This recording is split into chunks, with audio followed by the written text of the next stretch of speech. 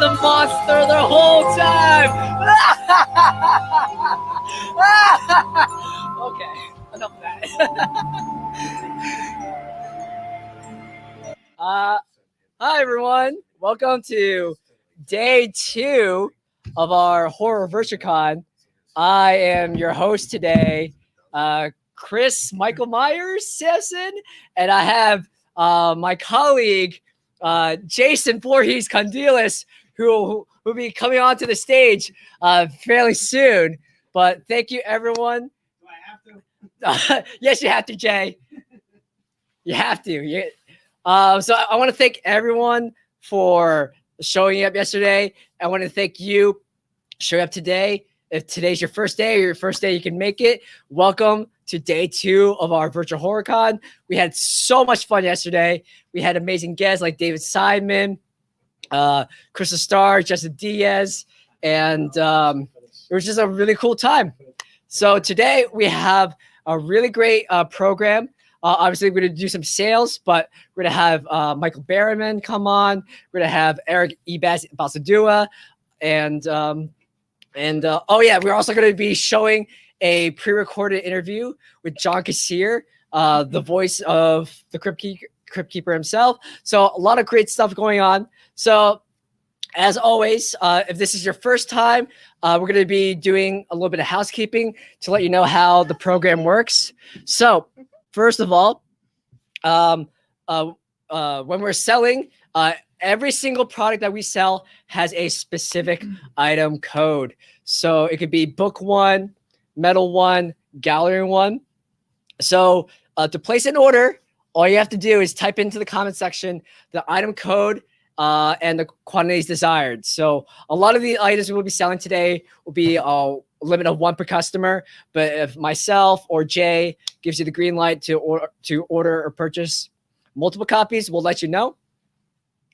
If you have not ordered from the web store before, please send Di an email at vcons@zenescope.com so you can get all your information for invoicing. So that includes your name, your address, your email address, phone number. If you're watching and tuning in on YouTube or Twitch, please also send us your username so we can cross-reference and keep track of those records.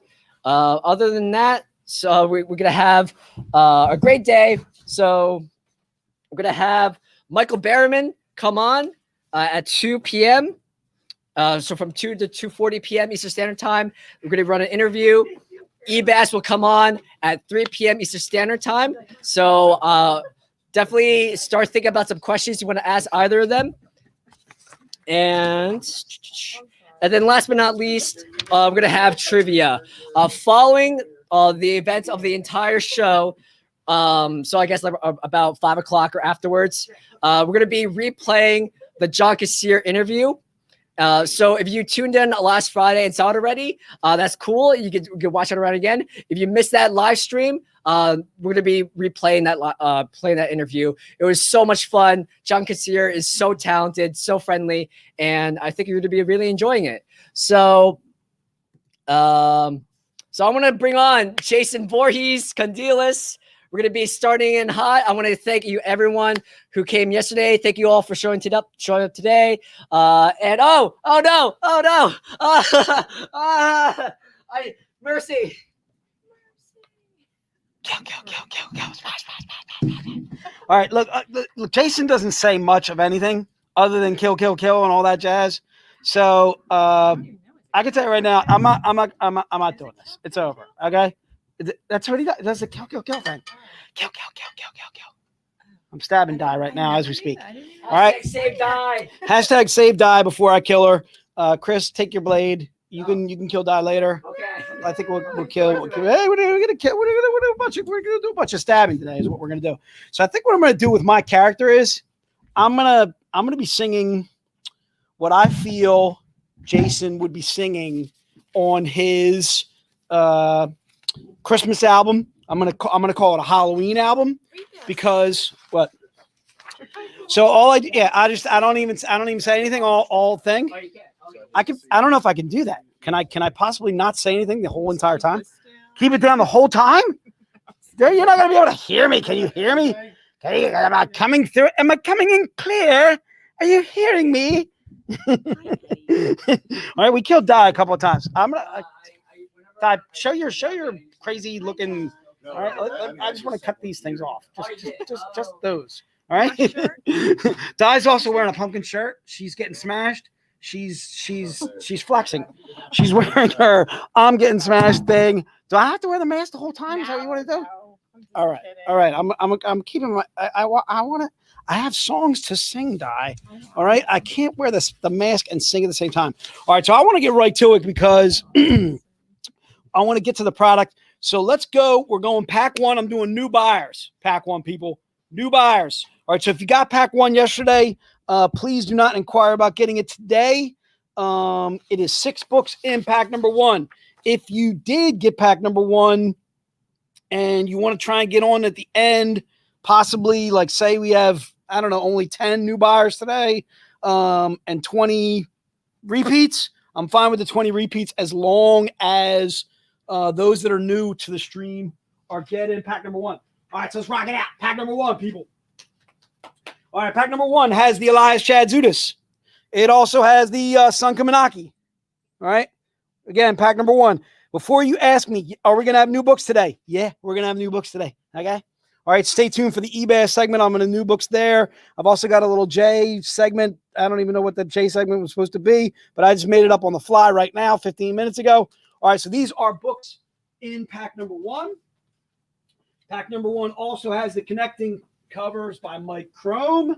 All right, not the wraparound that I'm showing you yet, but these are the, whoops, let's do them this way because that's the way they connect. All right, so it also has the Mike Chromes for pack number one. It is $175 and you're getting 6 books in the pack. And I'm looking for new buyers out there. But again, if you got a pack number one yesterday and you want to get it again today, go ahead and put in the notes. I'm just not guaranteeing that you're going to get it. We have to wait till the new buyers filter in first. I can see we're already up to 96 viewers. What up out there, people? 96 viewers. 96 viewers. Plenty of people for me to kill. Plenty of people for me to kill. I gotta kill.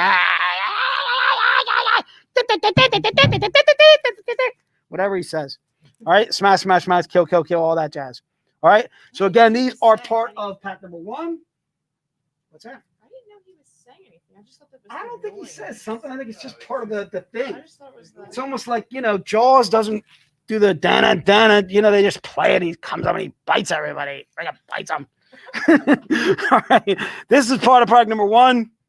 All right. My pack number one. This is freaking absurd is what it is. It's absurd. I'm being goofy with this thing. All right. You also get the wraparound. All right, the wraparound is a 100 print run. All right, when we do our 100 print runs, our 100 print runs are normally worth anywhere from $75 to about $125, depending on whether it's a topless or it's a regular. Ralph's got it up there for you so you can see it. Again, so this to me is easily a $7,500 book by itself. You are getting three 350 print runs? 3 350 print runs. 3 350 print runs and 2 250 print runs. So there's 6 books in the set. Those are the set right there. So if you want pack number one, I am fine with you grabbing that for $175. That is all part of the pack. All right. Don't jump the gun. Don't go early. Don't go early. Don't do it. All right. Pack two. Pack two, we're looking for 5. Definitely new buyers on pack 2. Because I can tell you right now, I know there's a lot of people want out pack number 2. Pack number 2 is 9 books, right? 3, 6, 9, I believe. I got to count because I'm freaking posicated. 3, 6, 9. 9 books in pack number 2. And again, we're only looking 5 total that we're selling today. If you got it yesterday, you're definitely not getting it today. I'm not doing that. No. All right. Whatever I have left over will go to the web store. All right. But I got a feeling it's going to sell out right here. Pack number 2 is... We got 1, 2, 3. So, Coy, if you got it yesterday, I can't give it to you today. Robert, Pete, if you got it yesterday, all right. So, again, these are the books that are in pack number 2. There's no way I'm going to be able to sell them or show you all of them before the pack sells out. But I will let you know them all just because in case you're on tomorrow, because I'm going to do 5 more pack number 2s tomorrow. All right. I appreciate you guys being patient with me and not jumping the gun on the pack number 2. These are all books that are all part of pack number 2. All right. And I can see I'm losing some of my sticky notes. I'm losing them. All right. These are all part of pack number 2 as well. So that's the first 6. These are part of pack number 2. And then you also get, that was 6 that I showed you. And then these are the last 3. You also get the Paul Green topless. What makes this set so special is you get the 25 print run Z-rated. All right. And let me get my sticky note off of there. I don't need that. You get the 25 print run Z-rated. All right. The Mike Chrome. And then you also get the sketch version of that, which is also by Mike Chrome. All right. But also in a Z-rated. And the sketch version is a 50 print run. Okay. So you're getting 4 100 print runs. What's that? These are all new people. They're all new people. All right, so we're good. So you're getting 4 100 print runs, a 75, 2 50s, 3 50s, and a 25, all for $800. You're saving easily $300, $400 on that set, which to me makes it an absolute steal. I got to stop talking so much with my back to the camera. That's one of the things I criticize myself on. I got to stop doing it. All right, don't jump the gun. You know what's coming. Do you know what's coming? ZenBox. ZenBox. And once we break out the ZenBox, that means it's going to be time for Jay to sing. All right, so let's go ZenBox. Let's do it right now. Again, I'm looking for new buyers on the ZenBox.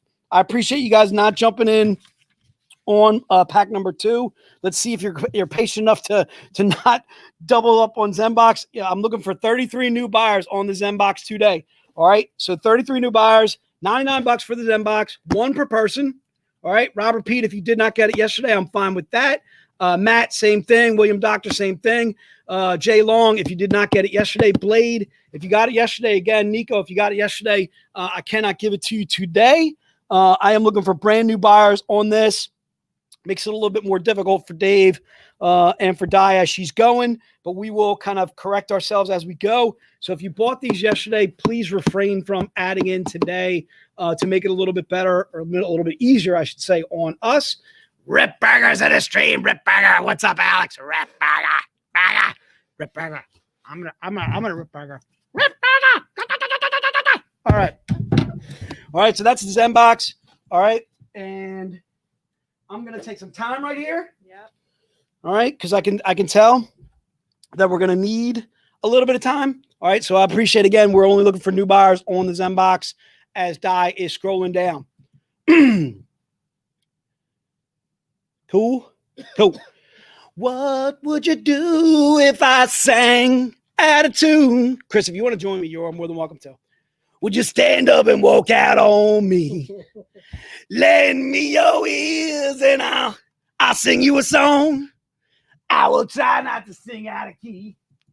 Oh, baby, bye with a little help from my friends. Said all I need is my friends. Bye with a little help from my trends. All right. So I always like rocking out a little Joe Cocker. I'm not a huge Joe Cocker fan because he's remaking a classic right there. A little help for my friends. Obviously, little Beatle version, but I can tell you right now, Joe Cocker rocks it out like a champ. All right, are you? Do your thing, dude. Don't they like to comment when I'm singing? All right. Hopefully, we're not doing any birthday parties. We're not doing any birthday parties. There's no free screenings of Jay. All right, doing my holiday, my Christmas, my Halloween album. Jason, who am I? Jason who? Voorhees. Jason Voorhees sings the hits, sings the tunes. Huh? What do you got, Dave? I don't even know who I am anymore. I'm freaking killing myself. I'm dropping my knife. I'm dying. I lost my knife. Holy guacamole. All right. I'm back, baby. All right. Larry Johansson, Rob Chinquist, keeping it real up in the field. What up? You're growling? Yeah, Joe needs to get here with the 5 guys, okay? Or I'm going to cut him. He fixed her some pump. Oh, got him like a fish, man. I forget what movie that is. Do you know what that is, Dave? Got you like a fish, man. Gah! I don't know what that is either. I don't know. Whatever it is, maybe if one of those guys in the stream know what I'm talking about. All right. Matt, if you didn't get it yesterday, then you're good. Robert, thank you so much.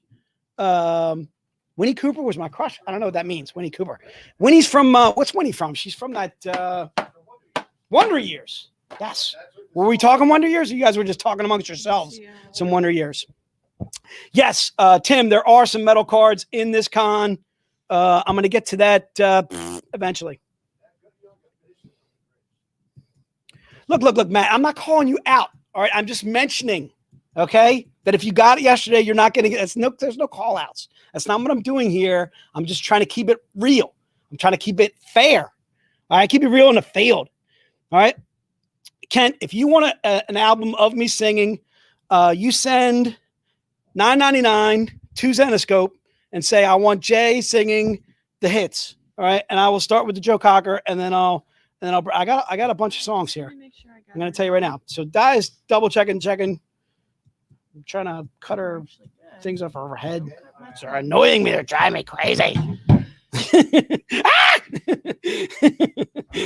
There's Toby. Toby, what's up? Oh, shout out to my main man across the pond. Toby, what's going on, brother? Glad you can join us. Coy, that's how we rock. All right, so much chromeness.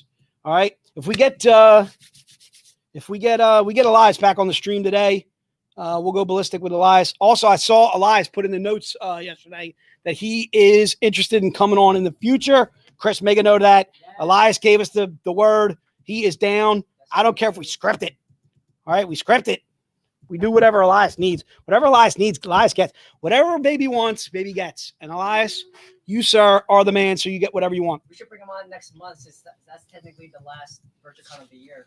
Next month? Yeah. Oh, we're not doing it in December or something? We're going to do maybe a... What are we doing in December?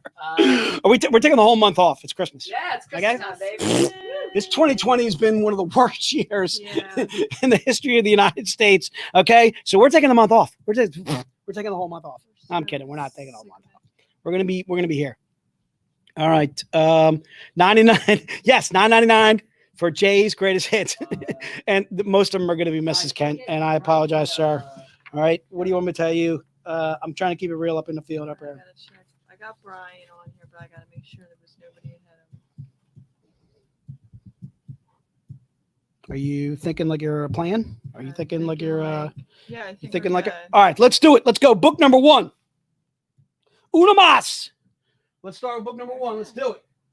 All right, book number 1 is Belle, Ghosts and Goblins, the one shot, D as in David.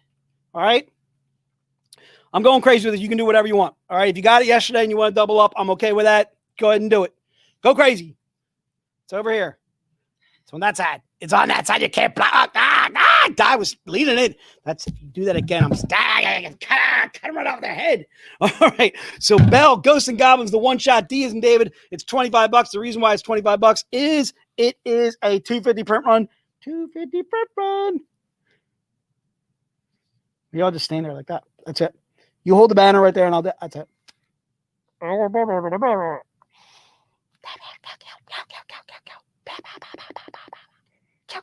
That's all I'm gonna do.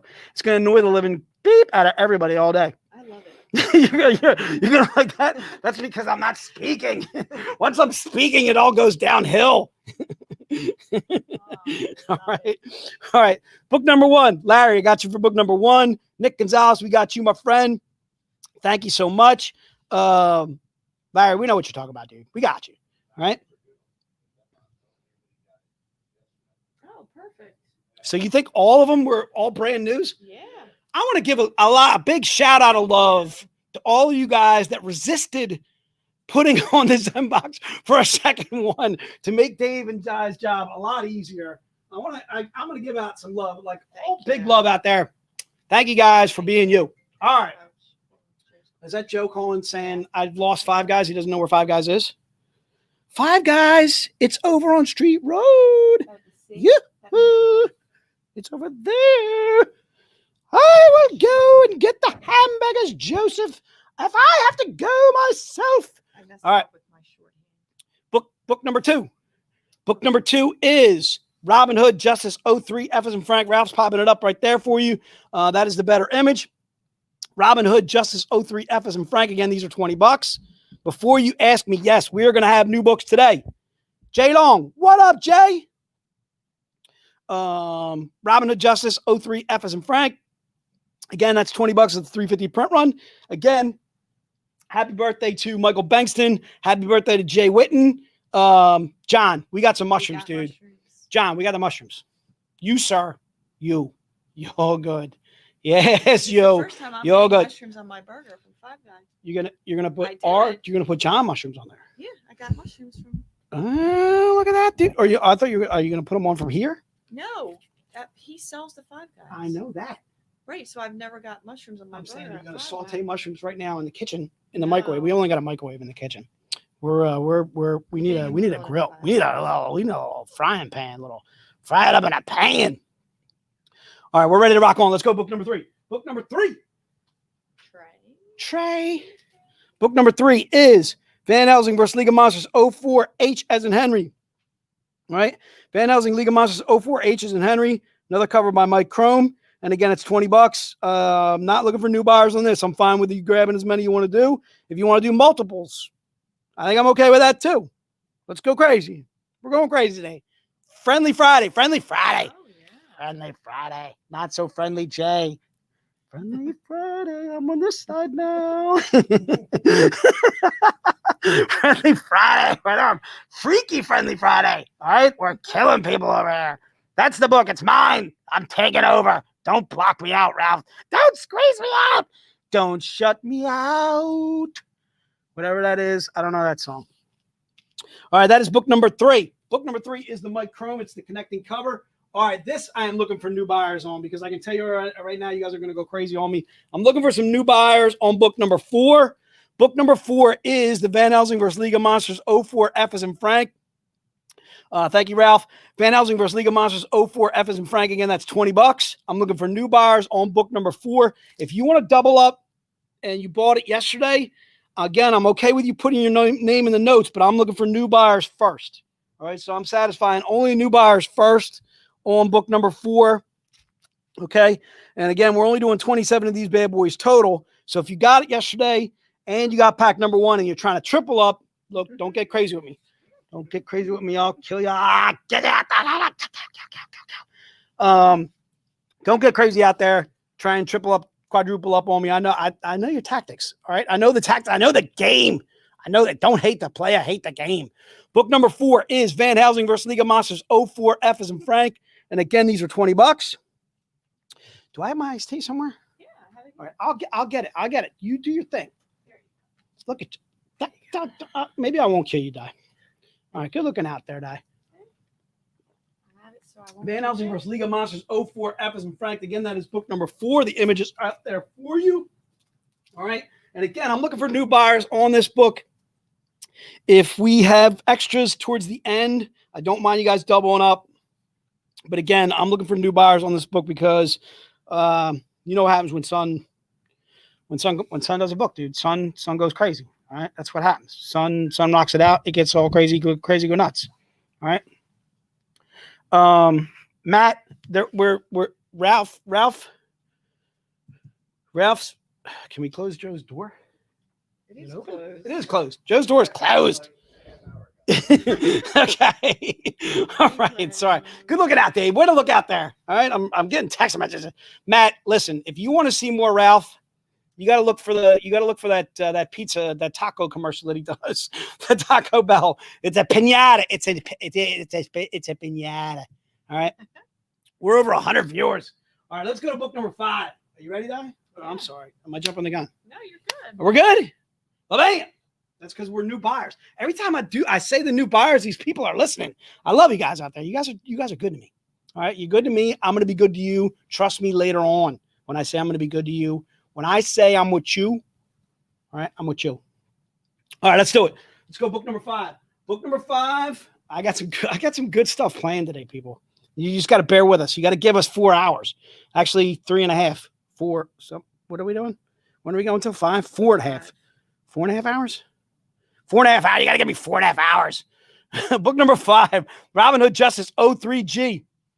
All right, I'm getting on this side. Robyn Hood Justice 03G. It's $100. $100. The reason why it's $100 is 100 print run. All right, I'm looking for 14 buyers here. I don't care. New buyers. Doesn't matter. If you want to double up on this bad boy, I'm fine with that. Again, it is Robin Hood Justice 03G. If you got it yesterday and you want to get it today, I am fine with that. This is also part of pack number 2 that I showed you earlier. So if you bought pack number 2, that was the first book that I showed you of that set. All right. So book number 5. Matt, aren't you a Giants fan? You can't talk smack as a Giants fan. Okay, dude.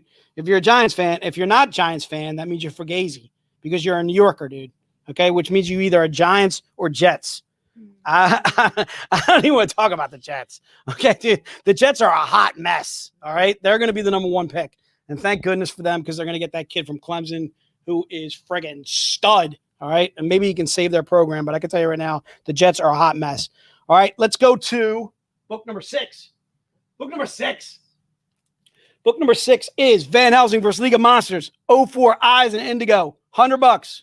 All right. It is a go Brown. John, the Browns are actually they're playing some good ball this year. I can't talk smack on the Browns. Not this year. I mean, they're normally the Brownies. You know what I mean? Normally you have to wear a paper bag over your head to be a Browns fan, but not this year, dude. All right. Jay said new buyers. Don't deal with the mask on. Kent, I don't know what's going on over there, but I don't know if I want to know what's going on over there. All right. The Falcons will be getting the number 1 pick, and right behind them will be the Jets, Mike. All right. The Jets and the Falcons are going to be right there. As bad as the Eagles are, they can still win the division. Do you know why? Because Dallas stinks. All right. And they just lost Dak. You know what? I got to throw a shout out to Dak Prescott. I don't like the Cowboys, but I want to throw a huge speedy recovery out there to Dak.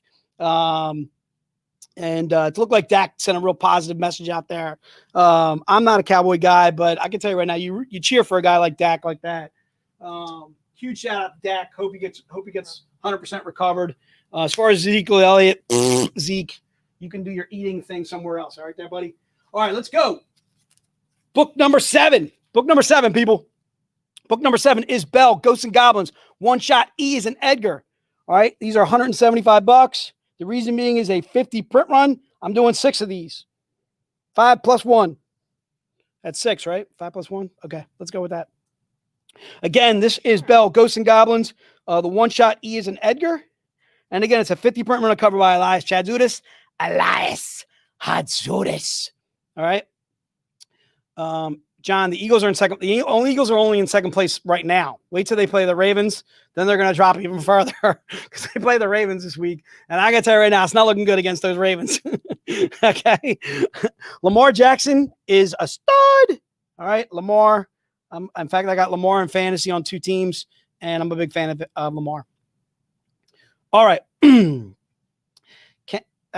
I don't know if I want to read what that Kent's going off script right here. Throw it up there, Ty. Kent's going completely off script. You got a 7-month-old? Kent, first of all, congratulations on having a 7-month-old. All right. And you got yourself a little girl. I love my little girl. Okay. I was elated to have my sons because obviously you want to have that heir to the throne when you do have kids. Your daughter's heir to the but throne. it turns out my daughter is heir to the throne. She is the most intelligent. She runs the show like a champ. She is my pride and my joy. If you're friends with me on Facebook, go to my Facebook page. You can see what kind of pride I have in my daughter. She plays soccer, and I'm at every single game. In fact, I'm missing a game today. I'm going to start weeping in a minute. I'm going to weep. It's not going to happen. It's not happening? Oh, it's raining. I love it. I like it's raining. I love it's raining. My daughter's not going to be able to play soccer. She's going to be stuck indoors thinking about her dad. All right, let's go with book number 8. Book number 8. Anyway, Kent, congratulations on your 7-month-old. Kent, huge shout out to your 7-month-old. If you want to throw her name out there in the stream or whatever, I'll throw a little shout out to her. I'm sure she's a sweetheart. Book number 8 is Belle, Ghosts and Goblins. The One Shot, F as in Frank, also a 50 print run, a sketch. All right. I'm doing 8 of this bad boy today, or 9, whatever. 8 or 9, depends. Okay. We got to throw a 9 in there eventually.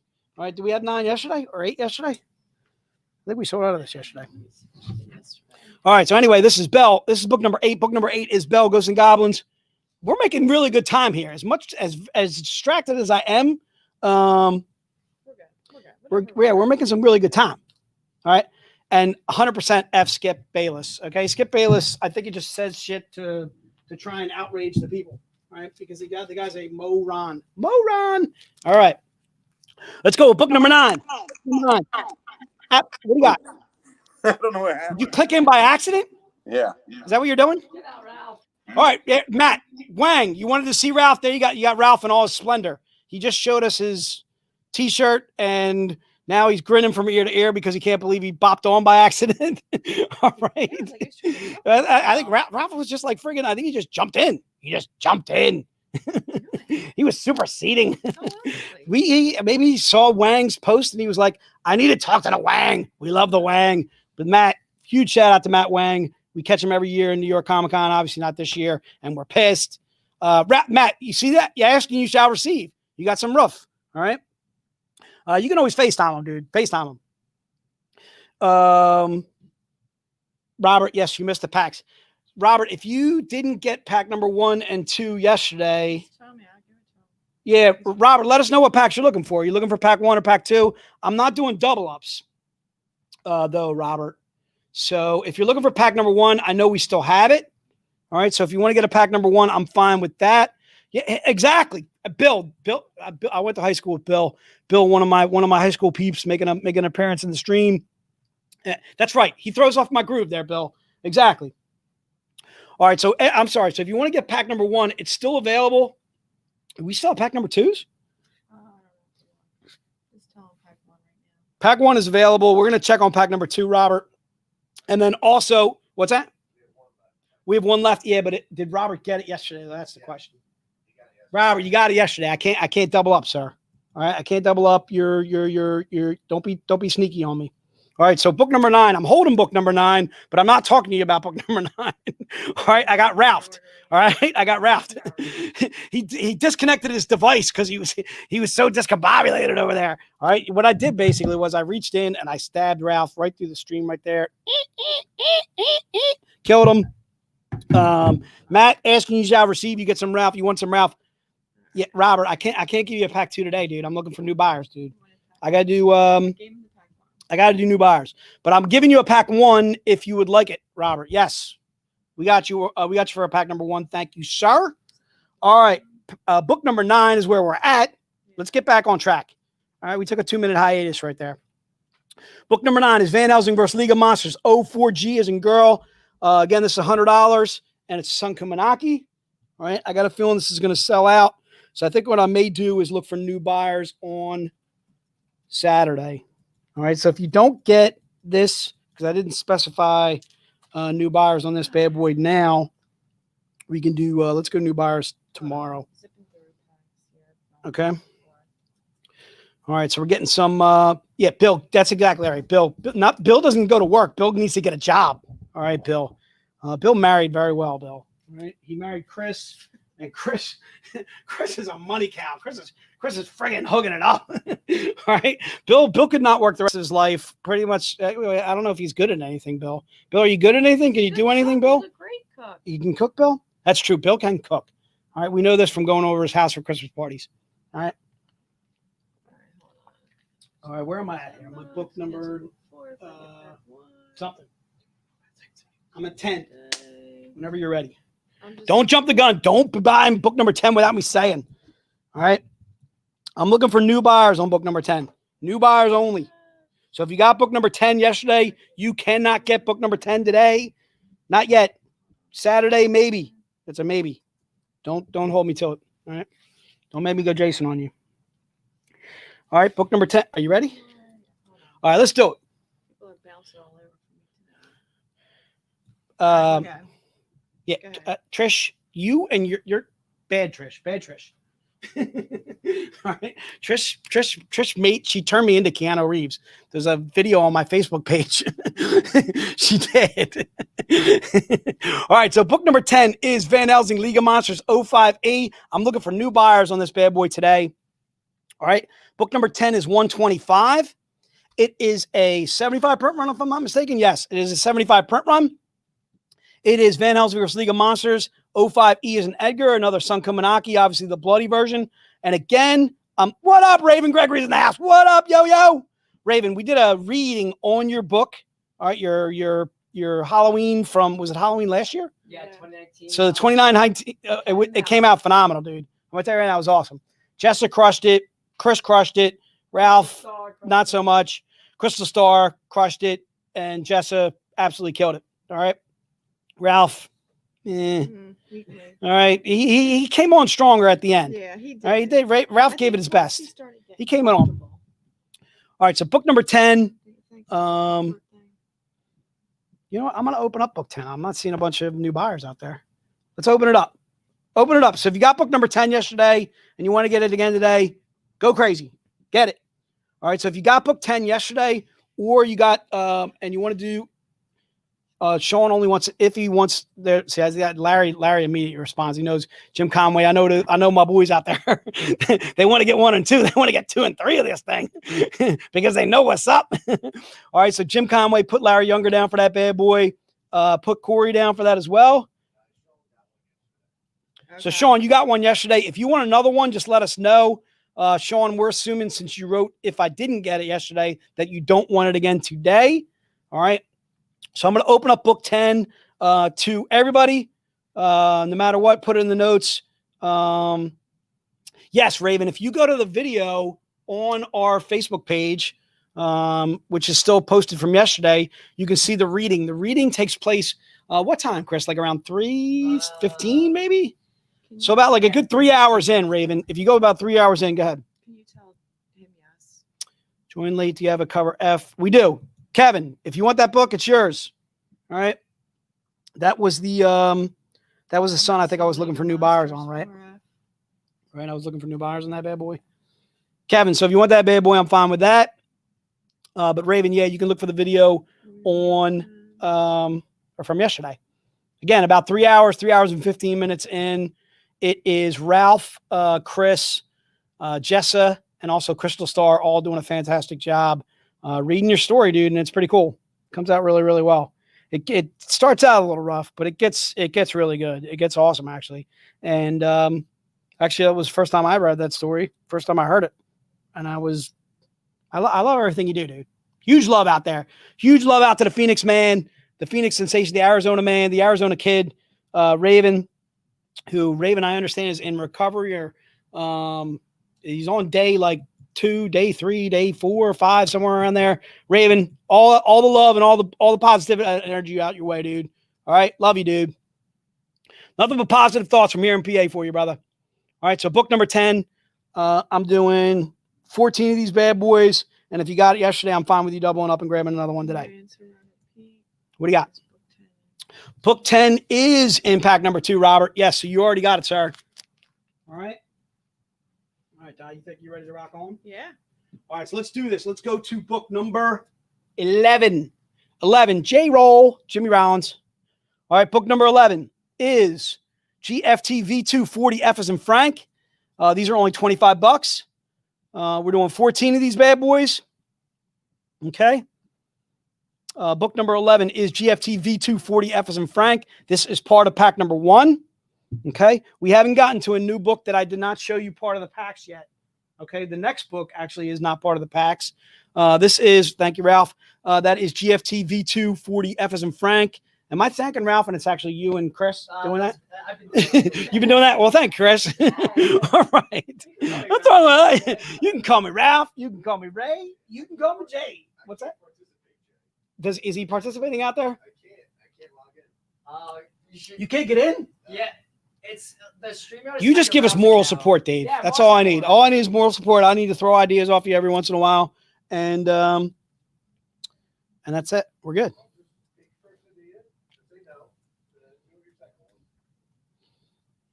Hey, Jude, don't make it bad. Take a sad song and make it better. The minute to let her into your heart, then you can start to make it better. Are you ready, Di? No, hold on. You're not ready? Hey, Jude, don't be afraid. You were made to go out and get her. The minute You let her under your skin, then you begin to make it better. You ready to rock? Yeah. I can tell you right now, they don't want to hear any more singing. That's for sure. They do? Yeah. I know you like the singing, Di, but I love you're the singing. alone in that aspect. No. All right, other than Kent. Kent is ready to send me $9.99 for no, this is not a hard hat. It's a mask. It's a mask right there. Sean, I will take requests, but I can't promise you. William, thank you, sir. Thank you for playing. I am keeping my day job. I will take requests, Sean, but I can't promise you. All right, dude. If you give me some like corn or some crazy metal, crazy banging my head into the ground, I can tell you right now I can't do it. Okay. All right, I got a couple of tunes over here already picked out, and that's what I'd sort of like to stick with. All right, let's go. Book number 12. Book number 12 is GFT V240G. This, I'm only doing 10 of this bad boy, and this is not part of any pack. Thank you. Thanks, Chris. GFT V240G. It's a 50 print run, covered by Paul Green, color by VHVLOMOSE. Right. All right, there it is. I'm over here. I'm over here. Right here. Not so much here, but here. Okay. Oh, Dave's throwing up the things. Oh, Dave, that's not you? Who's doing that? The buyers today? Are you doing that too, Chris? Damn, Chris is on point. Chris is on fire today. Give us a 5-guy burger to Chris that. All right, Chris is on point. He's feeling it. Freaking Dave is locked out. Dave, we need to let you in, Dave. That's why I sung some Hey Jude to you. Anytime you feel the pain, hey Dave, refrain. They want Sinatra now. They want some Sinatra? Ooh. Yeesh. Ooh.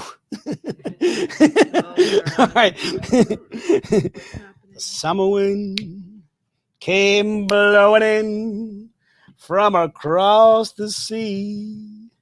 I'm getting a couple comments saying It lingered there. We need to refresh? Yeah, I got We need to refresh. I think my singing threw off the stream. Hold on, we're refreshing people.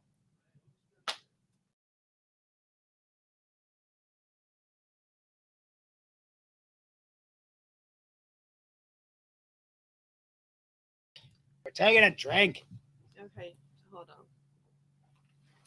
From across the sea, it lingered there, touched your hair. Summer wind, dude. Is this all for new customers, new peeps? Book 12. What do you got? Is book 12 just for newbies? Book 12. No, I didn't. If I don't say it, Well, that's what I'm I saying. can't. Just say it. Yeah, I don't know if you no, put it I on didn't that. say it. No, I think I only did that. I only did that for the sun. What's up? They're all new people anyway. They're all new people. Love it. All right, so what are we? Where are we at here? We're at book something. 3, 6, 9, 10, 11, 12. I think we're at 13 now. Hello? Book 13, yeah. All right, let's go book number 13. We're doing 10 of these bad boys. $100. Whoever wants to get it, you're getting it. This is part of pack number 2. So if you bought pack number 2, this is part of your pack, or one of the books, I should say, in your pack. Pack number 2 was 9 books. And I believe we're now sold out of that pack. So this is GFT V240 H as in Henry. It is a 100 print run. Our 100 print runs we do for 100. And again, it's a topless. And again, this is book number 13 in your program. Book 13 in your program. Where is that schedule? There it is. Sweet. All right, so book number 13 is GFT V230, or excuse me, 40 H as in Henry.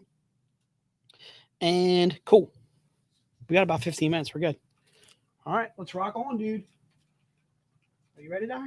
Yeah. All right, let's go. Let's go to book number 14. Book number 14 is GFT V238K as in kick. We're only doing 10 of these bad boys. Let's do new buyers on this, unless we have extras.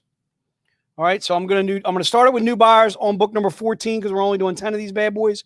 It is GFT V238K as in kick. And if no new buyers jump on, I will open it up to the rest. All right. Silver Cat, you buy the Zen boxes. Do we have any Zen boxes left? We sold out all, whatever was it, 33 of them. Hang on, Silver King. We're looking for a Zen box for you. Silver King, if you want a ZenBox, it's yours. Back to you. Already asking about it. Let's give it to him. So put in Silver King. I got a feeling the Silver King is one of my guys. I think that is. I can't think of that comic shop. I think they're in Illinois, if I'm not mistaken. All right, so put in Silver King for that last one. Yeah, got it. I think I know who that is. All right, so book number 14 again is. Doesn't matter who it is. Matters if I know. That's true. All right, so let's go. 14. Book 14. Let's open it up. I'm not seeing anybody grabbing book 14, so let's open it. I'm going to open it up.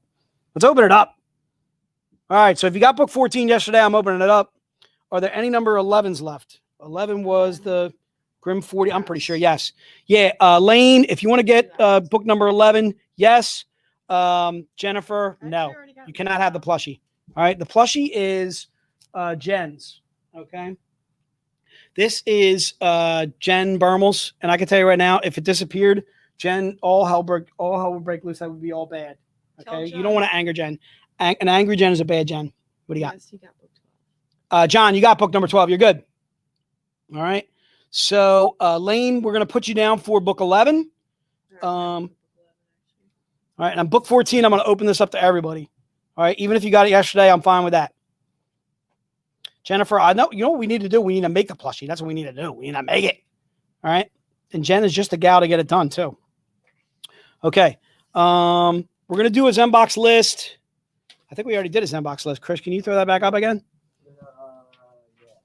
Chris is wearing his mask. Chris is still in character over there. I know, He's still wearing his mask. Chris is going to be sleeping in this thing tonight. Are you kidding me? Chris is taking the mask home. I'm taking my costume home for tomorrow. All right. If you're not joining us tomorrow, because I know it's Saturday, you're going to miss. Okay. That's all I'm going to say. All right. That's all I'm going to say about that.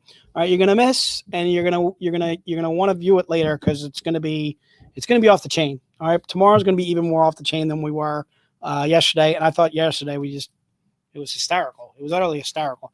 If you guys didn't catch the Chris Reddy segment where Chris wants to kill David Simon as the Hatter, we were in tears, crying, laughing so hard.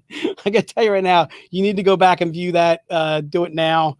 I think it was around 2:30, 2 hours and 30 minutes in, 2 hours and 45 minutes in, the Chris Reddy segment with David Simon, with Ralph, where Ralph completely lost control just because that's what Chris Reddy does. He just takes over, dude.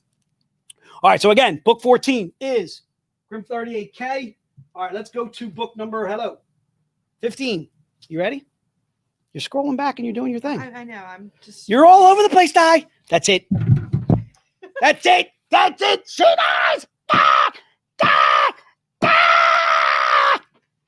We go ahead. Get her, Chris. All right, you get it from that side. I'll get it from the side. All right, we're going Halloween. We're going Friday the 13th on Die. Sorry we had to do it. All right, for all of you that out there that want to die to actually live. Sorry. Okay. She's driving me crazy. She's jumping around my stream. I can't read my comments. You're jumping around my comments, Die. You're jumping. This is book 15. I'm gonna make you go to book 15 because I'm making you go. You're going whether you like it or not. I'm taking. Hey, Dave, that's your favorite guy, Cartman, dude. Love me some Cartman.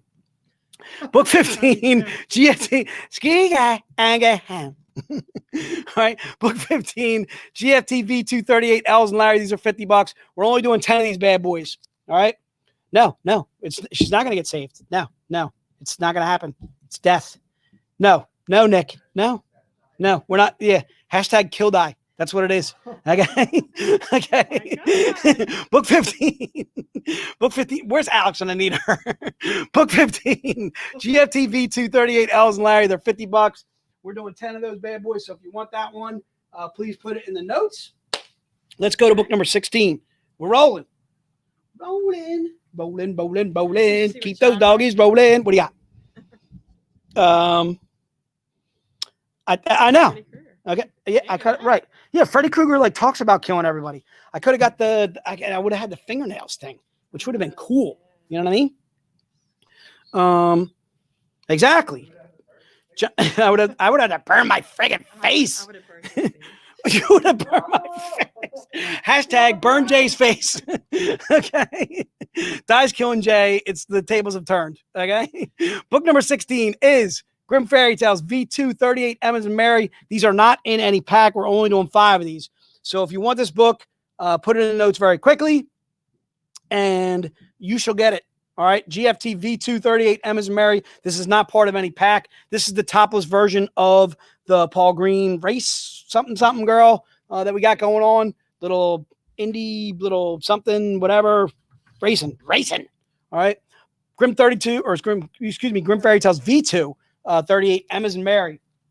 All right. That is book number 16. Book number 17 is the set. Book 17 is the set. $15. Collectors Club books. Okay. You get the Monster Planet 3, which is the Ebas, which is over. Right. And you also get the Garvey at the same time. I'm putting them up there both at the same time. So that way you can see them at the same time. I don't even know what that means. Pennywise, he does the Georgie thing. It's kind of annoying though. It's kind of a little annoying. I'm not a big fan of the way Pennywise speaks. I like that movie though. I can tell you right now, it's creepy. It's creepy. Book number 17, you're getting the combo deal for $15. All right. We're looking for 15 people. We're going to open it up to everybody. So if you got it yesterday and you want to double up, I'm okay with that. All right. So let's go. It is Monster Planet 3, which is Ebas, which is in this hand. And then also the Grimm Fairy Tales Annual 20 Emmas and Mary, which is the Keith Garvey.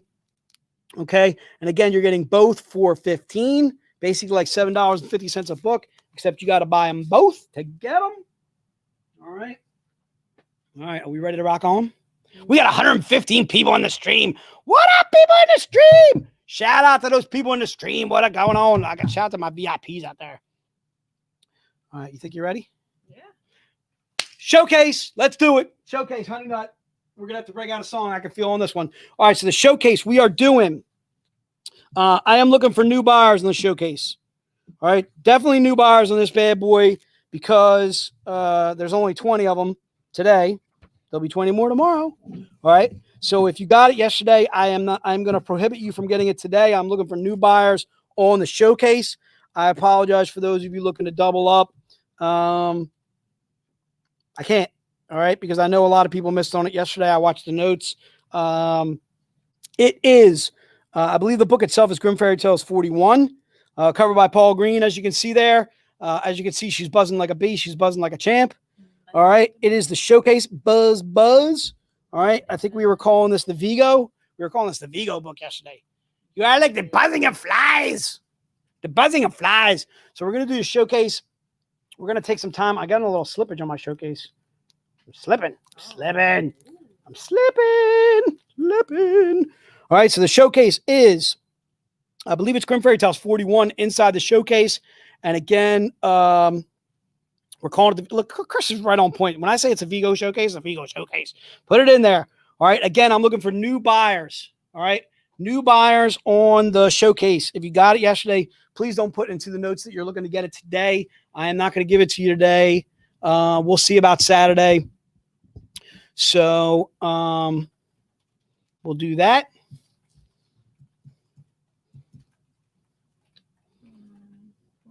All right. Let's take some time. We'll do the showcase. Let's see, Rob, I knew you didn't get it yesterday. I want to make sure, again, we're playing fair and everybody is getting the showcase if they want it. Okay. So that is the showcase. You think you're ready? All right. We're looking for new buyers on the showcase. If you did get it yesterday, how many are we doing? We're doing like 20. I know we got there. You did get it yesterday? Rob, I think you got it yesterday, dude. Let's give it a little second to filter. Right? What's up? Jay has a question. Jay, this is not in the ZenBox, but the clothed version of this is probably in the ZenBox. Look, the ZenBox is one of those things. It's one of those like this one. It's $100. $100. Jason Green. Okay, is the showcase. Angel, we can put you down for the showcase. I believe yes, we can. Jay, you are very welcome, sir. Jason, again, this is a $100 book. Also, you can tell by the tagline underneath the book there also too as well. All right. And Glenn, we're also going to start posting whatever you had asked about. Chris is all over that. All right, so let's roll on to, what are we rolling on to? Let's roll on to the gallery set. You down? Okay. All right, tell you what, let's do, Okay.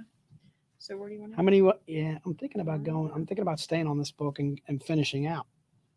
What do we do? We're doing 20 of them, right? I'll tell you what, we'll do in the recap, we'll open it up. In the recap, I'm going to open that up to whoever.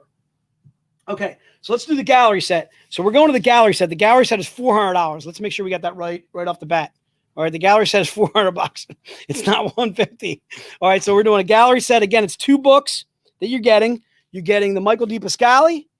All right, and again, these are 25 print run galleries. Okay, and then you can also get the, whoops, let me get my hands off the merchandise. All right, it's $400 for the set. Okay, and we're only doing 4 of these bad boys. All right, so you get both gallery editions, 25 print runs for $400. Okay, you get the Sun Kumanaki that I'm holding in this hand over here on the left-hand side of your screen. And then you also get the Michael D. Pascali. All right, and that is the gallery set, or the Horror Gallery Con set. And again, it's $400 for that set. You can also, let's roll on to, I think I'm doing new buyers on this bad boy because I got a feeling it's going to fly. What's the, how come I got no numbers on this thing? Oh yeah, I do.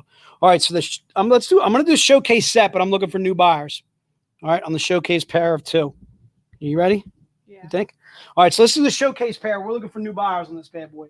All right, so the showcase pair to me is a beyond steal. It's $150 for 2 75 print run books that are both topless. All right, I am looking for only new buyers on this. All right, and these are the 2 books that are in that set. Okay, they're both covered by Sun Kumanaki. See if I can get my grubby paws out of the way. Mm-hmm.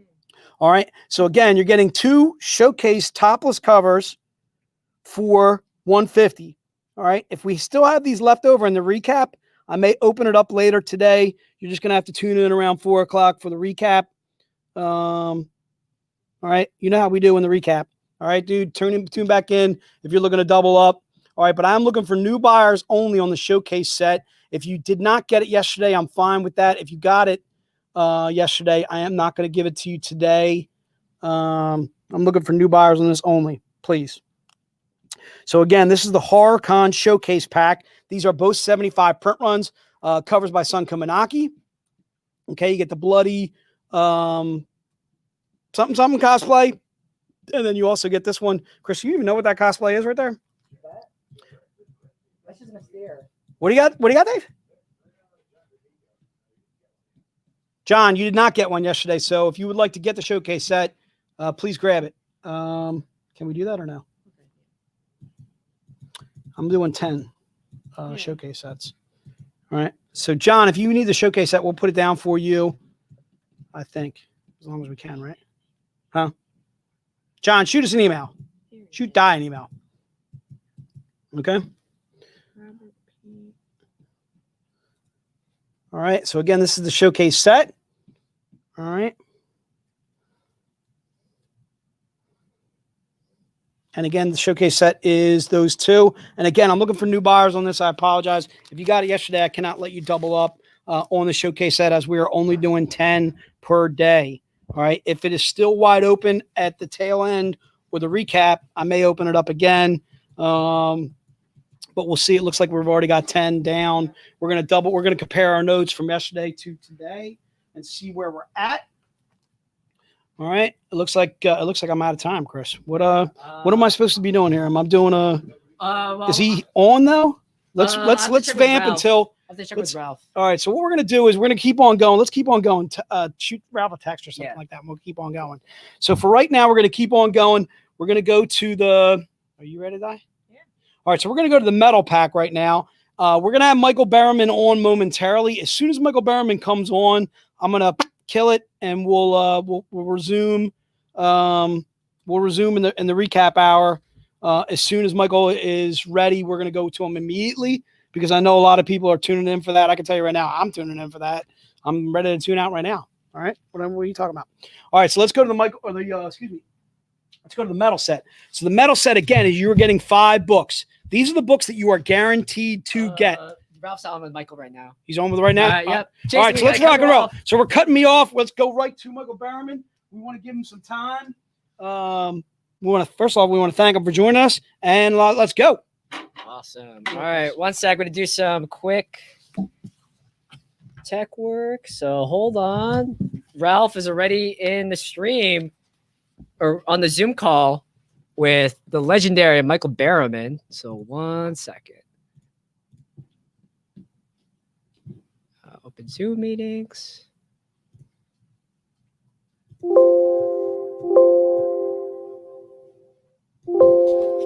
Ooh. Yeah, I'll get it. Thank you. Hey. Cool. Hey, Ralph. Hey. Yep, 1 second.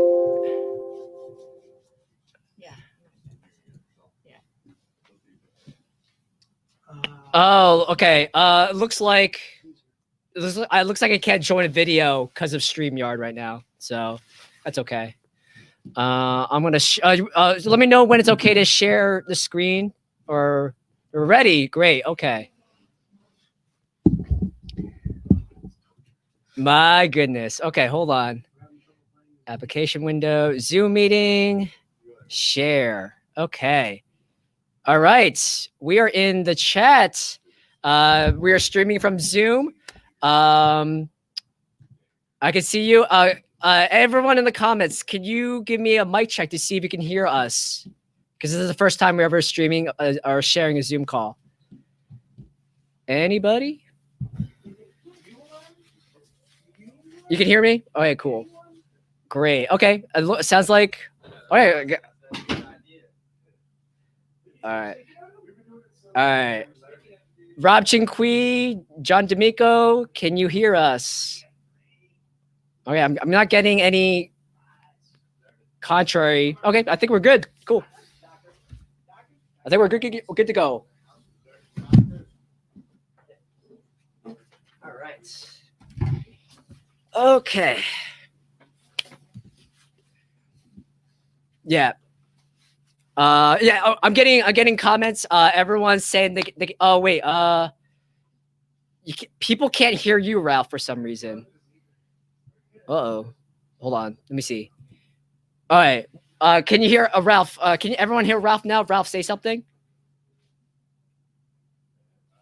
All right. Testing. Okay, apparently people can only hear me. That is they can't hear Michael as well. Oh no. Still no? Oh no. Okay, hold on. All right. Test 1, 2. We did. We literally tested this last week. This is bad. This is bad. I'm so sorry. Hold on. Microphone. Test 1, 2.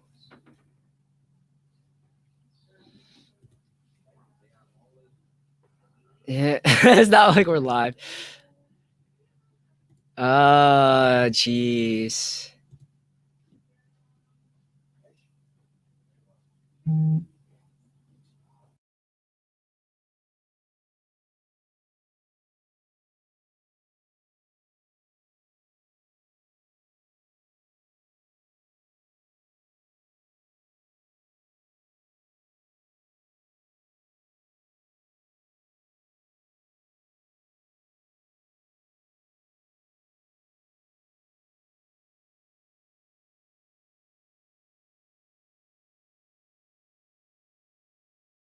Testing.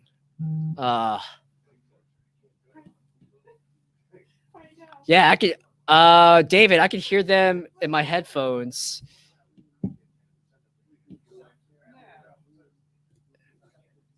All right, hold on.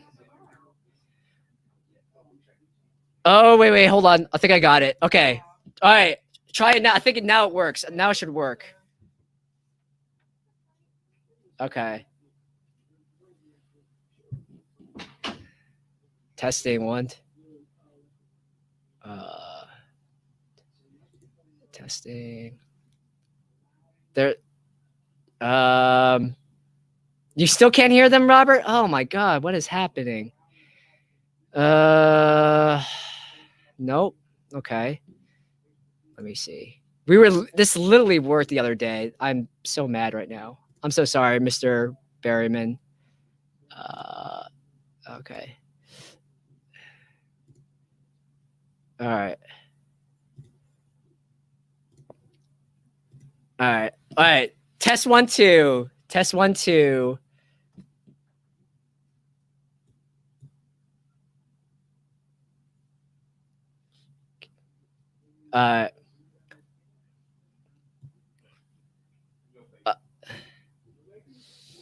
All right, Jason.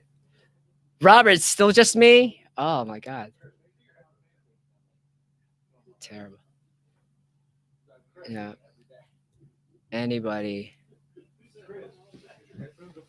What's up? I'm not sure. Who is he? Aside from Nothing. World peace and humanity and the usual, if everybody could understand what everybody else is saying in their native tongue, that would be pretty cool. Right. Yeah, Cool. that would be nice. Well, now they're doing Oh wait, you can hear them now? the tech. Oh, okay. I think everyone can hear you. A translator for you. I mean, you can do it now. I think. Sweet. You have the little reporters. Ralph, sorry to interrupt. Everyone can hear everyone. We're in business. You can go to, I guess it translates. Like, speak into it. And Testing. Translates it back right there. That's pretty cool.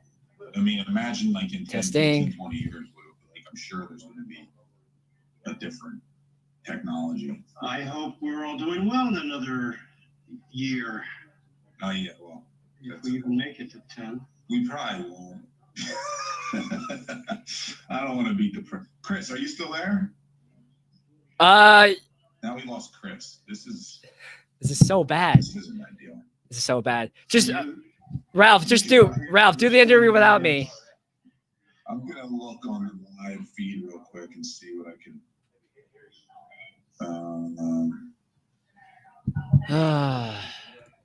Testing. Zoom audio. It says you can hear me. You can hear me fine.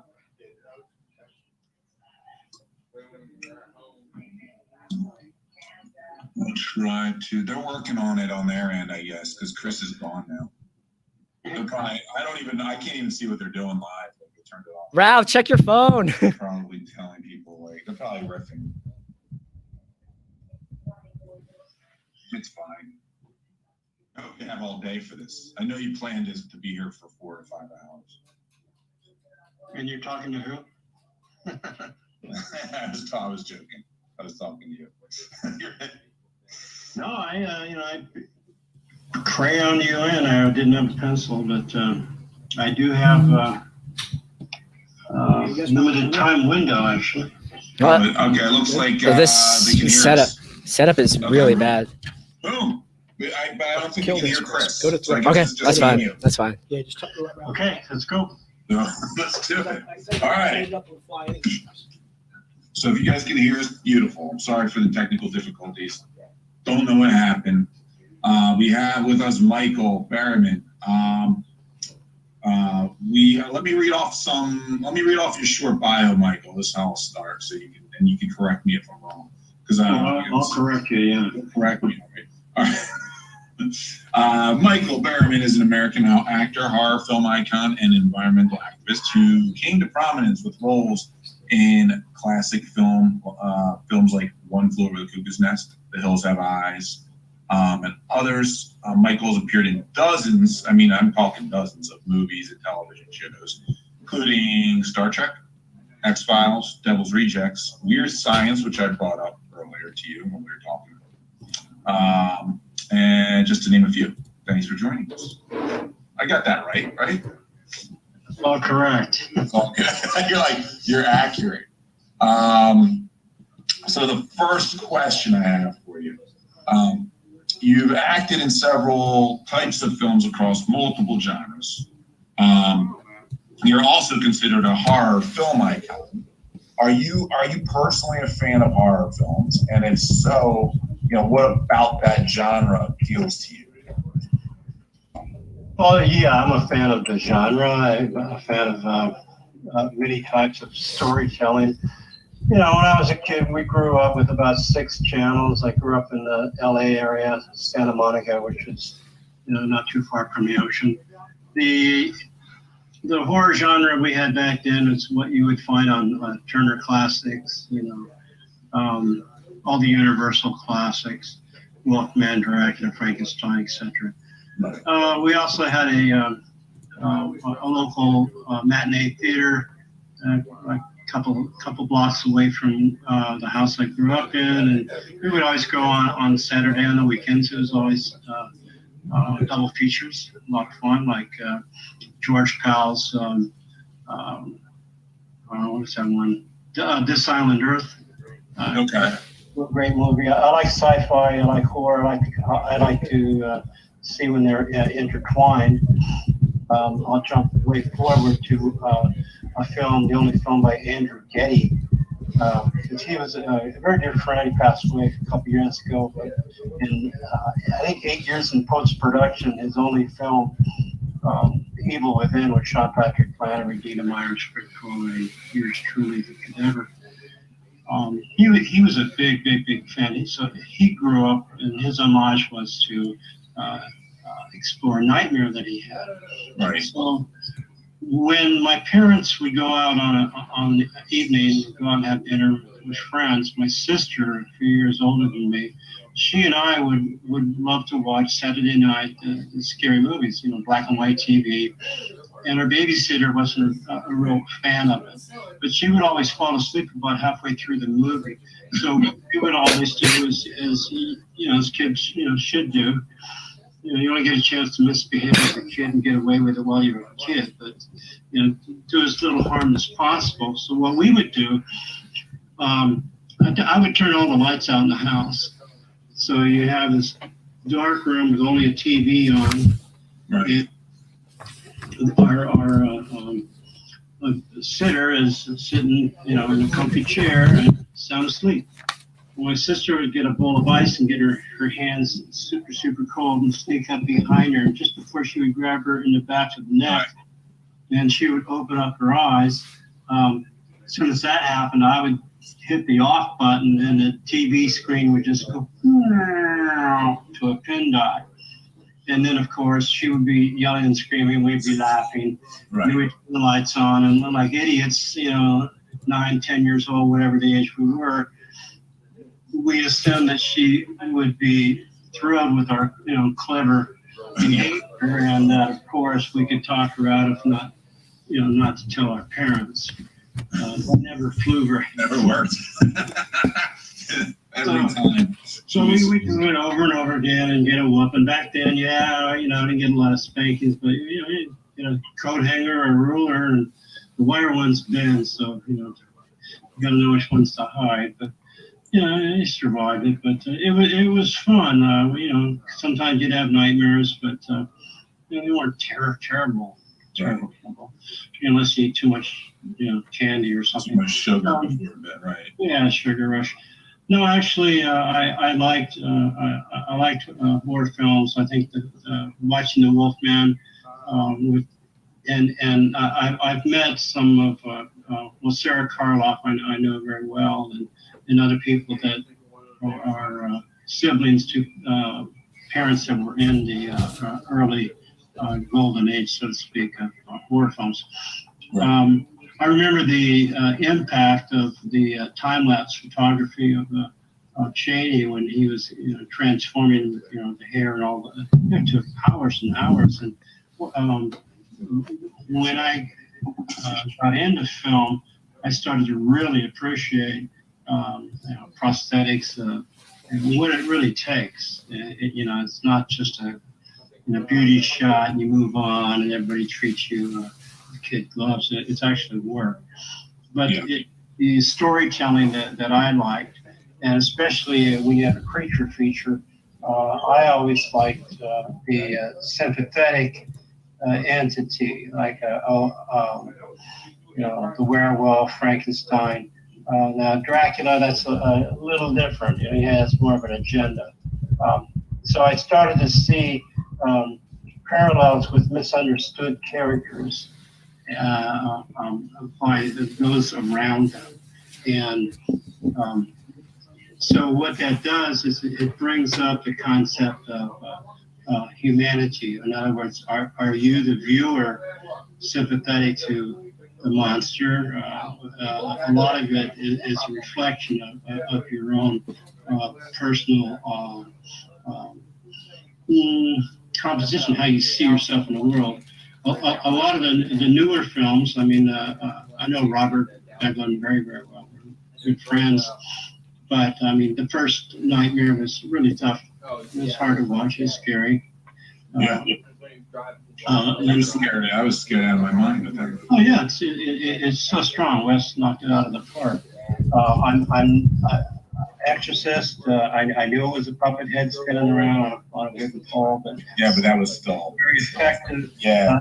Evil Dead, I think, is one of the best combinations of true horror genre in the classic drive-in matinee sense, and tongue-in-cheek, which rounds it out to a lot of fun. I'll end it with this answer by saying I'm a big fan. I'm wearing this hat for a reason. You know, this is our union. I'm a big fan of people working and taking care of their families and the ability to, you know, as long as you don't hurt kids and you don't really hurt animals, you know, on screen or behave yourself, you can pretty much tell any story you want. And I want people to be able to work and succeed. I'm not a big fan of splatter. Right. It's like splatter porn. You know, if you're 16 years old, you know. Torture porn was never my thing either. Yeah. No. There's no point to it. So just watch Last House on the Left, the first film by Wes and David. Yeah. I mean, it's tough to watch. So if you can get past that, then you can expand your imagination and have some arcs in your storytelling and get into character development instead of just shock. You know, when I was a kid growing up and watching TV, I could watch live action, real war, people actually killing one another and dying. You know, that really didn't rock my boat. I mean, yeah. My dad went to Hiroshima. You know, it's a segue to your next question, probably. I don't know how you would know that, Mike. I'm basically an atomic baby. Right. So, Right. Yeah, I like work. Yeah, I mean, like, we could talk about that real quick, about your look. I mean, and I know, and I'll circle back in a second because you mentioned George Powell, but you know, you obviously have this unique look, and I know you've talked about this in other interviews. You know, but your story really is inspirational, and it also is important because there are so many people out there dealing with physical, emotional challenges growing up. You know, can you share your story about overcoming those challenges? Sure. And being able to lead this, you know, obviously a very successful life and have a successful career. Yes, I'm actually about halfway through on the final rewrite of my autobiography, and I cover every aspect of that. Right. So, in a nutshell, I know it's been in a lot of print and other interviews that people might be aware of. My father was a world-renowned neurologist and brain surgeon and went to Hiroshima on a secret mission. He sent pictures. I think one of my brothers inherited them. Being a neurologist, you know, the brain and brain surgeon, and a Navy doctor attached to the Marines, sacrificed all my brothers and sisters out there. You know, you can say what you want about, you know, a nuclear weapon. It's good, bad, indifferent. I have my own opinion. I feel they never should have taken the genie out of the box. You want a light bulb to light up. There's ways to do it without having residual that you can put a steel can and wrap concrete around it and dump it in the ocean, and in 20 years it's radiating, life to the bottom of the sea. That's scary. It's wrong. It's just flat out stupid. And I grew up around scientists and people that actually can put two and two together and see what's obvious. So, long story longer, my dad went to Hiroshima and he checked on the population. I actually have a photograph of concrete walls with shadow figures of vaporized human beings that were turned into vapor and infused into the concrete wall. What wonderful human brains can put together and create such chaos. My heart goes out and my support to everyone that serves, because nobody wants to go to war to cause pain and suffering. People want to fight the good fight. And yes, there is good, and yes, there is evil in the world. My concept about all of that is that if you're the leader of a country and you don't like the leader of another country, then the two of you, if you can't work it out, then you go into a cage and you get some bricks and bottles and some bats and whatever, and we're all going to sit back and crack a cold one and eat some popcorn and watch the two of you figure your shit out. That would be a nice way to do things. Instead of sending my sons and my daughters and your sons and daughters and loved ones to go fight for the global corporations. And if you think that's not true, wake the hell up.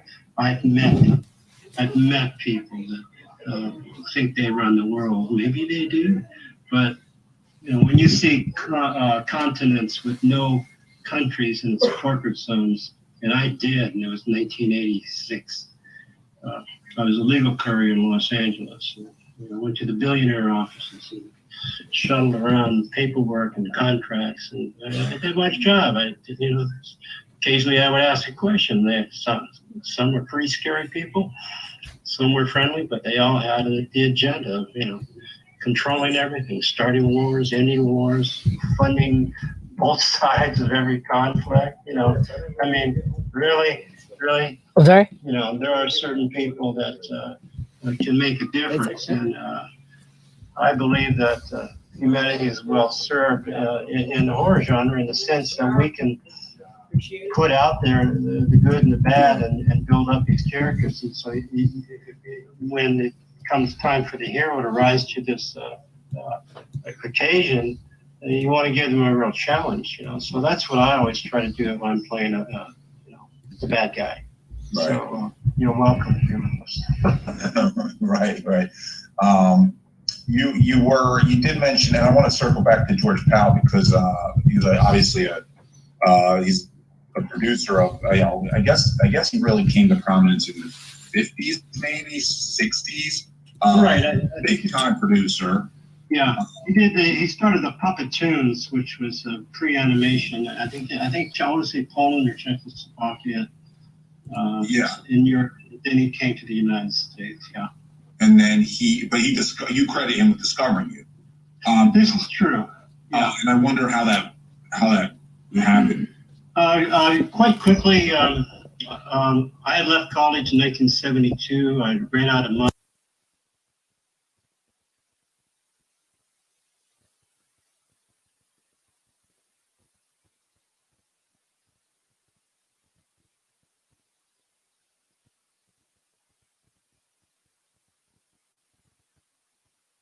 There's an issue for my hands.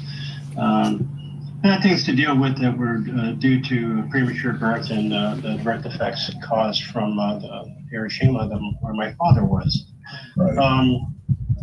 So I left San Luis Obispo, which is a wonderful area. I studied some pre-veterinary science, realized that I really couldn't function in that realm. Wasn't sure quite what I wanted to do. I was thinking of homesteading in Alaska. I came back to Santa Monica, and while I was there, I did some odd jobs and opened up a little gift shop with a friend of mine across the street from a very famous antique store. So the famous antique store owners became friends of ours. And the wife's father was George Powell. So one night they had a little meet and greet with, nice wine and cheeses and wealthy people and Bentleys and Rolls Royces were showing up to look at the items that they had for sale. And they were high-end museum pieces. So everybody was having a good time. And I met George. I was introduced to George. And he said, are you an actor? And I said, no, I'm not an actor. Of course, I was wearing a black cape with a hood from Morocco with white embroidery, and it was really nice. His cape was cool and groovy, so we dressed up cool and groovy. Right. And he said, well, you have a face. I go, yeah, it's interesting. I understand. He says, no, I would like to put you in my movie. And I go, explain. And he said, well, I called my office and let's have a meeting. And I looked at the card and it said George Powell Warner Brothers, and then I put two and two together and I said, George, do you know who you are? You know who you are. Journey to the Center of the Earth, and he just tapped my hand. He says, it's all good. Just call my office. And so I did. Right. And had a meeting at Warner Brothers, and it was George Powell, and the executive producer, and the director, and the writer, and they were going to do Doc Savage. And in his office, he had a poster board with all the Doc Savage pulp novels, all of them, more than 100 of them. And he really wanted to do the whole series of all of them. And he told me that Ron Ely was going to play Doc, and Ron was terrific. I mean, the whole movie's so tongue-in-cheek. It's delightful. Right. I worked one day at the Harold Lloyd Estate. That's where we filmed it. Learned what it was like to go to the millinery department for hats. And then they steam it, make it fit you good, and you're decked out in a tuxedo and driving an old Cadillac that had a slipping clutch, and the transportation guy's going, well, I can't fix the clutch. It's only good for about 3 more runs. I poured 10 pounds of sugar in it, got it all sticky, and he's trying to explain to my friend, who happened to be Anthony Caruso's son, Tonio. Anthony Caruso was a very good friend of the family. He was a character actor, Italian, had a mole on his cheek. And in the Star Trek episode of the TV series, when Spock and the gang go back in time to a place that were getting television signals where everybody was a gangster. Right. That one, and Tony Caruso is the guy that goes, hey, I want some of those fancy heaters. That's Anthony Caruso. He also played on Disney as a Native American chief. Lovely guy. Well, so Tonio, his son, was in the extras union, and he just got the phone call to show up and be the chauffeur for the scene where he drives up and then holds the box, and I open the box and take a slide and give it to Doc Savage, and it's something about the mystery of what killed his dad. Right. So we're driving up this driveway, and he doesn't drive a stick shift very well. And I'm kind of a motorhead, so I'm giving him clues. And then he tries to stop, and of course you have to stop on your focus mark, and he misses the mark, and then the other guy, transportation guy, has to come up and back the car all the way back to one. And we have a walkie-talkie, and I go, okay, speed, action. And then we're driving on up, and we're mic'd, and I'm going, this is so cool, we're going to take a little chance, and here we are, a movie, this is great. Yeah. Mark, and we do our scene, and at the end of the day, I go home, and I go, wow, that was the quickest movie career ever. You're probably buzzing though, because you're like, I've done acting myself a little here and there, and they'll make fun of me back on the podcast, I'm sure, on the live stream. But I've been in some things, and you always get that buzz. I at least I did when you're finished, and you're like, oh my god, like I want more of that. I don't know if you felt like that when your first experience, but it had to be surreal. It was surreal. We had friends of the family that were Disney contract players, so it's kind of okay, seeing people on TV and I know them in real life, which is kind of, which is cool. I liked it because I got paid. I got a letter from George Powell, who gave me an introduction letter to the Screen Actors Guild, get into a union, which is, I love unions. Right. You have to work at the Taft-Hartley law says you can work a union one day and not be a member of the union on a union project. But on day 2, you have to join the union to work on a union contract. And so he gave me the Taft-Hartley 2-day guarantee, even though I worked one filming day. Mhm. And he paid my startup, which I think was $300 at the time. It's probably a couple grand right It's a now. lot. Yeah, it's a lot. I don't know what it is. I joined 20 years ago. It was Right. bad. Yeah, it's been about 40 years. Yeah, now it's probably a small fortune. Well, if you can work, it's good work when you can get. Oh yeah, sure. And if you get good new work, you can keep your health insurance. That's Right. That's a whole ballgame. That's a whole scary ballgame right now. But Yeah. I thought that was going to be it. I really did. I was getting ready to get paperwork to apply to homestead in Alaska. I was an Eagle Scout. I did a lot of camping. I can hunt and fish and all that stuff. And I built a 2-story log home with a buddy of mine before I got discovered by George. I love the forest. I love animal management as far as apex predators should not become extinct. They shouldn't be have their heads chopped off and put in a billionaire's wall. No. I'm totally against that. I've met people like that. I've had words to say to them. I'm a very polite person, but I'll tell you exactly what I think of you. Yeah, I don't think that. I get that from you. Well, I can politely tell you to go to a dark, horrible place, and why you should, and what the options are for you to not wind up there. So that could have been the whole career. Right. But ironically, I was cast by the producer, not the casting director. And the casting director, Michael Fenton and Gene Feinberg, were casting for another little movie. They cast the actors for Doc Savage, but they were working on another project, and that was One Flew Over the Cuckoo's Nest. Heard of it. Yeah. What was that like? What was that like? Working with Jack Nicholson. Like, was that? I mean, I was sharing an apartment with some friends, and back in that day, there was hardline phones, no cell phones, pay phones. Right. Did exist, and there was a message on the answer machine, and it said, "Call this office." So I called the office. It was Mike Fenton. And they said, "Hey, we got your picture from George Powell, and we're doing Cuckoo's Nest." I go, "Well, I'm familiar with a lot of medical situations. I come from 4 generations of nurses and doctors. My dad's a brain surgeon. I had a craniectomy at Children's Hospital at 4 years old. So I've been to state hospitals with my dad. He made house calls. And I'm very familiar on how well and how not well we take care of those that are less fortunate. And it's our charge in life to do the right thing." So I said, that's a very interesting Kinkisi. I've seen the play with Woody Strode and Will Devane. It was wonderful.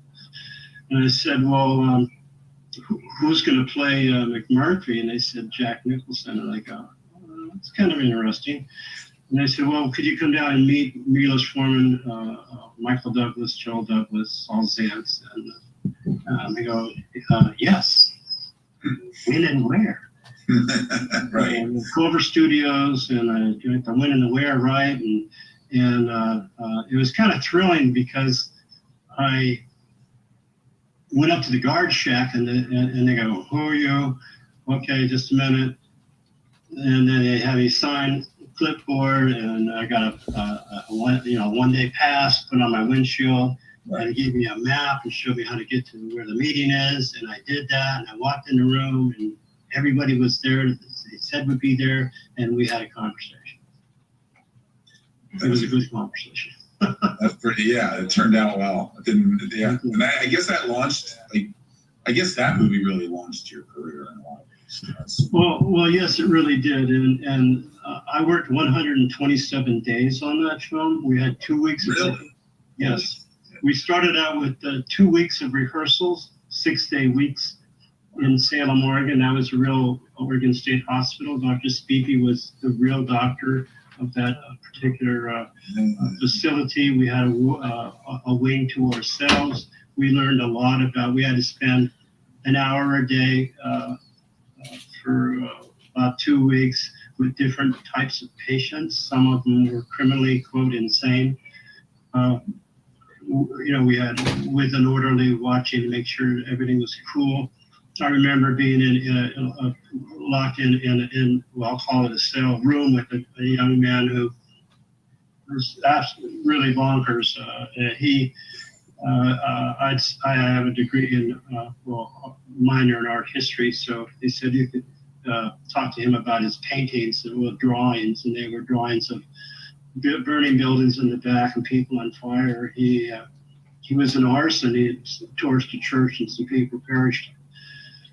But we needed to get into what it's like to be in a mental hospital. There are people with minor problems and people with major problems. It's the chronics, and then there's the day players, so to speak. And with my father's expertise, I knew a lot about. It was about the time we were doing Cuckoo's Nest. Was about the time when the pharmaceutical industry was trying to get better protocols and medicines, and some of it is beneficial, and a lot of it just is to save money by having less staff. And this is my personal opinion and the opinion of doctors that I know. These people deserve to be treated like human beings, is how I see it. Sure. Now, I was told by people that worked at the hospital that at night, on occasion, they would have mixers, because there's a women's area and the men's buildings. And in Oregon, they have tunnels underneath. Well, of course, they're underneath the tunnels, because if you have a procedure and you have to get back to another building, during the winter, it's really cold. So you would go through tunnels, tunnel access. Right. And they actually would have meeting places for the patients to meet and greet and party a little bit. Not an orgy or something stupid, but but basically to let them interact in a non-clinical way, I would probably say, and be treated like anybody else. It's just like when Jack Nicholson says, you think you people are not crazy, you're no different than the average asshole on the street. There's a few moments in Cuckoo's Nest where the human spirit jumps out at you, and that's, the story is obvious to that point, but we actually had the gentleman who was the arsonist. He got permission to put on the snowmobile suit and work with our lighting crew outside with the big carbon arc lights. Now the carbon arc lamps, which they pretty much France took them all back because they give such beautiful diffusion. They gathered them up. There's a carbon rod that is actually ignited. So it's flame, it's fire. This kid was fascinated with it. And he asked a zillion questions, and they gave him technical answers, and he got permission from the head doctor to go out and drag cable and help them move these lights around and stuff. It made him feel like a person. It was amazing. He worked his butt off. Right. We had a lot of epiphanies, I'll just say, for those 4 months. Yeah. I'm sure you did. So I want to, before we jump into another question about something else, I do need to touch on your role as Pluto. Hills Have Eyes. That's, classic horror film, great movie. I know it's been remade since. I don't know your feelings on remakes. Yeah, they remake stuff. I don't know if you heard. What was that? Maybe your. I'm just more curious about the physical demands of a movie like that, because I know you shot, I think, in the Mojave Desert. Correct. Yeah. So was that like the most physically demanding It was one of them. You It was the first, movie 3. It was very demanding.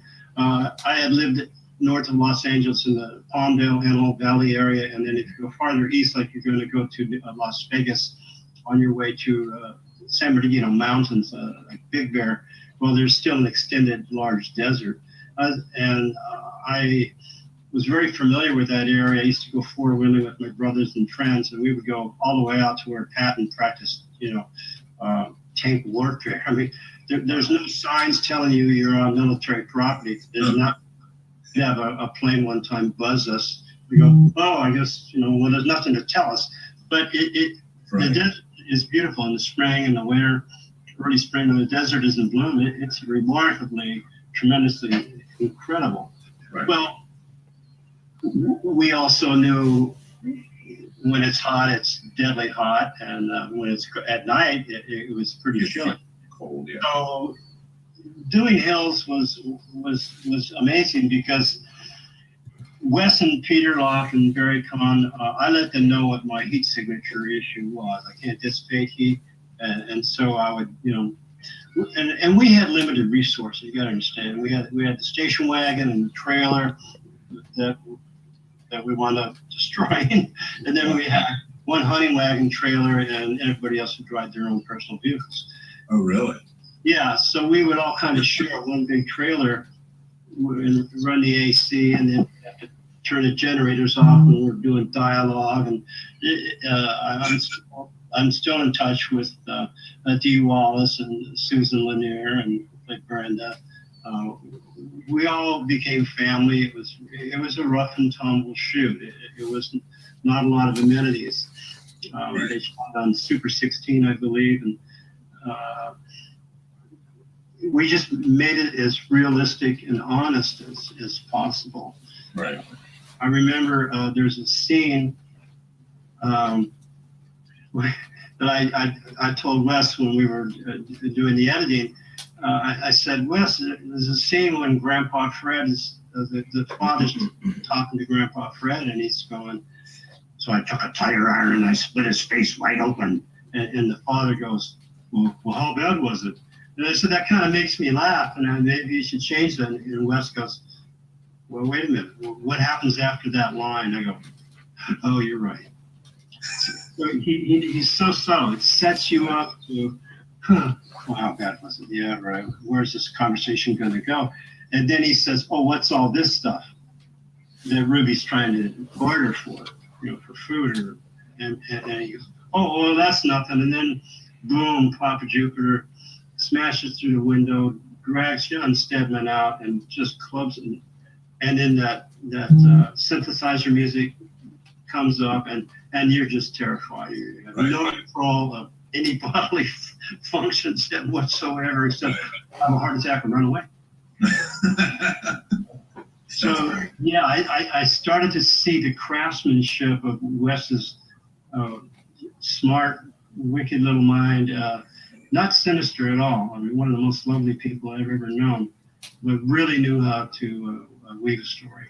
Yeah, well, he's one of the I think he could go anywhere, but we really enjoyed everybody threw their hat into the ring, and we went, balls to walls. That's great. It's like a team effort. It's a great movie. I mean, if you haven't seen the original, you got to. I wanted to ask you quickly about your activism. I read that you had lived on a wolf sanctuary for some time. How did that experience happen? And then, maybe talk a little bit about your activism with other groups. Yes, I'd like to do a shout out to some other groups too. Sure. When I was living in the desert, if you're in Big Bear in the San Bernardino Mountains and you come down north and you go into the desert, it goes to this little tiny tumbleweed connection town called Lucerne Valley.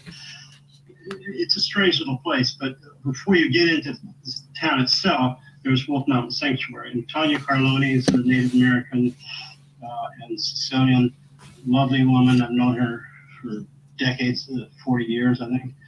And her Apache mother brought her a wolf when she was a pup, and Tanya, was actually adopted because different, a non-native father. So her mother actually was her nanny, and she didn't know that for a long time. An interesting backstory. Oh, wow. And Tanya actually was a deputy sheriff for a while, and then she also was a professional dancer. She worked with, did some competitive dancing with David Hasselhoff, actually, back in the early days. A stunningly powerful, intelligent woman. So her nanny, her mother, true Native American mother, brought her a wolf pup, and she said, learn from this animal, and it will teach you what you need to know. And she did. So she started to find out that people go for exotic animals. I live in Florida now, and the exotic animal trade, of course, is decimating the rainforest with the Burmese python. People, oh no, what a nice pet! Watch, it's going to eat them out. And then they turn them loose. There's no natural predators, so it's devastating to everybody. That being said, I know. I have friends that are ranchers and what have you, farmers. I've got experience on many sides of the table. And, some people say that he is writing. the apex predators, He's still writing it right you now. don't need them, whatever. Well, when we do, there's a balance in nature and there's a reason. So wolves, actually, there's no murder in wolf society. People should be more like wolves, in my opinion. They take care of the old and the sick. There is a very famous story of a gentleman who was they have tracks that make no snowmobile. He was a snowmobile racer up either in Canada or Alaska, or way up north. He was in the competition, and a storm was coming in, and he slipped off the trail and broke his leg. And this blizzard was coming in, and he had not arrived at the next reporting station, so they put out a search party before they couldn't find him. Right. And it took about 2 days for them to locate him. They thought for sure if they found him, he'd be dead. Well, around mid-morning one day, the people arrive and they see this gentleman in a snowmobile suit, and it's kind of torn up a little bit, and there's wolves all around him. And the people grabbed their rifles, they were going to shoot the wolves, and the guy had enough energy and strength to put his hand up and say, no, do not shoot the wolves. And they said, but look, you're all torn up. He says, shut up, don't leave them alone. They all ran off. The alpha male went only partially away, and it was looking at the man as if to say, are you in good hands now? When what happened was, this gentleman was stranded. The wolves came up to him, brought him water in their mouth, and gave him water. Oh, really? Killed a rabbit, brought him raw meat, and then would tug on the snowmobile suit to drag him closer to where the humans were. At night, they actually slept on and around him to keep him from dying of hypothermia, and because the pack was there with this gentleman, he was protected from any other predators. That's amazing. This man had an amazing experience. Yeah. Now, I know ranchers that will, and it's true that if wolf will take an animal if it has the opportunity. But Sure. if you go back a little farther in history, there used to be nomadic animals called bison. Uh-huh. And my great-grandparents were very good friends with the Native American tribe from Hudson Bay when the Dakotas were not states. And he was a doctor from Germany, Joseph Honduras.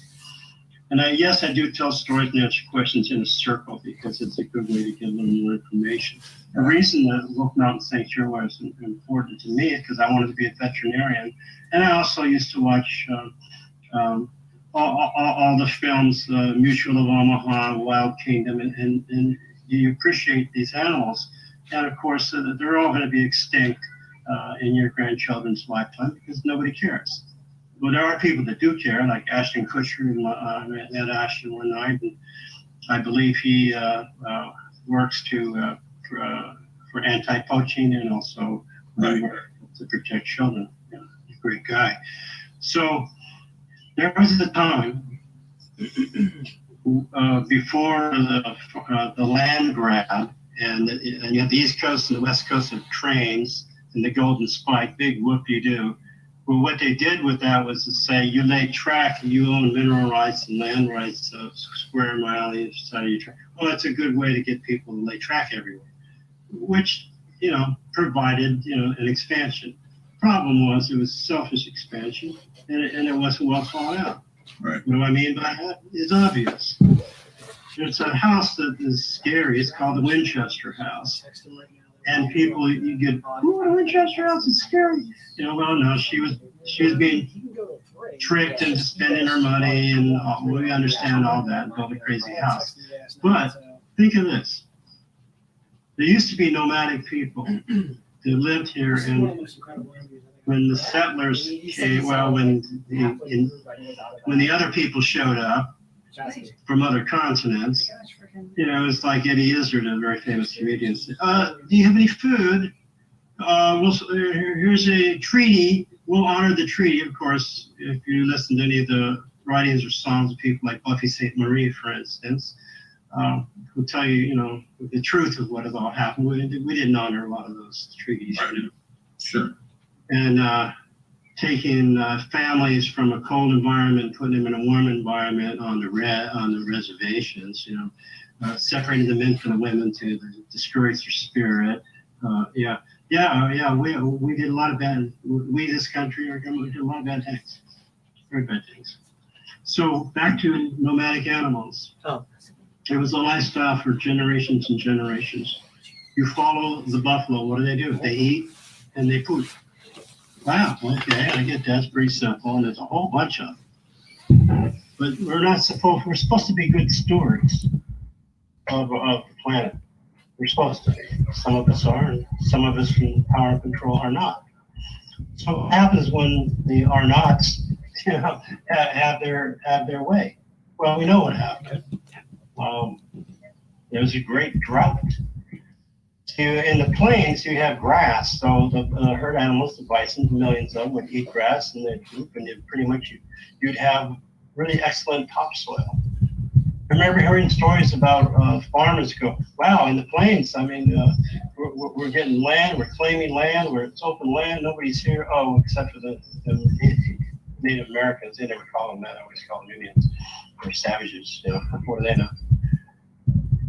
I don't have to put anything back into the soil. I can take and plant over and over and over again. Pretty soon, what did they do? It was depleted because they killed off all the bison. Right. They depleted the soil, which was a gift. They weren't very gracious, were they? And then there was a drought and the Dust Bowl. Oh, wow, how that happened? Well, again, science, humanity, actually being gracious and grateful. Those are some interesting concepts. Come on board with that. So all of those aspects to me were culminated in working with the wolves. We would have people come to the wolf sanctuary, and for instance, they would go, wow, can a wolf kill a pit bull or a mastiff? Well, I've already taken a picture of their license plate and passed it on to some very can-do retired people with wear shields for the right reasons, because these people might be involved in stealing your pet, feeding them water to make them bad thing. And some of those bad people do bad things with children, and I've been very involved in a lot of that area, protecting people who need to be protected. So, long story short, wolves taught me a lot.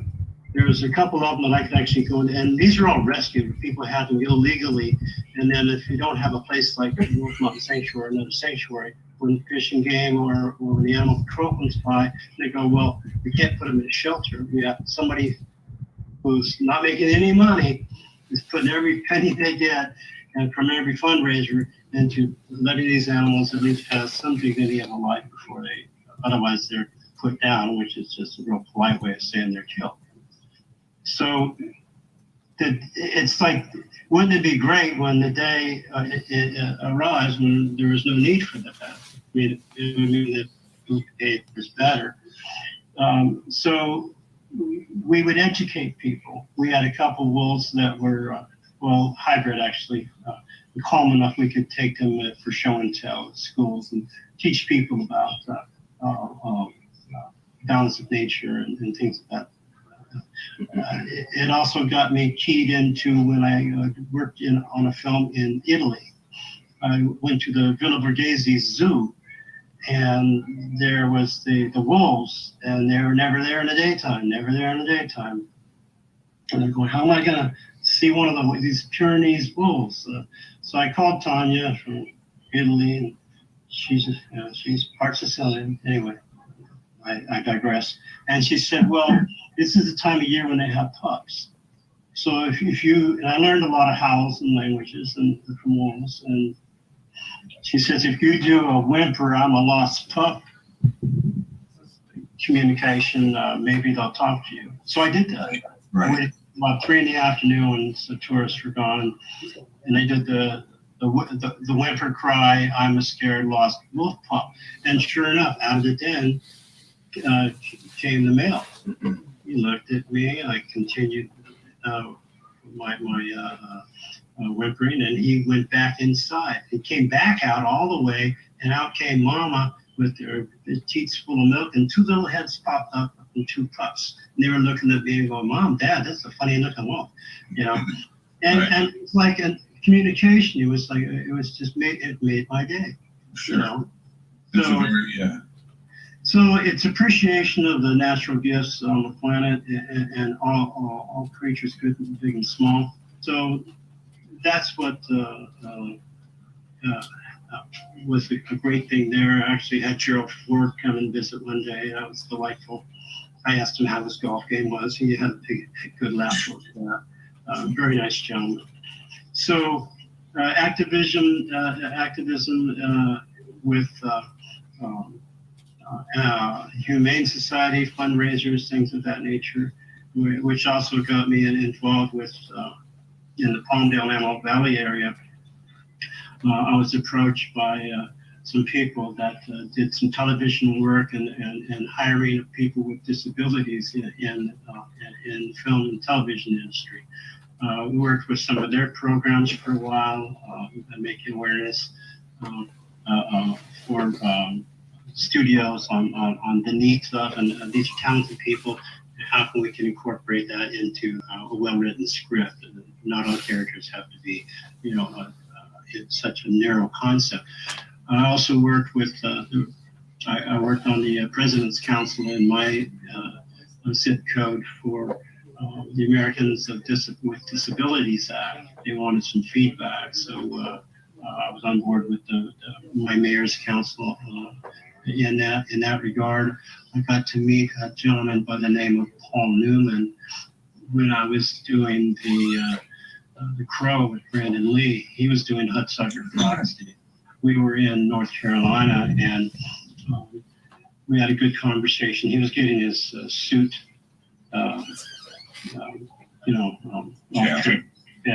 and I was wearing my cape or what have you. And we got to talking, and I told him a little bit about my medical background, family history, and he gave me a phone number to get involved with a group called About Face and also the Florida Facial Cranial Society. And I went a couple of years in a row to speak with the families and the patients and the kids.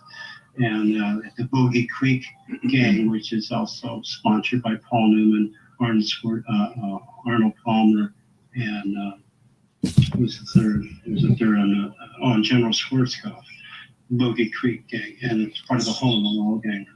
Paul Newman and his wonderful charities, and they do really, really good work. They wind up inviting these families with children to the camp in Florida, in St. Petersburg, and then they find out everything that these children need as far as lifetime down the road surgeries and procedures and so on. And they get educated on how to do it. They line up all the best surgeons and providers where they are, and everything is taken care of. and never receive a bill. Kind of like pointers. But those are the areas that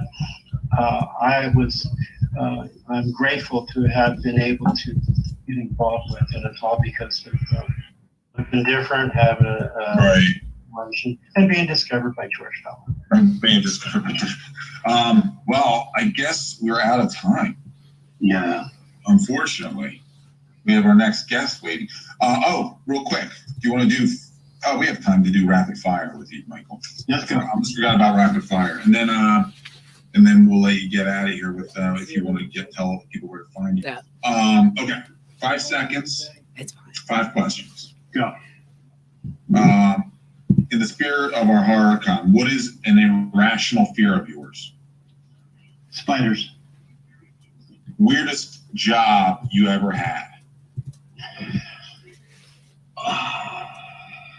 Selling frozen steaks by walking into a giant big building and walking in and having my boss go, "Have steaks, we'll sell."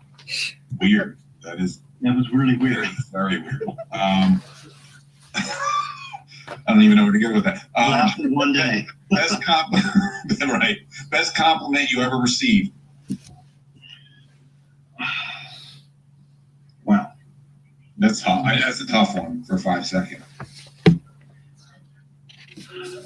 You wiggle your ear better than anybody I've ever known. I don't think that's the best one, but that's a good one. Okay. You're on death row. Okay. I don't know what you did. Clearly, you killed someone. What is your last meal request?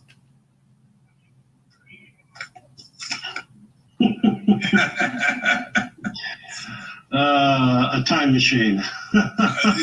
That's your last meal request? No, last meal would probably be apple pie a la mode. Just give me a big pie. You just want dessert. You don't even care. Yeah, too much. I'd love to have you back at some point because it sounds like we could go on forever. And this sounds like, and I'd like to. Love to talk to you more about your activism because I think it's a great thing you're doing. I really do. And you do what you can. I commend you. I've got a website, michaelbarryman.com. I'm also on Facebook. And everybody that's finding my an address to send envelopes, I have a stack of like hundreds of them. Please go to the website. I appreciate a return envelope, but Chris will put your information up back there. MichaelBarryman.com, right? That's it, brother. All right, brother. I appreciate the time, and we'd love to have you back sometime. We'll do it again. We'll do a longer conversation if that's cool. You got it. All right, everybody, be safe. Take care of one another. Thank you, bro. All right. Okay, I think my audio's wow, that was amazing. Thank you so much, Michael Barryman, for being such an excellent guest. I want to thank everyone else for being really patient. I'm sorry about the tech troubles. I've been using a virtual soundboard, so a lot of it's a little bit new and tricky, but I think it went well. Hey guys, sorry about that. We had technical. I don't know how bad the technical difficulties were. But, yeah, Eric's in the backstage. Yep. Cool. Wow. So Ralph, we're gonna. Can you hear me still? Yeah. I'm good, man. I'm sorry we took up more time than we expected. It's all good. No, I mean, well, we didn't need Jay's extra sales. I mean, I think it was much more important. Less Jay is always better. That's what I No, we love Jay. But no, do you know who else we love? We love Eric Ebas Basaldua. He's in the backstage. So we're gonna do a back-to-back interview. So Ralph, if you're ready, we're gonna bring on Ebas. All right. And okay, so Ebas, you're gonna be on in 3, 2, 1. Oh snaps, Ebas! Ebs. I made it. Thanks for having me, guys. Eric, does anybody else call you Ebs except for us? No, nobody calls me. Well, yeah, I don't know where we got that. Anymore. Not anymore. But back in the days, they used to have. I missed it a little bit. Thanks for having me, guys. I finally made it. I can't believe I missed all the other ones. Thanks a lot. I really appreciate it. Thanks for coming, dude. Can I ask, like, you put my art in the background? Who's waving at me? Hello? Chris, that was Chris Di. from Eric. Oh, Di, Yeah, come why, back. Eric's. Where's Eric's art in the background, dude? That's so. You know what, I Eric? like the Just for booty. you, I'll switch it. I'll switch it up right now. Wait, all we have to do is, but that's fine because we're doing this No anyway. love. I get no Okay. love. We're doing that anyway. All right, so I have an old bio for you, dude. I think, but tell me if there's anything I'm missing. It's 20 years old. 20 years. It's 20 years old now. Well, I don't know if I should read it then. Well, I'll read it and then you can update me. Fill in the gaps. There you go. Eric was a mainstay. This is all true. You were a mainstay at Top Cal Universe back in the day. You started working 20 years ago under Mark Silvestri. That's right. Quickly became one of the top guys at Top Cal. Known for your depictions of beautiful women, sexy artwork. We know that already. You worked on Hunter Killer, Witchblade, Tomb Raider, Freshman, Darkness, Battle of the Planets. This is all, yeah, these are back in the day. I've worked on everything. I mean, worked on everything. Marvel, DC, Rothic, Top Cal, Zenescope. Dynamite, everybody. People you've never heard of, like everybody. Everybody knows Ebas. I don't need I don't need a bio. We know who you are. Yeah. So yeah, I don't know how to spell my name, my last name. That's what a bio's for. But everybody. Awesome. So Eric, thank you so much. I think this is your first time ever being on a VirtuaCon. So you have a ton of fans. The comment section is blowing up. You have a bunch of people chanting your name. I can't see anyone's comments. I'm sorry? I can't see anyone's comments. Oh, you can't. You should be able to. Just trust me. Everyone's chanting your name right now. Like it's blowing up right now. So Eric, you've been you're literally a comic book rock star for the last like 20 years. When you were growing up, were you a fan of comics then? And who was your favorite character as a kid? Oh, I saw a comment just pop up. Sweet. Okay, it's working. You know, I'm second generation comics. My dad and his older brother collected comics when they were kids. Literally bought them when they were 5 and 10 cents each. Like they rode the little bikes, rode to the shop, a little corner store, and bought comics. So I'm second generation. They've been like around me my whole life. Art and comics and everything has always been part of my life. So it's like I was born into it pretty much. My dad, he could draw. He was my first like inspiration. So yeah, it's in my blood. So is that what made is your dad who made you want to be an artist, or how did you figure that out? Like where, you know, at what point did you say this is what I want to do for a living? I mean, the answer is kind of convenient because I was kind of like a natural. You know, I won my first contest when I was in kindergarten. Right. Best finger painting turkey, bam. Bam. The best finger painting turkey you ever seen. Not even joking. No word of a lie. No word of a lie. My mom, she still has the ribbon. It's purple. It says first piece on it. This guy. Anyways, yeah, it's like asking Michael Jordan, hey, so when did you know that you wanted to play basketball? I'm like, well, I was kind of born with the ball in my hand. You know, like it's not only were comic books around, you know, it was in my blood. I looked at art, I looked at comics, and like it clicked. I knew right away I could duplicate it, I could draw it since I was in diapers. So all of my answers, by the way, are all Cinderella story answers. Like everything is just like a dream come true. Everything just worked out. Like the stars were aligned, right place, right time. Just everything worked out. Mm-hmm. Did you break in? So when you broke in, was it with Top Cal? Is that your first gig? It was, and believe it or not, it was only one of 2 places that I wanted to work at. Top Cal and Wildstorm. Have you guys heard of Wildstorm? It's not around anymore. I remember them. Yeah, they were still around, I think, when we started. Yeah. DC bought them. But those 2 were the only places I wanted to go. I love Jim Lee. I love Mark Silvestri. They were my heroes, my idols. I'm sure that's one of your questions, but that's the answer. So yeah, I worked at Top Cal. Again, a Cinderella story. You know, I lived in California, and my family used to go to the San Diego Comic Con like all the time, and I've been going since I was 12, believe it or not. And like I've never missed a year. I've been going since I was a kid, and my whole family was there. I waited in line to get Mark Silvestri and Michael Turner. You guys know them, right? I do. I yeah, think most people- just like my mom was actually kind of like a little bit abrasive. She plopped my portfolio down in the middle of a signing.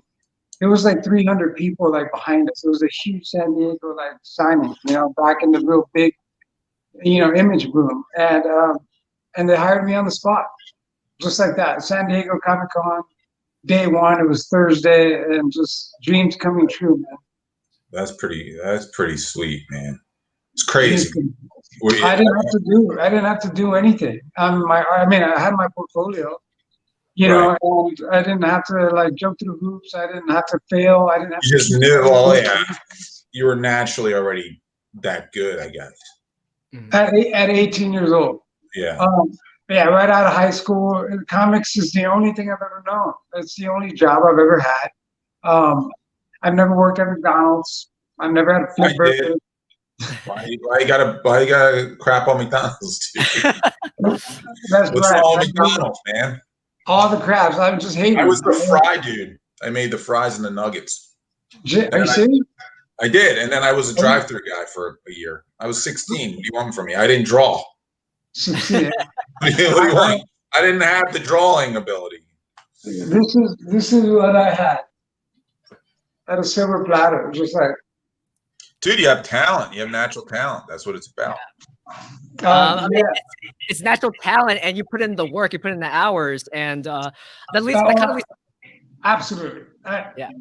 In school, I was not doing anything, not learning trigonometry. I didn't even think I made it that far. I was just drawing. I'm sorry, I didn't mean to cut you off, Chris. Go ahead. Oh no. That's amazing, and like I guess especially when you're growing up, especially when you're breaking into your early career in the comics. You mentioned you're a protege of Mark Silvestri and Michael Turner. Were there any other huge influences and inspirations that you had along the way? Oh, absolutely. And like I said, Mark Silvestri to me was a god. He was a god. He still is a god. He's a god amongst artists. I mean, he's like pound for pound. Even his peers say it. Like the founding fathers of Image Comics, Jim Lee, Rob Liefeld, Todd McFarlane, like all those guys. They credit him to being like the most complete, most round-rounded artist. And it's no word of a lie. He's Italian. I mean, like those Latins, they got the flavor. You know what I mean? Latin guy, we got some flavor, and he's just the best. And I mean, he was my mentor. Like every day, like he'd like walk in, like I could go into his office, sit on his couch, and we'd like talk about art and go over things. And my desk was right next to Michael Turner, and his office was actually right behind me. So like he didn't even work in there. That's where we went to play Halo. When we not even joking. Everything I'm saying is a true story. We go in there, like play some Halo whenever we need to take breaks. We played a lot, too much. But Michael Turner, like he came out and drew in the bullpen, and his desk was right next to me. And I was just very blessed. I was blessed at the right place at the right time. I was able to drive from home to go to Top Cal and draw every day. And while I was there, actually, I started working for you guys. Not while I was in the studio, but at home. I was working on covers for you guys. I think we have your first cover. I think it's your first cover, but let me. I could be wrong. So do you remember it? Let's check it out. Yeah, it has a dragon on it. That's it. That is it, right? Okay, I wasn't sure, but I was like, I think this is the first cover you did for. So this was Grimm Fairy Tales number 20. What does that say up there? 21. 21. Of course, it's 21. That's my number. That's my favorite number. Yeah. So that was probably 2007. You guys just don't make them like that anymore. Nobody hired me to draw dragons. Hey, we need some dragons. Let's get some Ebas like right now. ASAP. Let's get them on these dragons. Let's draw some wings, and some scales, some fire. Were you? I have skills. I don't remember. Were you like exclusive at some point with Top Cow when you were working for us, or is that like semi-exclusive? You know, skip over that question. Next question. So let's talk about your. What's that, Chris? I was gonna say, I actually don't know the story of how Ebas first, got in touch with us, and so were you familiar with Zenescope prior, or were you reading our comics early on too? I don't know if I want to answer that one, but Raven Gregory, you guys can thank him. He knew my work. He was a fan, and he had to have me on a cover, and he hunted me down, and I was not too familiar with a lot of your stuff, but I had done a cover for you guys. No, that's not right. I wasn't too familiar with it, but I knew what Wonderland was. We were new. We were super new at that time. We were very, very new. And I actually got to know you guys a little bit better through, I think, J Company. J Company did a lot of deals with you guys, and they got me on the covers prior to working with you guys directly. That makes sense. Yeah, but when I started first working with you guys, it was Wonderland. I love Wonderland. I wish you guys were still doing it. It was my favorite thing to draw for you guys. Well, we're doing another one coming up. So tell Dave you want to do a cover for it. Yeah. No, seriously. Like I was begging for Wonderland covers. I wanted Dave, double. you listening? I wanted doubles. We'll yell at Dave. Don't worry, Ebas. We'll yell at Dave. He's now you're gonna get an email from Dave right now while you're talking. Dave. Yeah, but the one job. One job to book. Yeah, the one job and get the guy to draw the picture. Huh? What are we doing? So where was my next question? Oh, yes.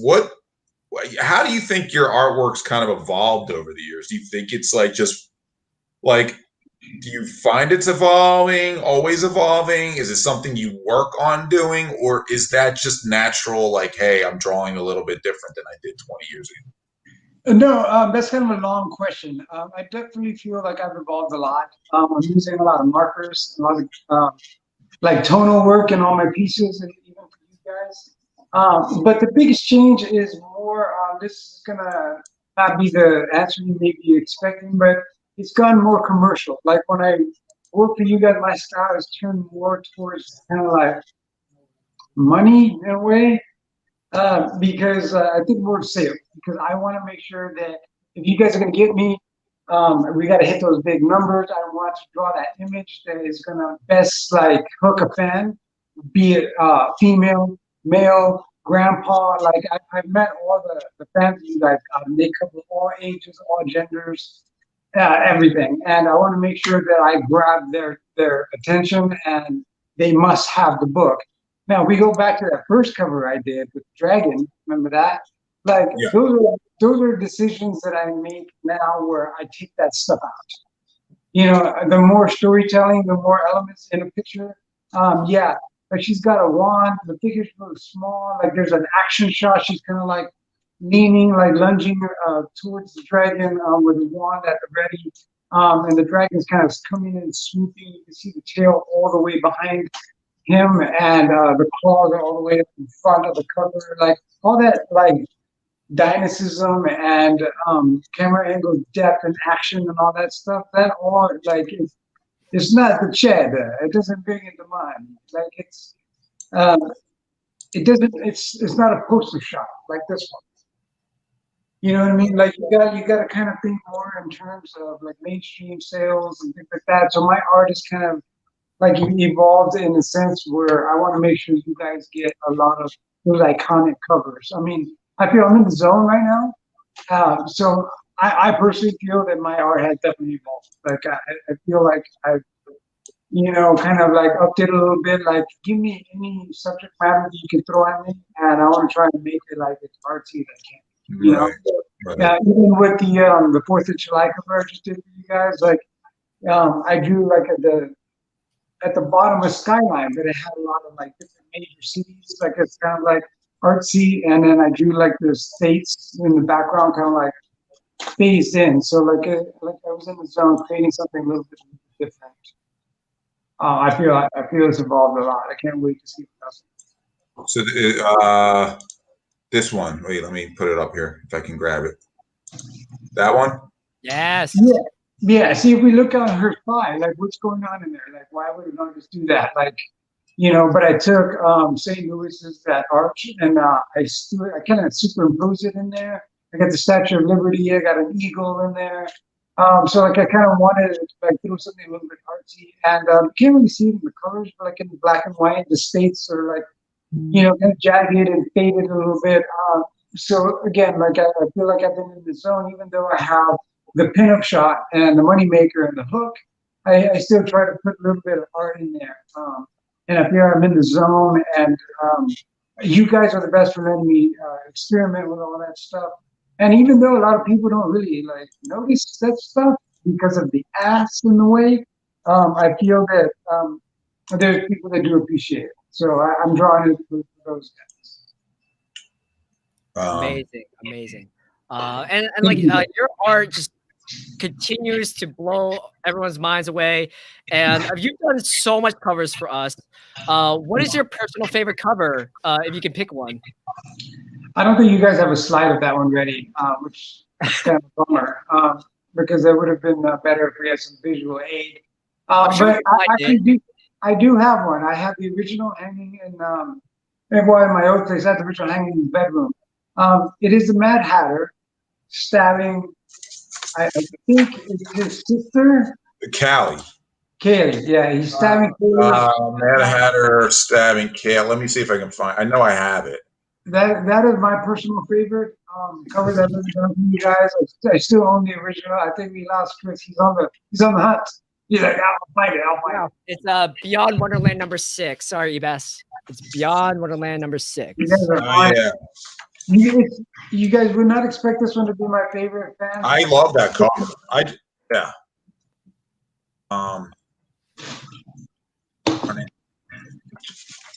Chris. Oh wait, there it is. But it, like in black and white, the detail is just up the ass. Every inch, like not even like a centimeter of blank space. I covered every inch with detail. There's rain coming down. There's lightning in the background, like it's like thunder, lightning over here. They're on top of the Empire State Building. So there's just detail everywhere. Buildings, the whole skyline in the background. But what I love, did you guys find it? Yeah, I'm trying to upload it while you're talking. All right. Well, how do I see comments? I don't see anyone's comments on here at all. I don't. You should. Here's the cover, but it's on. I don't know how. There it is.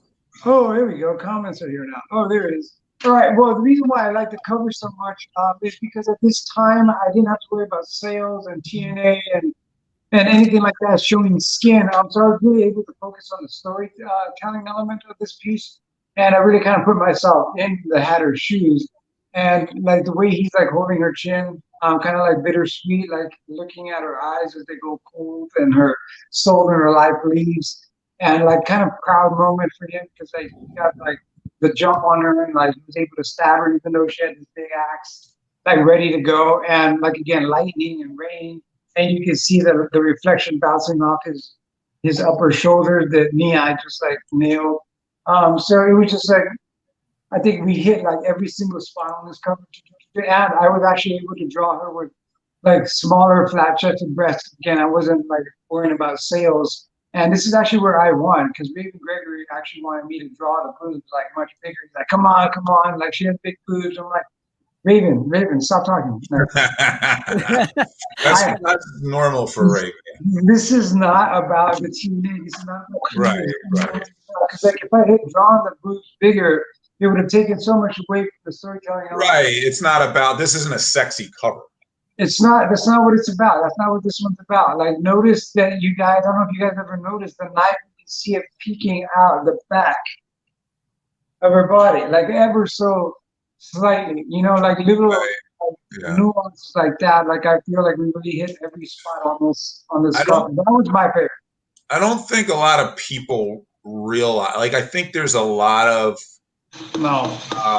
critics out there that will dismiss artwork, whether it's Eric or somebody else. Like as cheesecake, and it's not like real artwork, and they don't realize what you especially and other artists as well, I mean, I could name off a bunch, bring to each piece, and the perfectionist you are when you're doing a piece. I've talked to you about it, and you get very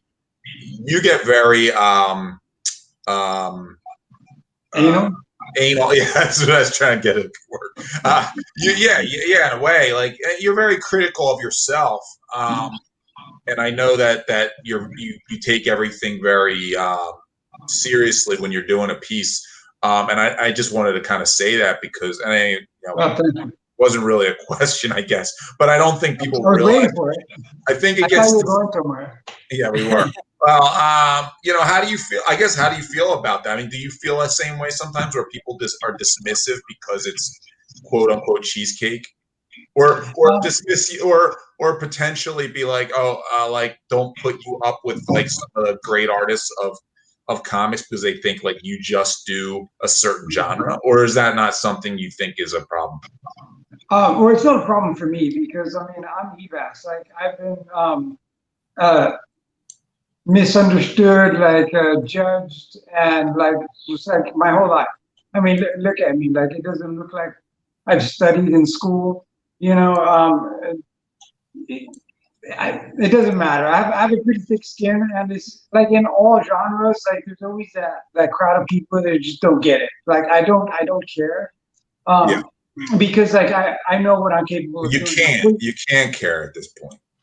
You know, but if I did, maybe I wouldn't even be here right now. But you know, it's just like if you take a really serious comic book, you know, there's no action shot, like there's no double pagers, there's no dynamics at all. Like our fan base could look at that and say, "Wow, that is unbelievably boring." Like it was a snooze fest. I fell asleep. Like it was just a bunch of people talking, literally sitting down at a cafe, and nothing happened. You know. So our fan base would look at that and call it like completely and utterly boring, a snooze fest. But what if that thing wins an award? So like it's just there's always going to be a genre in comics and people that just don't understand the other one. So I'm only here to draw comics for the people that love our stuff. So people love you. You do the work, and the work is always amazing, and like you're really personable with fans, and like you're always open, and like you're the whole package, Ebas. You're the whole package. So you want me to stand up? This is the package. Are you showing us? I thought you were showing us your butt. Go ahead. That's an Ebas ass, guys. That's a rare. Just FYI. That's a one-time deal. It's a one-time deal, boys and girls. Right. Let's walk through a few of your because, like, I want to go through some of the art like we have, and just like kind of walk through a few of these while we have you, to show. And it's cool because we have the pencils, and then we have some of the colors as well. I don't remember. Dave might know what issue this is on. I know this is Wonderland, obviously. Yeah. And sorority girl with the cat. Tales from Wonderland #4. Tales #4. Very good. Yeah, she's got her sorority banner covering her naughty bits. I thought that was well clever. That's awesome. Yeah. There's a color version. Wonderland brought out the best in me, like creatively, like, and it merged like my artist side and my sales side. And it's smart to have both. You know, you got to always think of like what's going to get this image, this cover into the fans, or as many fans as you can. But I was able to take storytelling and kind of merge them a little bit.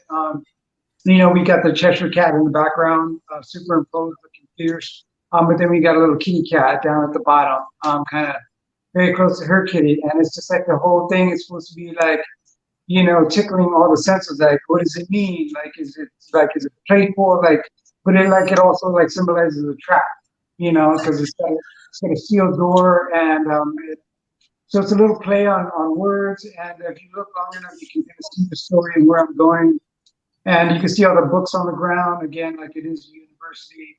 And she's a lady. She hung her clothes on the coat rack. She didn't just throw them on the floor, you know. If you take the time, you'll see all that stuff. But again, like knowing that it was Wonderland, it brought out all the creative juices in me, for sure.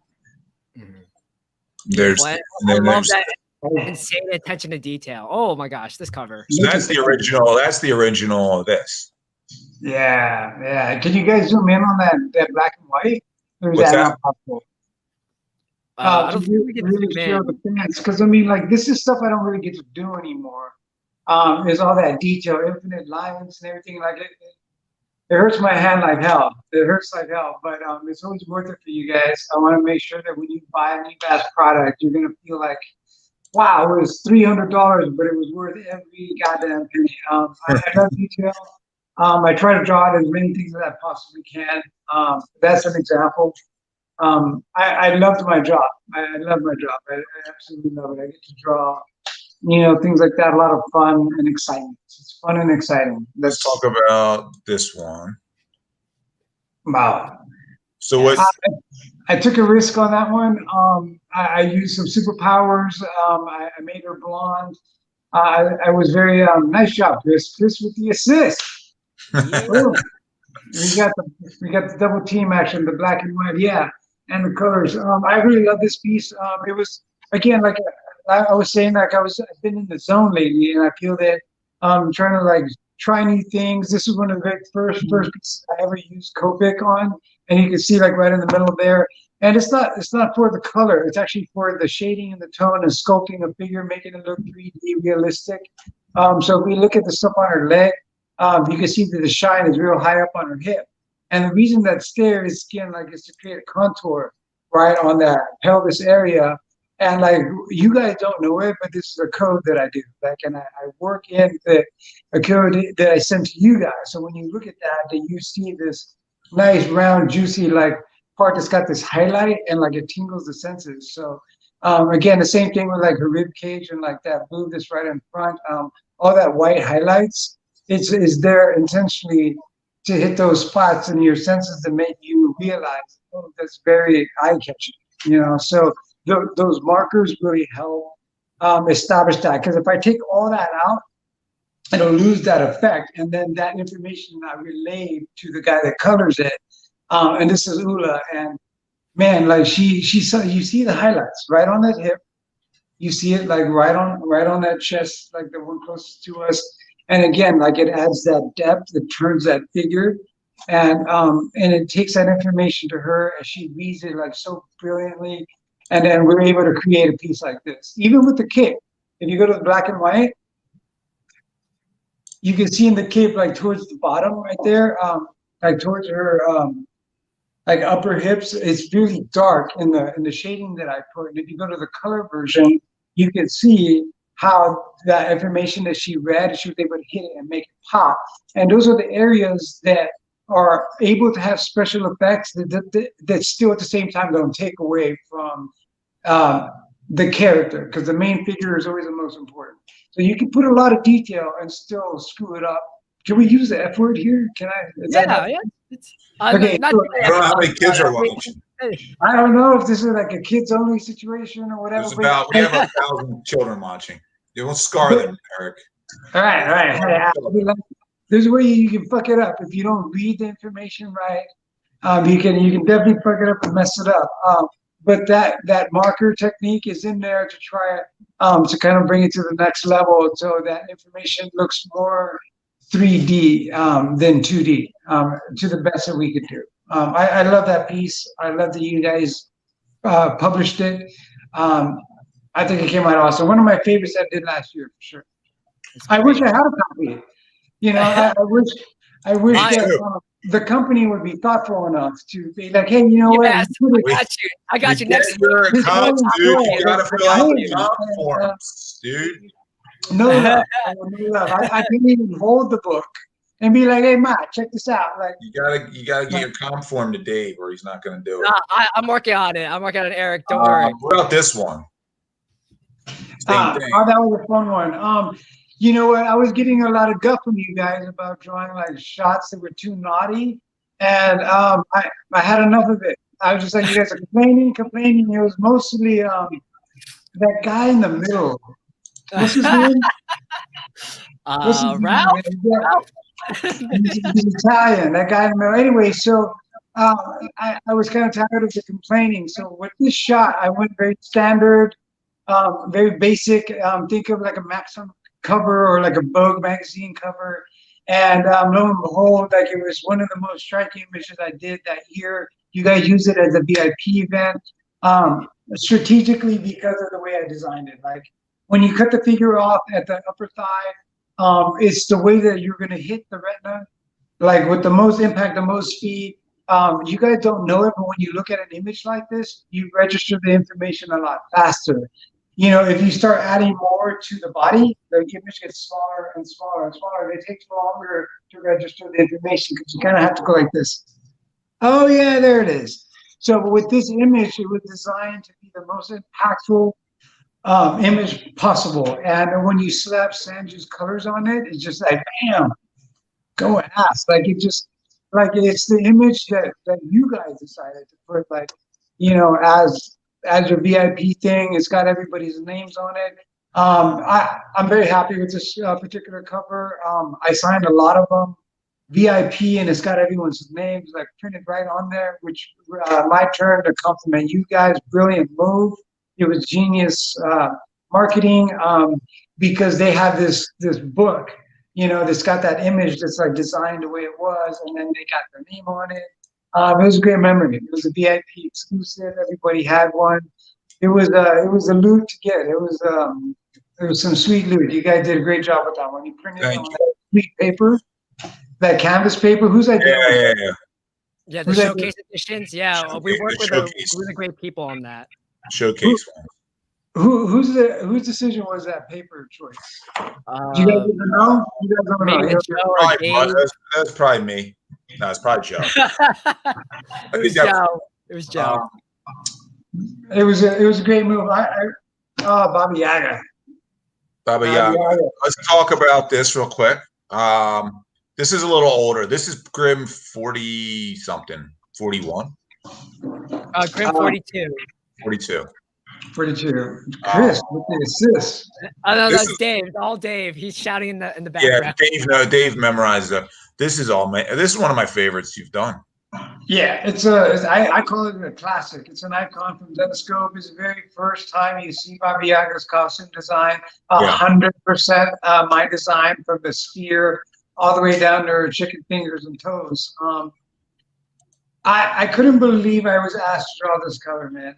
Very great. He approached me and he's like, "Hey, Ebas, I need you to do some old chick with this chicken house." And I'm like,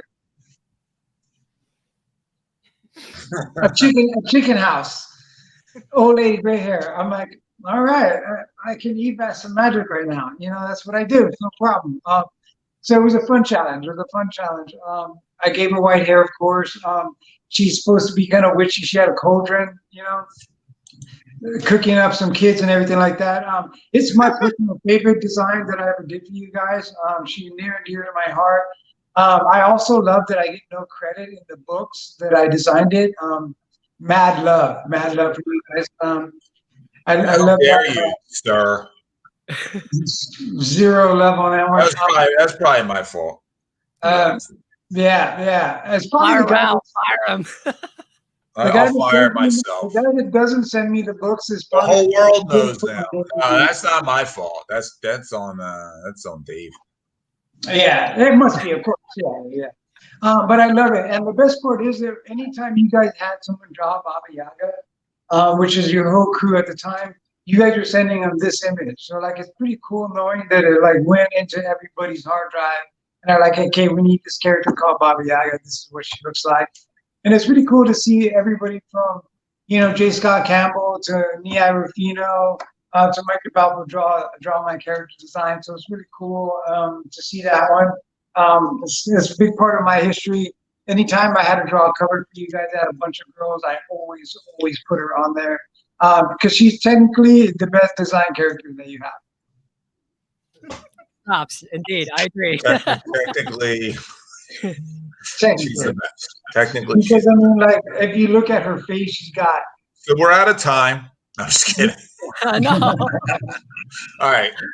One more, and then we'll continue because we're running a little short on time. But I got another. Well, don't maybe talk about art. Do you like go through more of these? We got one more. We got one more. Let's talk about Fly. Oh, Fly. So I could go all day. Let's talk about this one. This one was one of the biggest pains in my asses. To draw a figure that big is one of an artist's biggest fear, because when you're up close to something, because the figure's so big, there's a huge chance of messing up because of the proportions. People always tell you to draw actual thumbnails that are this big, and I was drawing a figure this big, the biggest one I have ever drawn at the time, and everything was off. Everything was off except her upper hip. I had to extend everything on the board, and after that gigantic pain in the ass, then I had to draw on the background, and she's leaning, I don't know if you guys even noticed this, but she's leaning on newspaper vending machines that are on the street, and behind her is the armor transport vehicle that carries all the money. And if you look past her titties, you can see the bags of money. You know what I mean? So we got all of these elements, all these storytelling elements. This was one of the best marriages, though, of storytelling and TNA. It was this cover right here, because we got the big figure. Again, when you crop a figure at the upper thigh, that always gets the most sales. It always, again, like it really grabs the eye. So we got the big figure. We got everybody shooting at her, bullets bouncing off of her. We got glass breaking all over the place. They're even shooting at the goddamn van because, you know, guys with guns don't ever hit anything on target. But the thing that she's most pissed about is that they broke her shades and they fucked up her lollipop. So now, like, you can see, like, she's like about to go lick it, because, like, who's gonna stop me? Right? She's got the superpowers. I'm like, who's gonna stop me? Who's gonna stop me? I got my money. I got my lolly. And then you guys just fucked up her thing. You shouldn't have killed the dog. John Wick is not gonna come over here and then mess you guys up. You mess with her dog. That's what's happening right here. So if you guys look at all the storytelling, that's what the whole piece tells. It's one of my personal feats at the time, because again, the anatomy was a challenge. Like, I had to get that laid back feel, the storytelling, and then all that detail in there. It was a feat, but it was a pain in the ass feat, and we can all thank Raven for that one. That's, dude, you listen to him. He had the best ideas. What I loved about Raven is that he couldn't care two squats about sales. He's like, dude, I had this idea. He's a writer, right? I live with a writer. Like, I have this idea. You have to draw it. You have to draw it. And it's a great idea. And what I loved about his ideas was that it brought up some of my personal favorites, like the one on the Empire State Building with the Hatter stabbing Kelly. Like, you know, when they make you go outside of your comfort zone, you never know what you're going to end up with. And some of those are some of the best ideas that we've ever done. Yeah. So I welcome the challenge. Yep. I get it. I'm out of questions except for my rapid fire, Chris. So I want to give an opportunity for some of the fans to get some questions in. So I know some fans have been asking some questions. So I got one. We have time for a couple. Awesome. I got one from Kyle. Kyle asks, could you talk about your recent project with Dawn Mateig, where you're both drawing on the same image or page? And shout out to Dawn, she's amazing. But yeah, Eric, could you tell us more about this project? Well, it's not a Zenescope project, so I hope you guys don't mind. Yeah, we don't talk about this here, Kyle. Next question. Kyle, you gotta just mess stuff up over here. Kyle, why are you ruining this? It's a dream project. It's a dream project. I get to work with my love, JP Roth, who is my fiance, and I get to work with, you know, my best friend in comic book. You know, Dawn Mateig, like, it's just a dream come true. You know, I got all this happiness and mojo. Like, Joe had this idea of like magic in the background, and Dawn Mateig covered it just perfectly and brought it to life. And it was a pleasure, because we're both artists, and so whenever we marry the two talents together, like, we come up with the best results, because all we want is the best result. So it's nothing but a labor of love, 100% labor of love. You know, Dawn is the best. And she's a perfectionist, and she wants to get every inch right. And she always just begs and begs, like, please, like, tell me, like, is there anything I can do to make it better, And it's a joy to work with her in that regard. And the best part is that the JP Raw takes it and then just runs all the way to the bank, you know, because, like, who's not going to buy Ebas and McTeague, you know? Dream team. I love it. Here's one. Right. Curious. I noticed you like to sign your pieces on your character's leg. Any reason for that? Did you just start by it's like you've been doing it forever, right? Yeah. Ebas is a leg man, I think. He's an ass man. Ebas was here. Like, I mean, I can come up with a sophisticated one. Strategically, when you're looking at the anatomy, your eye is always going to go towards the bottom, and that's where you'll find the Ebas insignia right on the thigh, because and then it sends your eye back up. Perfect. That works fine. That works fine. It looks good. It's aesthetically pleasing, and again, like, it's kind of like a cool, like, trademark. Everyone's got, you know, like a little book, and you always know to look for the Ebas stamp, and it's like a little bit of a Where's Waldo, a little interaction with the piece, you know. It's a lot of fun. It's a lot of fun. Chris, I normally don't do it when I'm doing DC and Marvel. Like, I'll take my name off of the body and usually stick it in the art, like, towards the bottom. No, keep it on the body. Keep it on the body. Well, you have to stick with the leg now, dude. Yeah. Chris, you have another question for? I have one for rapid Robert Hopkins. Do you have any other arts or crafts you enjoy outside of drawing? Crafts. I'm a student of the human anatomy, human figure, movement, speech, and everything. Because in order to draw everything well, I have to be very open-minded to all of it. So. A hobby isn't anything that I do, like, drawing wise. It's philosophy. I'm constantly studying people's behavior. It's easy for me to record it all because I have an eagle eye. I mean, it's how I draw. Like, anything I look at, I store it very easily. I have a fast processor visually, and it's very easy to record it all. So anytime, like, I'm talking to people, I'm constantly jotting down notes, and it's something that I never stop doing. I can't shut it off, and it's a lot of fun for me. But it had nothing to do with art. It's all good. I mean, talking or like philosophy or just learning about other people, learning about new things. I mean, that's an art in itself, I think. So, I mean, that reminds me of our when I picked you up from the airport for the VIP event. We were just having this really great chat on the way back. So, I did. And, just like studying people's mannerisms and you know, behavior, and like it tells me a lot, and I'm able to read people and know exactly what they're thinking, know where they come from, where they've been, and I get them comfortable enough to kind of like lower their guard and be like, hey, well, that's interesting that he even like bothered to ask. And a lot of times people are very open and honest, and I keep it all to myself because I don't believe in gossip. I don't like it. It's a stupid, terrible thing. So I keep it all to myself, and it's a lot of fun. I get to know people. They trust me a little bit more, and again, it helps with my art. I love body language and being able to portray humans the best way that I can, and it's a fun hobby. And I get to know people, and I build a lot of relationships. It's a lot of fun. Yeah, right on, right on. So before we get to Ralph's lightning round, I have one last thing to ask you, Ebas. Are there any current or future projects you'd like to announce? And where can fans find you and your work online? That's what I'm talking about. Here we go.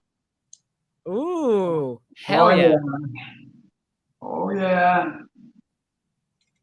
Hello, Mojo. This is a new Mojo cover right here for issue 7. Gotta plug it. We're going to try to release it next week, issue 7. It's the Ebas art book. If you don't have one, shame on you. The regular editions are a little pricey, around $20, but keep an eye out. This is the first full reveal. I've been saving it for you guys. This is what she looks like. This is Captain Morgana. She's the... Hold it up a little bit more. She's I'll get in there. I'm good. Oh, there you go. I don't know if you're teasing us. Wow. I'm teasing you. You gotta know how I do. All right. This is the censored version, so it's all right to show. But ebasmojo.com, I don't know why I'm telling the audience that, because everybody knows. ebasmojo.com. Keep your eye out on all my social medias. It is colored by Sabine Rich. And the first time that she's ever colored me on Mojo. I'm very excited about it. We got different versions. We're gonna have metal editions. We're gonna have the naughty versions. We're gonna have all the versions. And Sabine is going to be the first time she's able to sign a Mojo book with me, and I'm excited. Thanks for the shout out, guys. Ebas Mojo, I really appreciate it. You're welcome. Thank you, thank you, guys. All right, ready? Are you ready for round. your rapid fire? Wait. You saw me do it with Michael Barryman. So, so far we've only had one pass, and that was David Simon. Yeah. It's supposed to be. David Simon got very nervous. He passed on the whole thing, or just no, he passed on a question. He couldn't think of an answer. Okay. In honor of HorrorCon, what is your favorite horror film? The Texas Chainsaw Massacre, the new one, where Jessica Biel, like her face. Her face was like in the dirt. She was like spitting, like she wanted to go as ugly as possible. She was in the moment. I know how it sounds, but it's truly for the artistry of the film. I don't like horror movies. I'm not a big fan. They're very campy. They're not done well. They always suspend disbelief too much. You know, like guys start throwing bitches like across the dude. You're a regular guy. What are you doing? You know? You can't throw human beings. Like, it just gets really crazy. But that particular movie was very realistic. Wow. I never saw it. I didn't see the remake. Move past the fact that Jessica Biel's in it and look at just the acting. I love Jessica Biel. Wow. Right. You ever see The Sinner? The Sinner? I don't have time to watch anything anymore. I'm working constantly. Believe it or not. All right. Constantly. What's your biggest irrational fear? It's not irrational. It's cholos. Like those guys, you don't fuck with cholos, man. Like you look at them wrong. I've seen them pull out a gun in the broad daylight. All right. It's not irrational. So I don't know if that counts. Irrational. Drowning, suffocating, not being able to breathe. Oh yeah, that sucks. Yeah. What's the? This isn't gonna work. This doesn't apply to you, dude. What weirdest job you ever had? Nice thought and effort. I like that. What's that? For someone else. I didn't hear you. It was meant for someone else. Thanks for putting in the effort. This is not even looking. No, this is meant for you, but you already answered it. Weirdest job you ever had? You only have one job, man. Artist for life. All right. I can answer it now. I do all my own website stuff, so I'm like shipping, wrapping, labeling, sorting, answering like complaints. Like I didn't get my this and I didn't get my that, and it's just like that's the biggest. Yeah, that's a whole other. That's the closest I've come to a real job. That is a real job. But because like I have to literally shut off artist mode and go to like hired hand mode. It's the worst sometimes because people complain. My fans are pretty good. They're pretty good though. Very rarely do they complain. I have 2 death row questions because I like this one that I asked Dave Simon. Say you're on death row. First, what's your last meal? You can answer that. Yeah, what's your last meal request? Chili cheese, man. Wiener Schnitzel. It's called Wiener Schnitzel. It's like a fast food joint. It's a drive-through. It's got the best chili cheese in the world. They got a secret ingredient that's managed to stay under lock and key. Where's this at? Like its first opening. No one knows what their secret ingredient is. The best chili cheese sauce in the world. Wiener Schnitzel? Wiener Schnitzel. I know where they are. Yeah, I've seen them. It's got like a yellow roof, like with a red. Yeah. I know it's the German restaurant. Okay. Well, last one. You're still on death row. What celebrity do you want to flip the switch to kill you? You have to pick a celeb. Who? Elvis, the king. Elvis. Elvis. Nice answer. Good answer. Come on, he's singing me to death. That'd be awesome. Fuck yeah. That would be awesome, dude. He'd have to come back from the dead to put you to death. Listen, dude. He's got his bling on, his cape. That would be pretty badass. His ring, he's got some style. At the very least, you get an Elvis impersonator. You do like a move. That's all right. right. Listen, you've said it all. We appreciate having you. Will you come back, dude? Can I get you to commit to come back soon so we can ask you more questions about artwork? Thanks. Can I get you guys to send me some comps and some Yeah, tell Dave. Yes, you, man. Look I at got these. you. I'm not in the office, dude. Yell at this guy on the end. You know, if we could, Yes, like, I got you. Don't worry. Yell at the Monster Squad. chat, you know, a little bit. Yeah, definitely, guys. I'm not good with online media. I'm not good with all that crap. I'm trying to reach out and get into the fans. Next time. Yeah, You let me know when you want to come back on. You're welcome anytime, dude. Yeah, I don't know when you're going to be on, so you let me know. I'll let you know then. Awesome. Hey, I'll have your people. I'll have my people contact your people. Yeah. Well, thank you so much, Eric. Thank you for being a guest, and have a great day. Have a great week, okay? All right, thank you guys. Thanks, Thank brother. you, fans. Thank you guys for watching. I appreciate it. Sorry I couldn't talk to any of you guys personally. Love you, man. Peace out, man. Peace. Wow, amazing.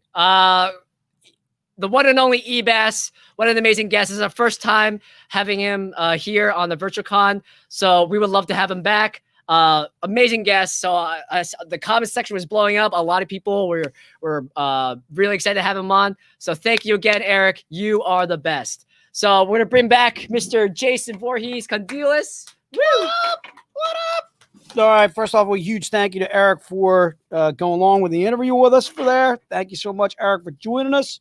All right, let's get right into it. So I want to get to some Ebas stuff. I brought some Ebas stuff specifically. You guys were asking for new books. I got new books. I got Ebas stuff. We're gonna come back around. We're doing a full comeback around to everything. All right, let's do it. All right, so let's go with the Ebas stuff first. All right, so you ready to write these down kind of as we go? Yeah. All right, so I got some Eric Basaldua. All right, I got 17 of these bad boys. It's this book right here, Bridgewater Triangle 03D. All right. I only got 17 of these. All right, so you got to be fast. All right, so we're going to make this Ebas 1. How much? Ebas 1 is $10. Oh, steal. That's what it was before. We're going to keep it the same.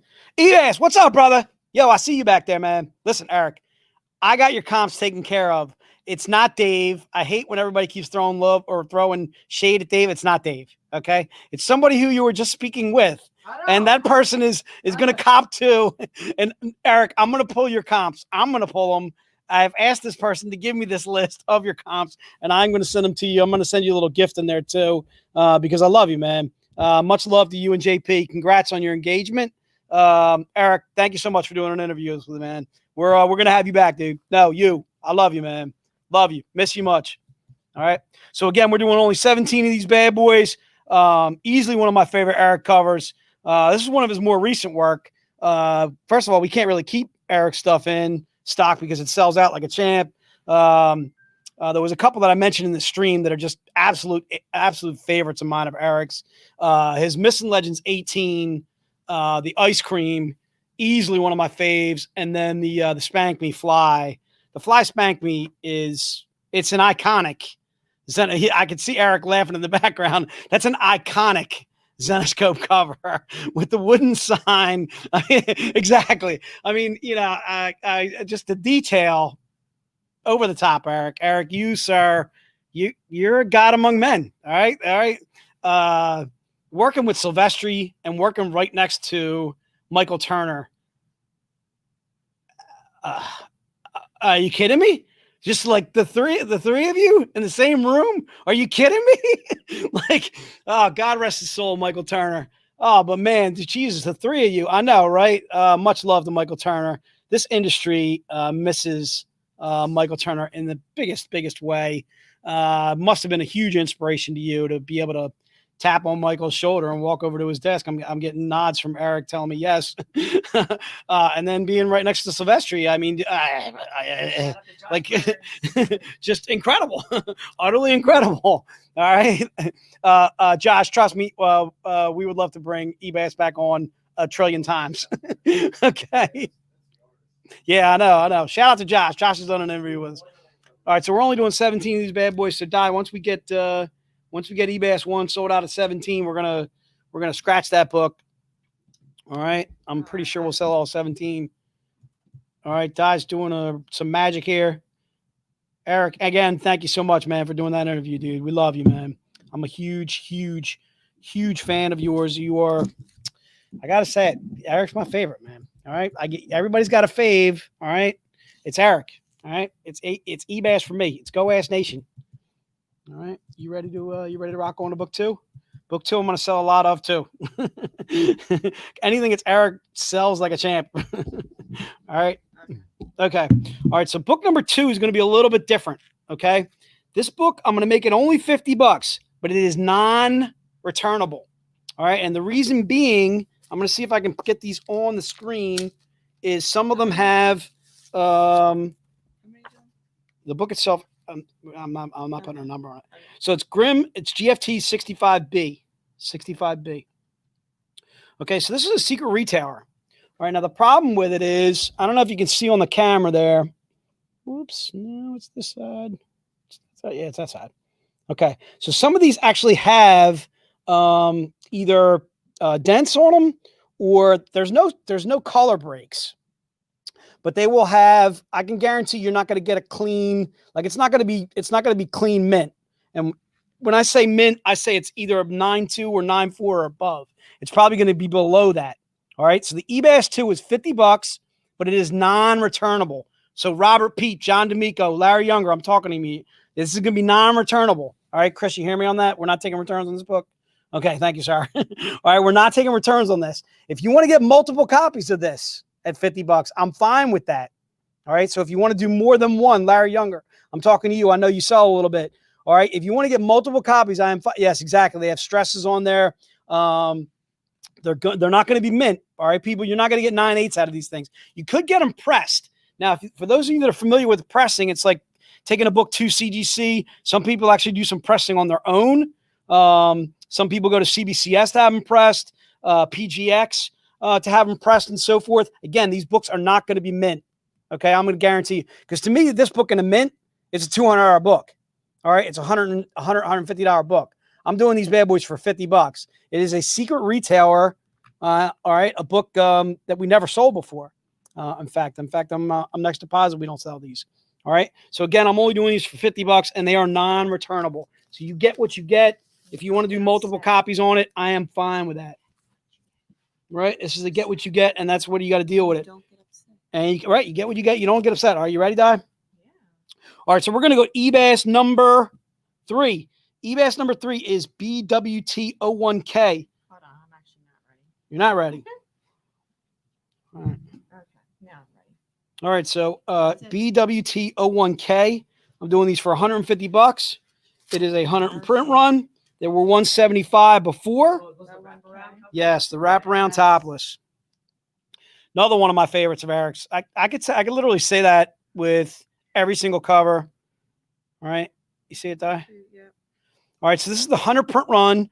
I got about 35 of these. I don't think we're going to sell all 35. But so everybody that wants one in the stream, if you want to double up on this, I'm fine with that too as well. All right. Yep, I'm doing these for $150. So BWT01K is in kick. The Ebas wraparound. This is the topless. I would pull it out and then I would show you. But obviously I cannot do that. I can on the next one that I'm going to show you. And you're going to absolutely love that book. This is the Ebas 3.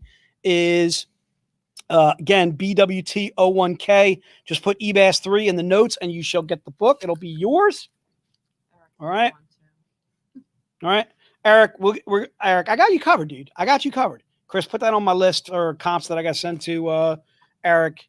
All right, the list that I gave you months ago. I don't want to throw you too far under the bus. Well, that's because Ralph keeps throwing Dave under the bus, and it is not Dave.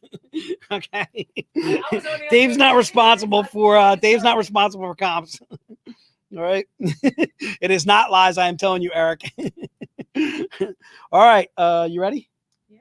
All right, let's go to Ebas number 4. Ebas number 4 is BWT01J. This is the clothed version of the one I just showed you. I'm going to do this bad boy for $125. All right. This is Ebas number 4. Also a wraparound cover. Also a wraparound cover. I got 34 of these total. I doubt we're going to sell all 34, but if we do, I'm fine with it. Let's go ahead and sell it out in true Ebas fashion. All right. I can't believe we actually got some of these still left. All right. Let me see if I can hold it. Eric, you need some of these too? Let me know, Eric. You need some of these too? I got you covered, David. All right.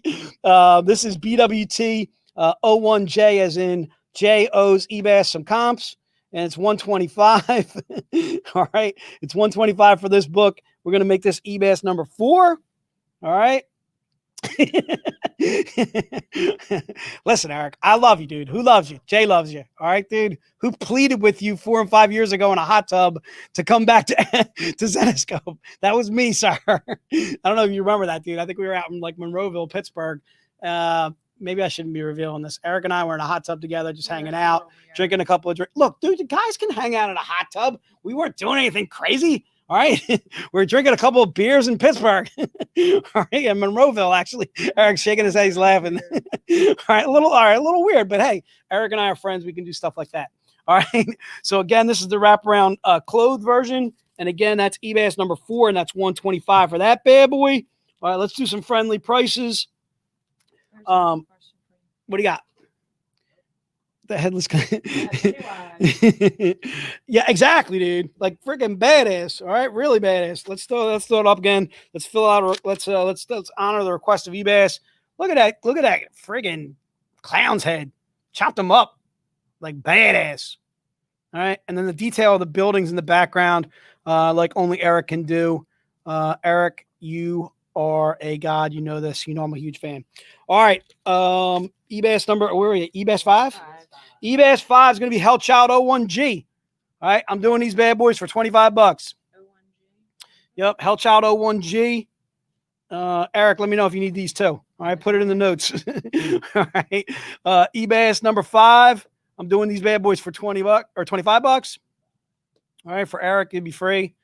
All right. All right. So again, Hellchild 01G. I love that Eric's hanging out with us. Eric, they were good times, man. I think it was actually me, you, and Jen. Jen Sells. She wasn't in the hot tub though. Thank goodness. I'm sure it would have got inappropriate. All right. All right. So me and Eric just hanging out in the hot tub in Pittsburgh. Oh, Con Life, dude. Who's not missing Con Life? Are you kidding me? Big time. All right. So again, Hellchild 01G. This is Ebas number 4. These are only 25 bucks.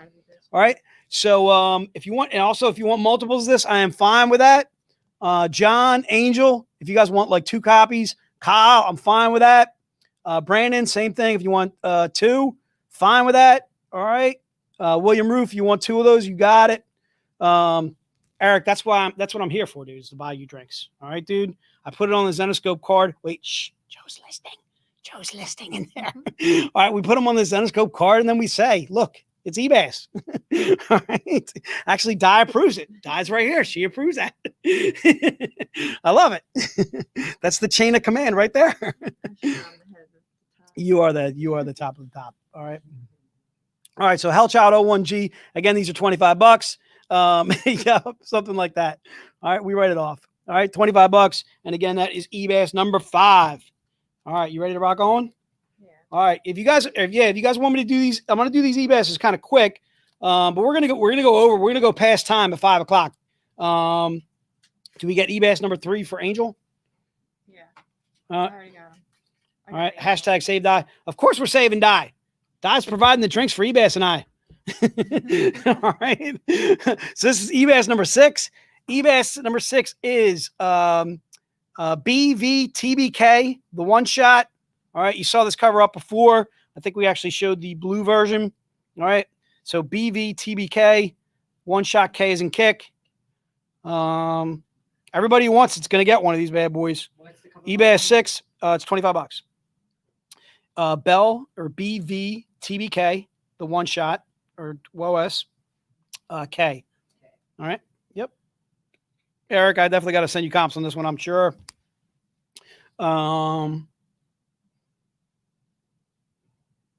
Exactly. So Ebas number 6, again, 25 bucks. If you want multiple copies of that, I am fine with it as well. All right. So Ebas number 6 is only $25. It is a 250 print run. All of our 250 print runs are always 25. We did this for 4th of July. Obviously, that was a 4th of July cover that we did earlier this year, a few months ago. I think we've put them away since. We're breaking them back out for this con, obviously in honor of Eric. So Ebas number 6, again, Belle versus the Black Knight or TBK, one shot, K as in kick. All right, we're doing these bad boys for $25. All right. And that's that. All right, let me know when you're ready to rock on to. Yep. All right, so let's go to Ebas number 7. Ebas number 7 is the 125 print run version of that. And this bad boy, is $50. All right, so Ebas 7. Di is rocking out the what are those things, dude? Is it party favors? What do you got on your head? They're Halloween headpiece. It's a headpiece. It's a thing. Eric, perhaps you could do a comic that has Di's head and some goofy looking things coming out of the top of her head with a dragon in the background, of course, sir, with a dragon. See, All right. your headgear, All right. Well, what else is Eric going to say to you? All right. Ride or die. We ride or die with die. All right. Ebas number 7.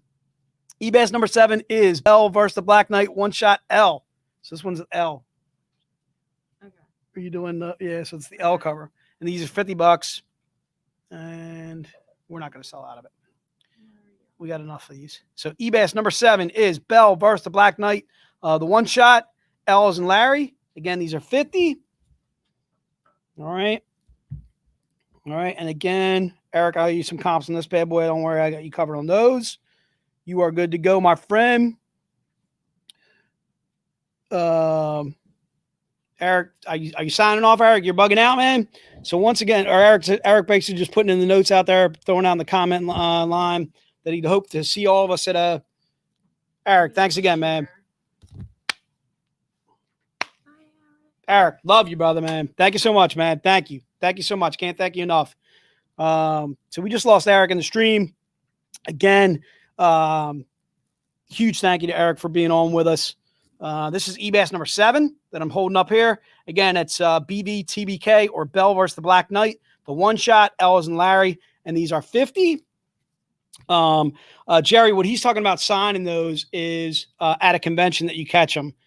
We never have Eric in office. Eric actually makes his home out in California. So the only way to get to Eric is some of the West Coast conventions that he does. He does come east. I know Eric will do New York Comic Con.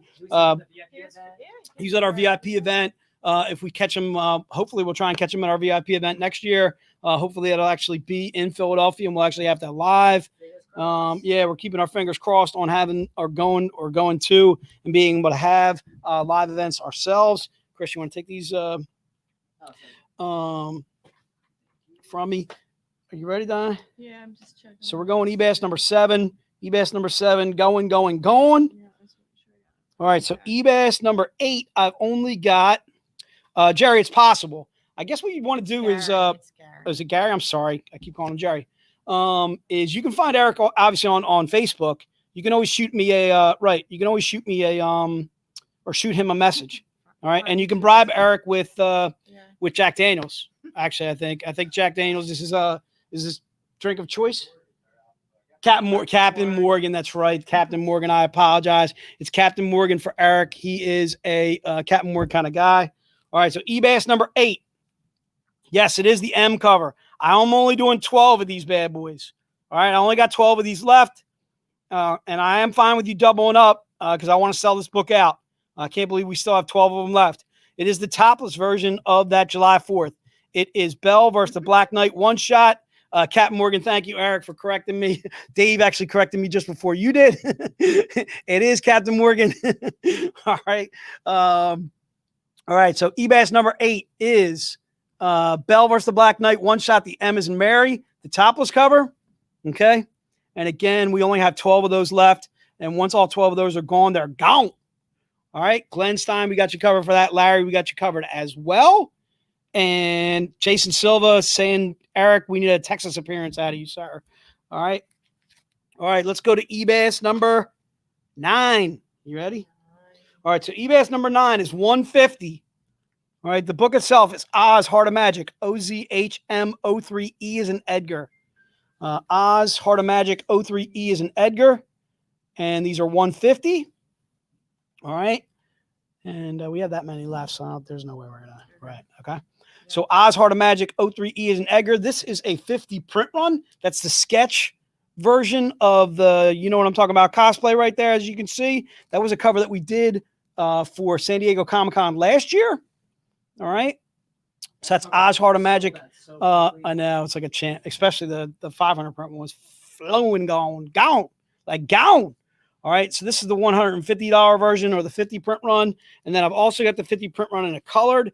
If you don't like Ebas number 9, perhaps you like Ebas number 10. Ebas number 10 is GFT V2 26 Eyes in Indigo. All right, this is the 50 print run version. It is also a foil. All right, it is a foil cover, meaning if you can tell by the logo there, then I'm trying to get a little zoom in on, that's foil. All right, so it's a 50 print run foil. I'm doing these for $150. All right, I've only got 20 of these total. GFT V2 26 Eyes in Indigo. All right, and that's Ebas 10. Ebas 10 is 150. October, we got you covered for that, sir. Thank you so much. GFT V2 26 Eyes in Indigo. And again, those are 150. And those are the Ebas books. If you're looking for a recap on the Ebas books, let me know, and I will try and get to them after I do the recap of everything we're doing. All right, so let's go to some recap stuff. All right, so Don, you know where I want to start. Let's go back to the beginning. Let's flip it, reverse it, go back to the beginning. You ready? Okay. Let's go back to pack number 1 if we got pack number 1s. All right. We do have pack 1. All right, so we have pack number 1s. I'm going to open this up to all buyers. All right, pack number 1s. I'm opening this up to everybody. Pack number 1 is 6 books. Okay, so there's 6 books in pack number 1. Oh my And again, it's $175. We're going late, Dad. It's only $4.15. We got time. Spilled my water. You spilled. And the cleaning people came already. What are you doing? I don't know what you're doing over there. You're not keeping your composure. All right, again, pack number 1 has the Elias Chadzudas, the Sun Kumanaki. These are part of pack number 1. This is going to be rapid fire pack or rapid fire recap hour. All right, you also get the Mike Chromes. This is pack number 1 is $175. If you want can we get a list for book 1? Andrew McAdavis asking Chris, you got a something someday. Yeah, Chris has got you covered. Hang on one second, Andrew. We'll get you covered in a moment. All right. And again, you get the connecting covers. These are our part of pack number 1. Again, pack number 1 is $175. It is 6 books, and I've shown you 4 so far. These are the last 2. That would be the Grimm 40. This is part of pack number 1. And then also the wraparound Chrome, which is the 100 print run. All right, this bad boy is only going to be sold in this pack. All right, period. The only way to get this wraparound book clothed is in the pack. That's it. All right, we're not doing this as a solo. All right. Okay. So again, Van Helsing versus League of Monsters 04, the wraparound. Again, only available in the pack. So you get those 6 books in the pack. It's $175 for the pack. The only way to obtain that wraparound is in the pack. All right. I'm assuming we do not have pack 2s, right? No. Do we have pack 2s? Uh-oh. We have 1. We have 1 left. Yeah. We have 1 pack 2. I'm opening it up. Actually, you know what? I already know who wants it. This guy right here. He tried to get it. Yeah, he tried to get a second. So we're gonna say pack 2 is sold out. You want to do that? Let's do that. So we're gonna do a pack 2 is sold out. Pack 2. Let's say pack 2 number is sold out. We're gonna go to the. Can we do any? Begins with a Z. Can we do any of those? Okay. So and we had 33 new buyers. Yeah. Damn, I like that. So we're gonna go to new buyers on that again tomorrow. So let's go to book number 1. I know I got book number 1s left. Book number 1 is the Belle, Ghosts and Goblins, one-shot D as in David. All right. So Belle, Ghosts and Goblins, one-shot D as in David. Again, these are $25. I'm opening this up to everybody. Anybody wants to buy this bad boy, it's yours. All right. And again, it's covered by Elias Chadzudas. It is a $250 print run. If you want to double up and now you want to grab like a single extra, Larry, I'm going to see if I can get you a pack 2 tomorrow for a double up. I can't promise you, but it's possible. All right. It's going to have to make it till the afternoon. That's kind of how we do. If people are going to double up at all, they have to make it to they have to make it to an afternoon. All right. Larry, I know how good of a customer you are. And believe me, I want to satisfy everything that you want to buy. Trust me. We are extremely fortunate to have you, my friend. All right. Again, book number 1 is Belle, Ghosts and Goblins, One Shot D as in David. And again, these are $25. All right. And if you want to grab another copy of this, I'm completely fine with that. All right. And again, that's the Elias Chad Zudas, and it's the 250 print run. All right. Book number 2 is the Mike Chrome. And the Mike Chrome is Robin Hood Justice 03 F as in Frank. Yep, I do have the right book. Thank goodness. All right. Robin Hood Justice 03 F as in Frank. And again, these are just $20. I'm opening this up to everybody. So if you want to grab a second copy, please do so. I am completely fine with that. All right. So again, this is Robin Hood Justice 03 F as in Frank. We got time, dude. I was panicking earlier. I was panicking. You know what? That's because Michael Barryman went way over time. And then Ebas went like 15 minutes past time. We were like, there was so many. I'm going to tell you right now, that Michael Barryman, can you get that thing off of there? That Michael Barryman interview was off the chain. That guy has to be one of the most interesting people I think I've ever heard speak. And you're not expecting it. Like, it just blows you away. I was commenting with Kent quite a few times here and there, or whatever. Like, I can't wait to buy his book. All right. The guy was just utterly, I was like, oh, just incredibly engaging.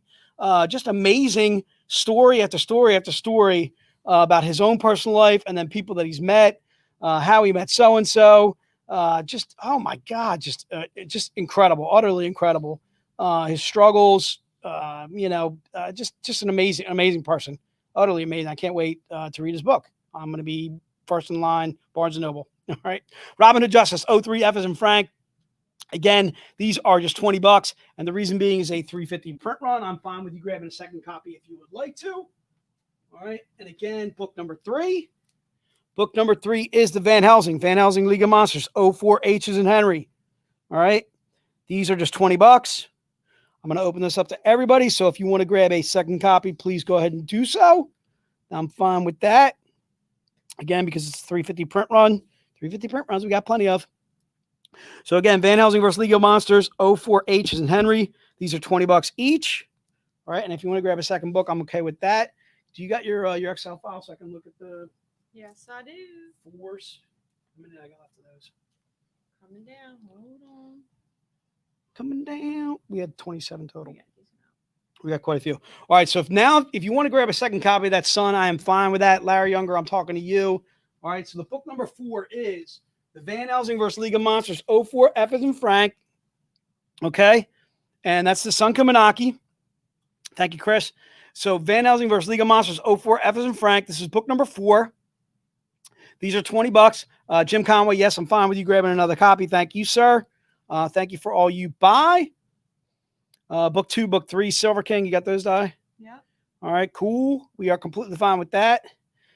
Joe, fine with you grabbing another book 4. I don't know if you got it all before. Rob Jinqui, we got you for a book 2. Enrique Gutierrez, we got you for a book 2 as well. Book number 4 is Van Helsing versus League of Monsters 04 F as in Frank, the Sun Kaminaki. Easily one of my favorite Suns covers coming up right here. All right. Kevin, you certainly may have a second Sun Kaminaki cover. We got a few as we're probably getting closer to selling it out now. So Van Helsing versus League of Monsters 04 F as in Frank. Again, these are just $20. All right. To me, it's an absolute steal. Rob, certainly fine with you doubling up as well. If you are. Tim Van, let's get him down for book number 4. So again, book number 4 is Van Helsing versus League of Monsters 04 F. Again, that's a 350 print run. Corey, we got you, sir, as well. And did Enrique just call me Joe? What up? I'm Joe. Hey, I'm Joe. Okay. All right. That's not I can do about that, Chris. It's not I can do. It's been a bad year for Jay. All right, Van Helsing versus League of Monsters 04 F as in Frank. This COVID has hit me hard. All right, $20. All right, $20 on this bad boy. It's a 350 print run, and that is a cover by Sun Kaminaki. All right. And I'm going to keep on doing those bad boys as long as we are still have them. And I think we still got a few. Oh, All right. So if you're still interested in book number 4, Yep. and Book 5 are good. Chuck, you know what, Chuck? You were not caught out. All right, Chuck, I got a treat for you, sir. I'm glad I see you in the stream. Chuck, you know what I just did? Right now, I'm going to wave my magic. I'm going to wave my magic, whatever the heck this is. It's a machete. I'm going to wave my magic machete, and poof, Chuck Garza, you are now a VIP, sir. That's how I do. All right. Chris and I just decided upon this morning. All right. And we want to make you an honorary VIP for all the things that you do for us, for the IT stuff. That's okay, Enrique. You're good, my friend. You can call me Jay. You can call me Ray. You can call me Joe. You can call me Schmo. All right.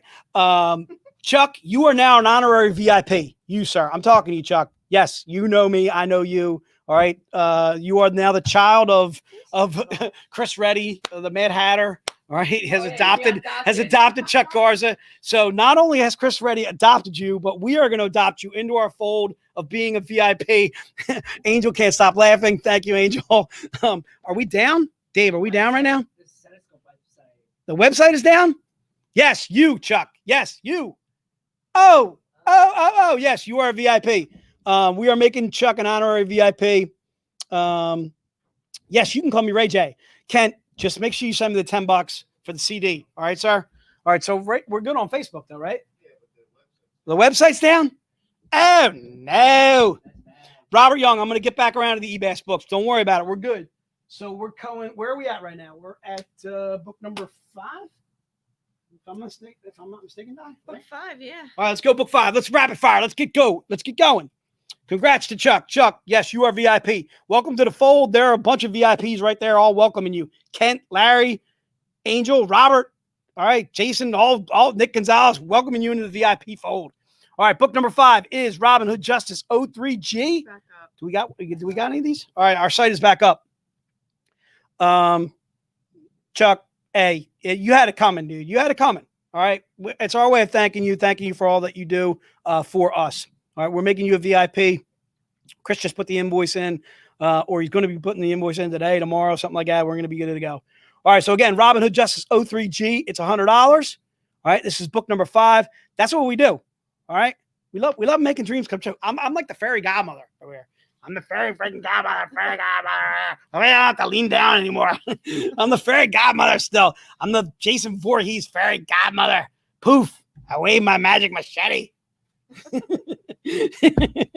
right. We're having a lot of fun today. I'm going to tell you right now, it's been a freaking incredible day already. Michael Barryman and Ebas. I can't wait for John Cassier. Hopefully I'm pronouncing that right. Cassier, whatever. John, I can't wait to see that interview.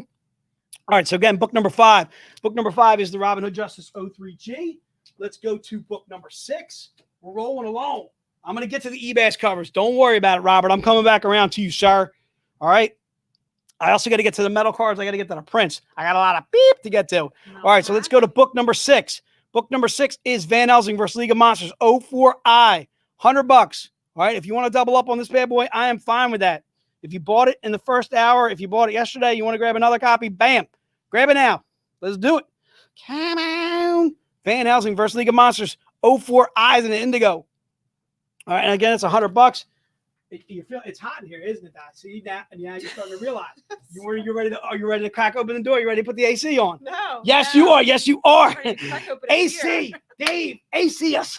Di just requested AC. No, I did not, Dave. All right, Dave, Di, do we have book number 7s? We want some AC is what we need still. We do not want AC. We need, if you want to click on that AC right over there, Stu, that would be outstanding. Stu Slimer. Do we have book 7s? Do we have book 7s? Yeah, I think so, yeah. Book 7 is, we only do 6 of them, dude. No. We have one left. We have one. We have one book number 7. One. I got one. You got to be fast on the draw. Fast on the draw, people. Bam. Chris has already got the banner up there. Bam. There it is. Belle, Ghosts and Goblins, One Shot E. These are $175 books. The reason being is a 50 print run. All right. There she is. I got one of them. I got one. Una mas. All right. Do I have any book 8s? It is sold. Sold. William Doctor, the doctor. Is there a doctor in the house? Scroll down there. William, you got it, sir. The last one, sir. Let's go to book number. Do I have book 8s? Excuse me, Jay. Just remember that. That's do I ever disagree with you? Okay. All right. Do I ever? All right. In fact, I'm the one that makes the mistakes, and Di corrects me. All right. Like a good wife, she takes care of me. She keeps me in line. That's for sure. All right. We're going to book. Where are we at? Book 8. Book 8. Do we have any of these left? Yeah. All right. Book 8. I got some of these left. $125. It is Belle, Ghosts and Goblins, the one shot. F as in Frank. Again, it's a 50 print run. It's a 50 print run for 125. For 125, are you kidding me? 125. What? Yes, I'm going to recap some of the AC or some of the Ebas stuff later. Okay. All right. So again, that is book number 8. We're rolling along. Let's go to book number. Do I have book number 9s? You got a couple. I got a couple book number 9s. Got to be fast in the draw, people. Book number 9s.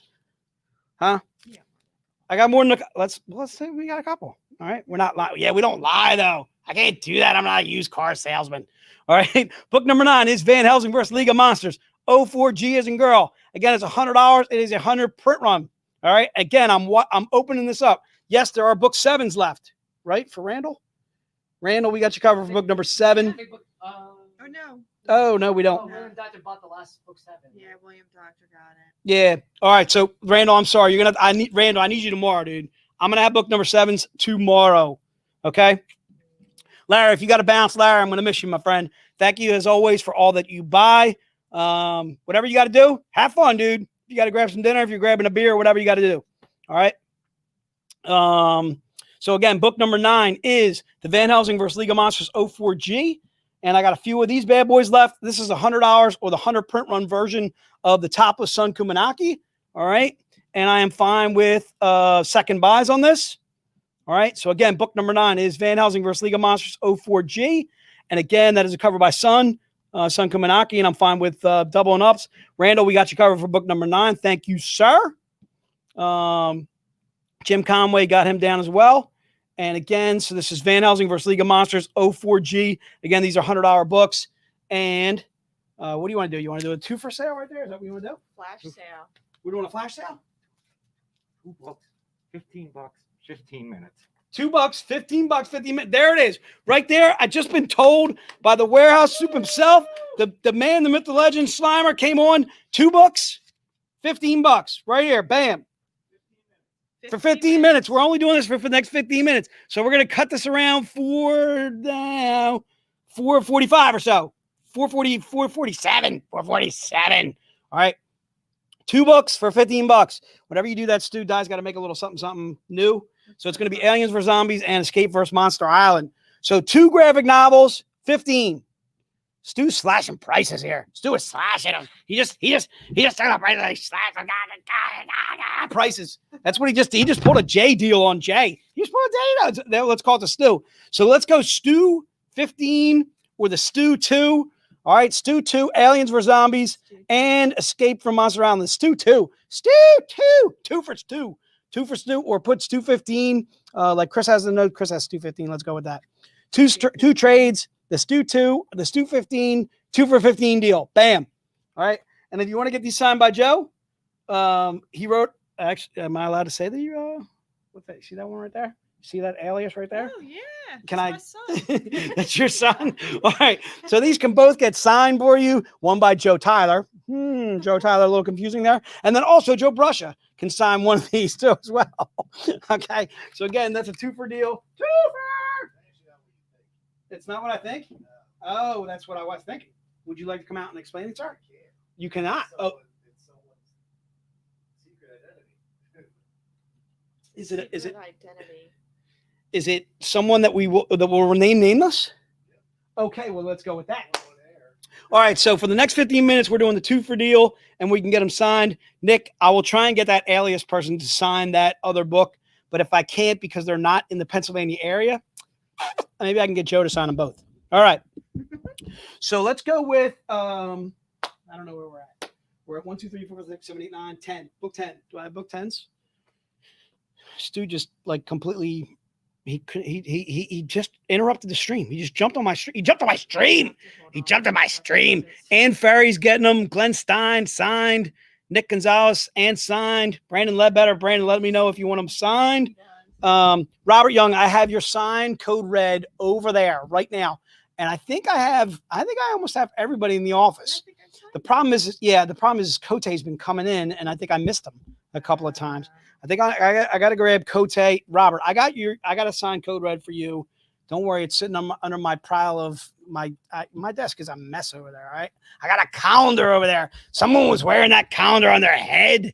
All right, I got a calendar on my desk. Stu did cross the stream right there, Kyle. See that? You see what happens when we cross the streams? I know, look at that. All right, it gets all funky. All right, so we're ready. Okay. All right, so we're gonna get to book number 10. 10. Do I have any Yes, 10s? book 10, yes. I do have 10s? Yeah. All right, let's rock out a 10. If you want to double up on book number 10, I am fine with it now at this point. So book number 10 is Van Helsing versus League of Monsters. 05E is an Edgar. This is the Sun Kumanaki, the 75 print run version, the bloody version, the messy version. All right, so book number 10 is Van Helsing versus League of Monsters 05E. This was part of pack number 2. If you got pack number 2, you already got this bad boy. If you would like to double up, like I can see Jim Conway would like to, Jim, I am fine with that. Again, Van Helsing versus League of Monsters 05E as an Edgar. These are $125 for this bad boy. That's book number 10. All right, do I hear a book 11? Do I have any book 11s? Book 11, I think I only had. We have one left. We have one book 11. You're going to be fast on the draw, people. Fast on the draw, book 11. All right. Book 11 is GFT V240 F as in Frank. Book 11, put it in the notes. It's going to be yours. All right. I'm going to go GFT V240 F as in Frank. Again, these are only $25. Again, that's the cover by Paul Green. Just put book 11 in the notes and you shall get the last one for today. Don't worry about it. If you miss on it, I am going to have it tomorrow. All right. Yes, we are going to do we're still going to get to the book 17s. I think we still have some of those left. You know what? I don't want to jump the gun. So let's go book 11. This is the last one we have left of that one for today. Do I have any book 12s? I don't think I do. Do I have any book 13s? Yes. I do have a couple of book 13s. So let's go a couple of book 13s. Ann Ferry, we got you covered for book 11. I'm glad you got it because I got a feeling you did not get it to start. Nope. So that's perfect for us. I think that's Michael. So book number 13, right? Yep. I got a few of these. Book number 12 is sold out. So if you missed on book number 12, you got to join me tomorrow, like 15, 20 minutes in. All right, at least. All right, book number 13 is GFT V240H as in Henry. These are the $100 ones. This is the topless version, as you can see right there. All right, and again, these are $100. Again, the reason why they're $100 is a 100 print run. There are only 100 of these made. This was part of pack number 2, so if you got pack number 2, you're good. All right, so GFT V240H as in Henry. All right, these bad boys, I think we got a few left. We do. Book number 13. Book number 13, if you like it. Randall, we got you covered. William Doctor, we got you covered as well. Ray, Jim Conway, thank you so much, sir. We got you guys covered. That is book number 13, GFT V240H as in Henry. And again, the gloves are off on this book, so I am fine with you guys doubling up if you would like to. All right. And Nick, you got book 11 yesterday. So I don't know if that was Chris or Dave kind of bopping that out to you, just kind of letting you know. So again, book number 13 is the GFT V240H. All right, and that is the topless Paul Green. All right, do I have any? I'm sure I got plenty of these. This is book number 14. Yeah, we're going. All right, book number 14 is. Okay. Book number 14 is GFT V238K as in kick. These are $25. Do we got room for Robert Hopkins on a book 13? Yeah. Robert, we got you covered for book number 13. Thank you, sir. And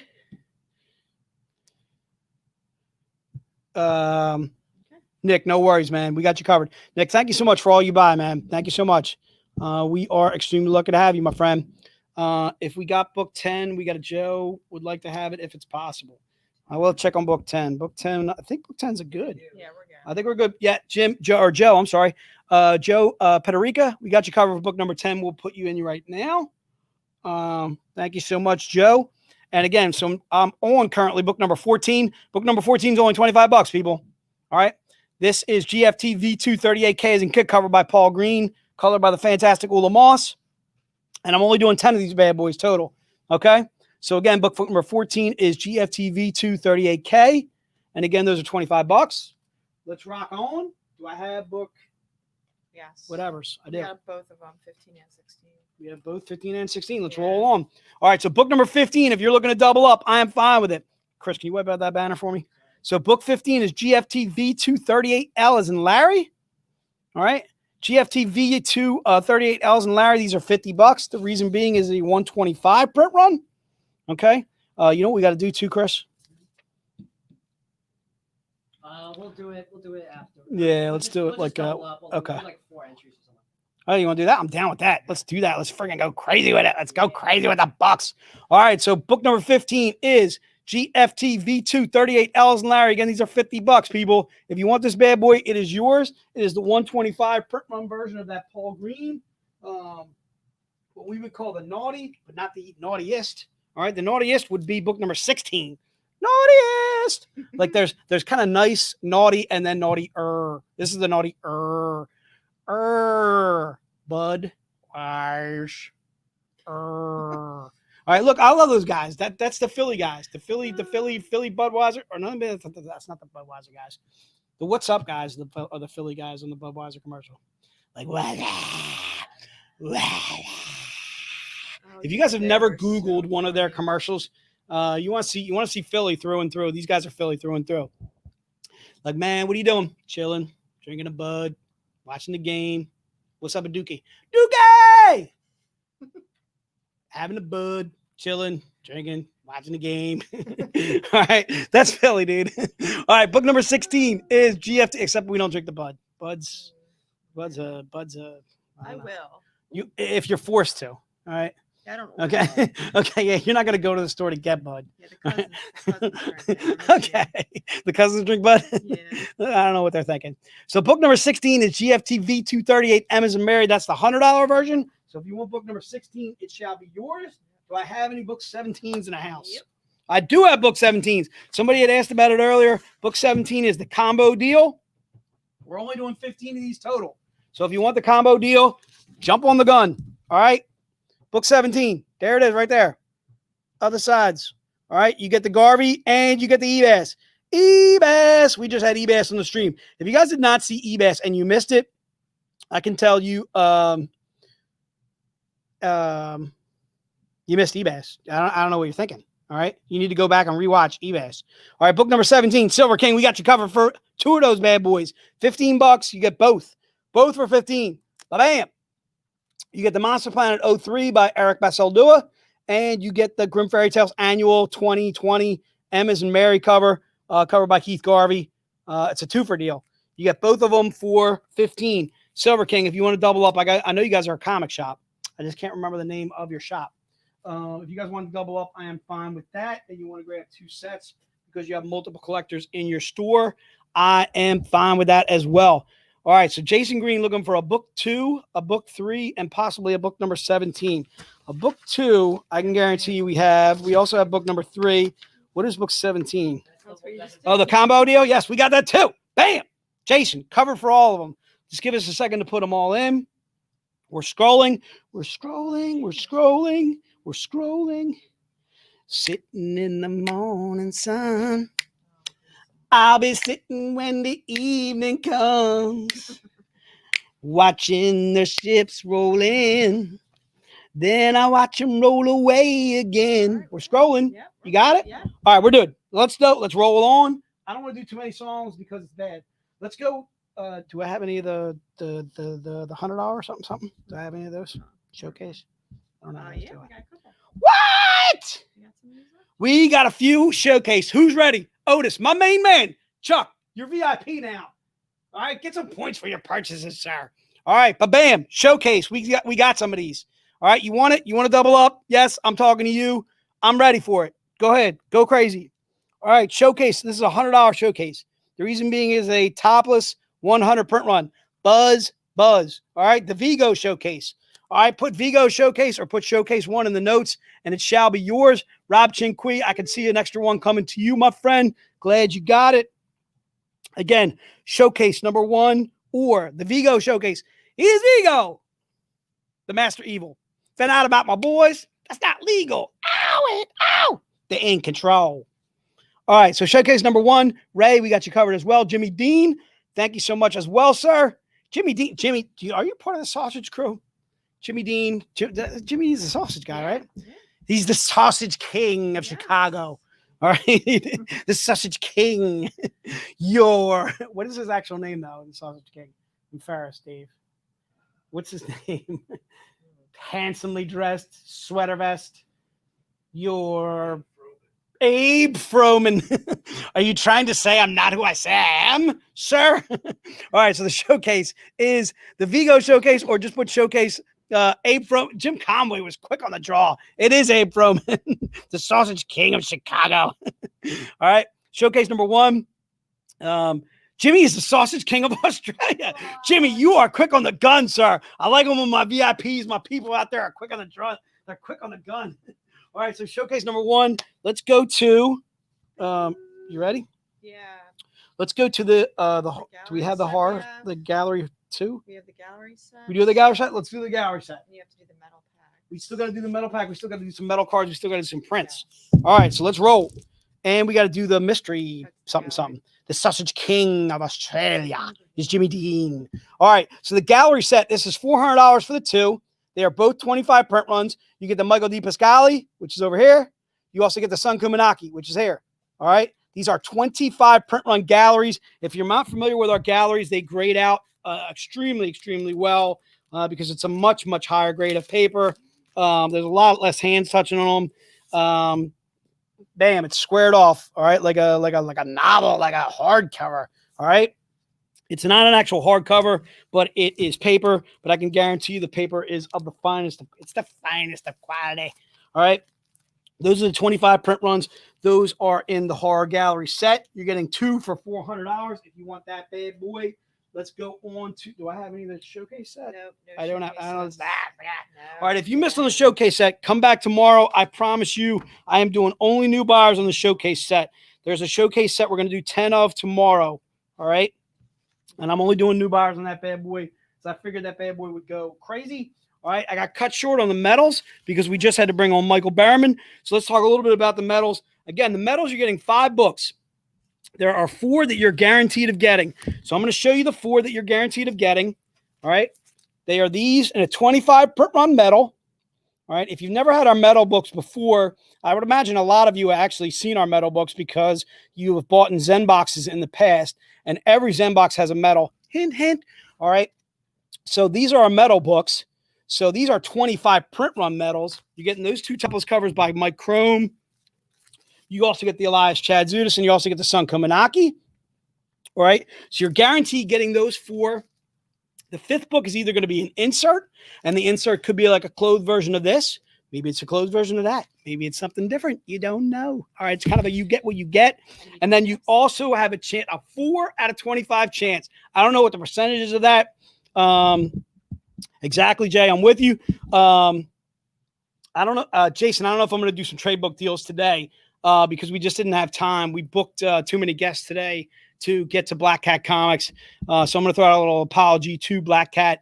But we just ran over with time. We wanted to give a lot more time to Michael Barryman. We wanted to give a lot more time to Ebas.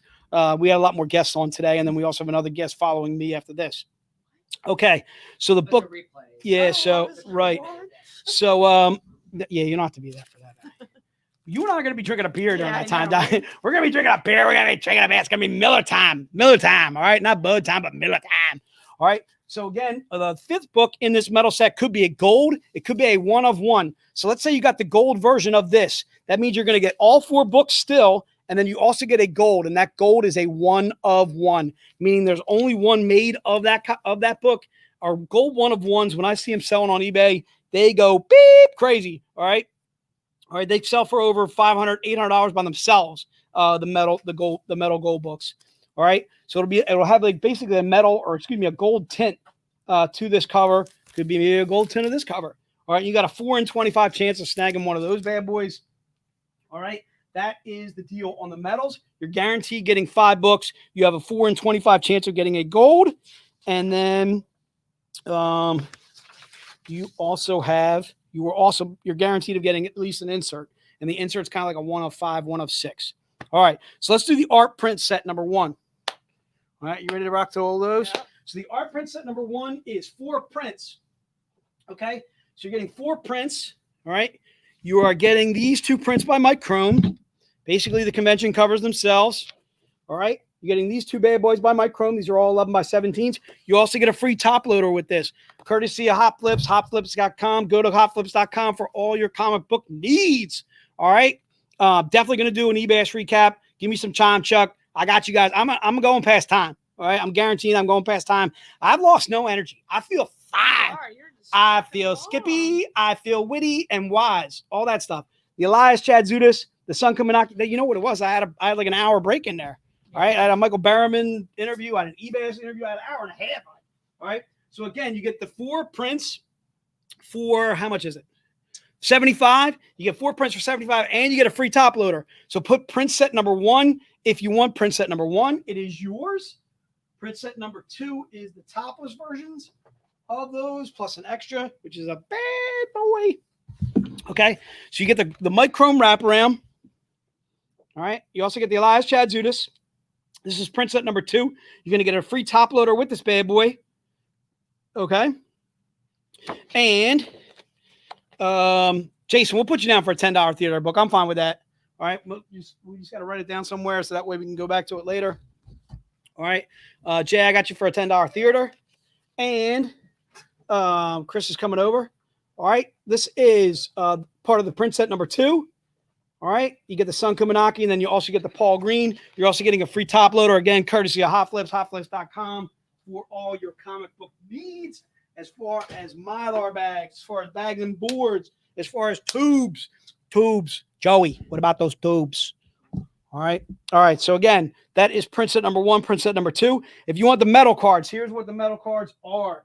All right, so we're doing the metal cards basically in the covers that you have seen numerous times. You're getting 3 for 30. All right, this is metal card set number 1. I did not get a chance to talk about this earlier, and I apologize. Metal card set number 1. Let's see if I can hook these bad boys up.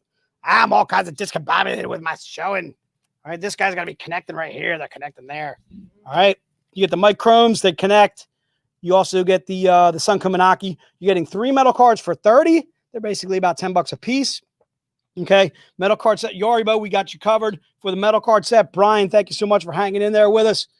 We still got 93 views at 450 on a Friday. How come you got? I hope you guys got beer in hand. All right, because I need a beer. Dave, I need a beer stat. I don't know if you're going. Are you going to get a beer, Dave? I'm hint. All right, you're going to get a beer. I'm ready. I'm parched. Petty by both shoes. I'm parched. All right, let's go with the Mike Chromes and the Sun Kaminaki, and it's 3 for 30 on those. Sir, have never done a drug in my life. All right, well, I smoked a little weed, but that was a long time ago. That was like first year. That was freshman year of college. Doesn't count. All right, let's go with what's that? I was a child then, and I was peer pressured into it. All right, that's my story, and I'm sticking to it. All right, so these are topless versions of these metal cards. It is metal card set number 2. Yoribo, we got you covered for that. I didn't even tell you how much it is. How do you know? Oh, there it is. That's the banner. Chris is all over it. Bam. All right, Chuck, who didn't? You know what I'm saying? All right, bam. So again, the horror metal card set is 3 for 50. Again, they're topless metal cards. Yes, they're topless. I can't show them to you. If I show them to you, it's gonna be all bad. All right, maybe Quinn's watching. We can't show Quinn stuff like that. It's bad. All right, so this is 3 metal cards again for 50. 3 for 50. All right, 3 for 50 on those metal cards. Just put metal card set number 2, and it shall be yours. All right. All right, so let me make sure, and I got to get to the trick or treat bag. Trick or treat. And the pin. Yes, sir. Yes, sir. Yes, sir. Did you put the pin back, Chris? You put the pin back. You, sir. Chris put the pin back in the grenade. I'm doing that. I'm gonna do that too. Okay. All right. It depends on how many we sold. I got to keep it around 55 that I can sell those. So if we could take a look at yesterday when we get a chance. All right. So right now we're doing the trick or treat bag. There is a trick or treat bag or a mystery box, whatever you want to call it. It's going to come with a random print. It's going to be one of these 3. Not so random. Maybe not so random. Not necessarily the word I should have used. You're going to get one of these 3. All right. You're getting a print with it. You're also getting the pin. All right, the pin is brand new. All right, you're also getting this bad boy. You're also getting 3 single issues, all Halloween or Grimm Fairy Tales, or Grimm Tales of Terror, I should say, specials from 2014, 2015, 2016, 2017. So you're getting 4 single issues with the Trick or Treat bag. All right, the Trick or Treat bag is $75. Give me a second, I'll show you why it's an extreme value. All right, so you're getting 3 standalone stories, all either Grimm Fairy Tales or Tales of Terror style. You also get the Peekaboo. You also get the Day of the Dead, the bam, 2 graphic novels, the pin, 4 issues, the print, and last but not least, you also get the Keith Garvey. Keith Garvey. That's the Trick or Treat bag. All right, the Trick or Treat bag is $75. This book alone is worth $25. The graphic novels, both of them are $20 graphic novels. So right there, you're already at 40. That's at 55 plus the pin. That's 75. I'm basically throwing you the single issues and the print for free. All right, for free. Free. That's how we do. Free. All right. So again, you get an exclusive 2 graphic novels, 4 single issues, plus a print, plus the pin, plus everything, the whole kit and caboodle, and that's all for $75. Just go ahead and put in the notes that you want the Trick or Treat bag, and it shall be yours. All right, and that is the Trick or Treat mystery box, mystery guest. It's not a mystery anymore because I'm telling everybody what's in there. All right, well, maybe it's not a mystery. All right, so let's go with the horror pin. We're doing the horror pin for $20. All right, if you just want the pin, $20 and she shall be yours. All right. All right, I got one more item before I go back to before I roll back around to the Ebas. I got time. It's only $4.56. Who's leaving me? Di, you getting a beer? Oh, Di, you are too good to me. Dave, it didn't work on Dave. I tried a Jedi mind trick on Dave and it just did not work. We are getting a beer. I hope you guys are getting a beer. It's Friday. Happy Friday to you people. All right. Hopefully you're cracking. If you got them out there, all right, drink them if you got them. All right, to you. These aren't spilling, you notice? That's because they're brand new. They're brand new. I put them in the fridge on Thursday. Oh, nice. These are brand news. All right, we're brand new. We're gold. All right, if you want the pin, it's Miller time, Chuck. Chuck, it's Miller time for you, dude. You're VIP now, baby. All right, Jimmy. Joe just cracked one too. His exploded. Dave's exploded. Yes, that's karma. Karma coming back around at you. All right, there's a pin for Chuck. Salute to you, my friend. Hopefully you're drinking one. Jimmy Dean would like a pin die for $20 if you want to put Chuck down for that pin. Or it's going to be a Jimmy Dean bean. Paul, did you just join us? Cheers to you as well, Robert. Cheers to you up in Canada. All right, you don't have to deal with these. I don't know what to say.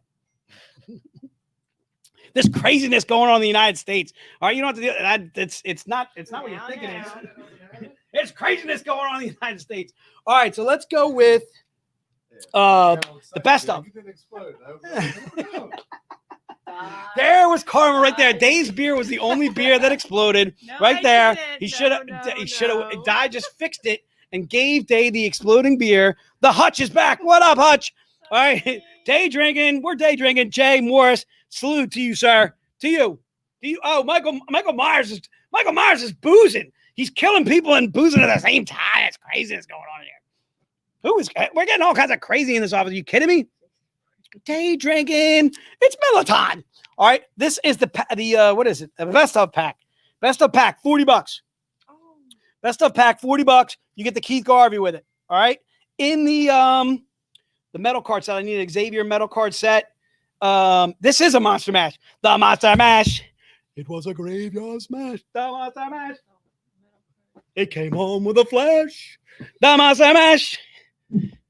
It held on with it. I don't know the lyrics to that thing. I love that song, though. I'm not going to lie to you. I'm a big fan of it. We're playing it tomorrow.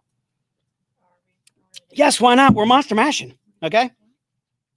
Karis pin for Xavier. Metal card set for Xavier.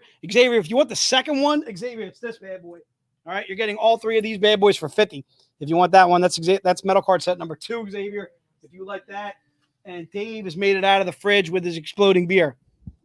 We do not have any Ebas cards yet. I can tell you right now, we need to put Ebas on metal cards, period. I got crazy with it. We need it. All right. It's a graveyard smash. Jay Silva.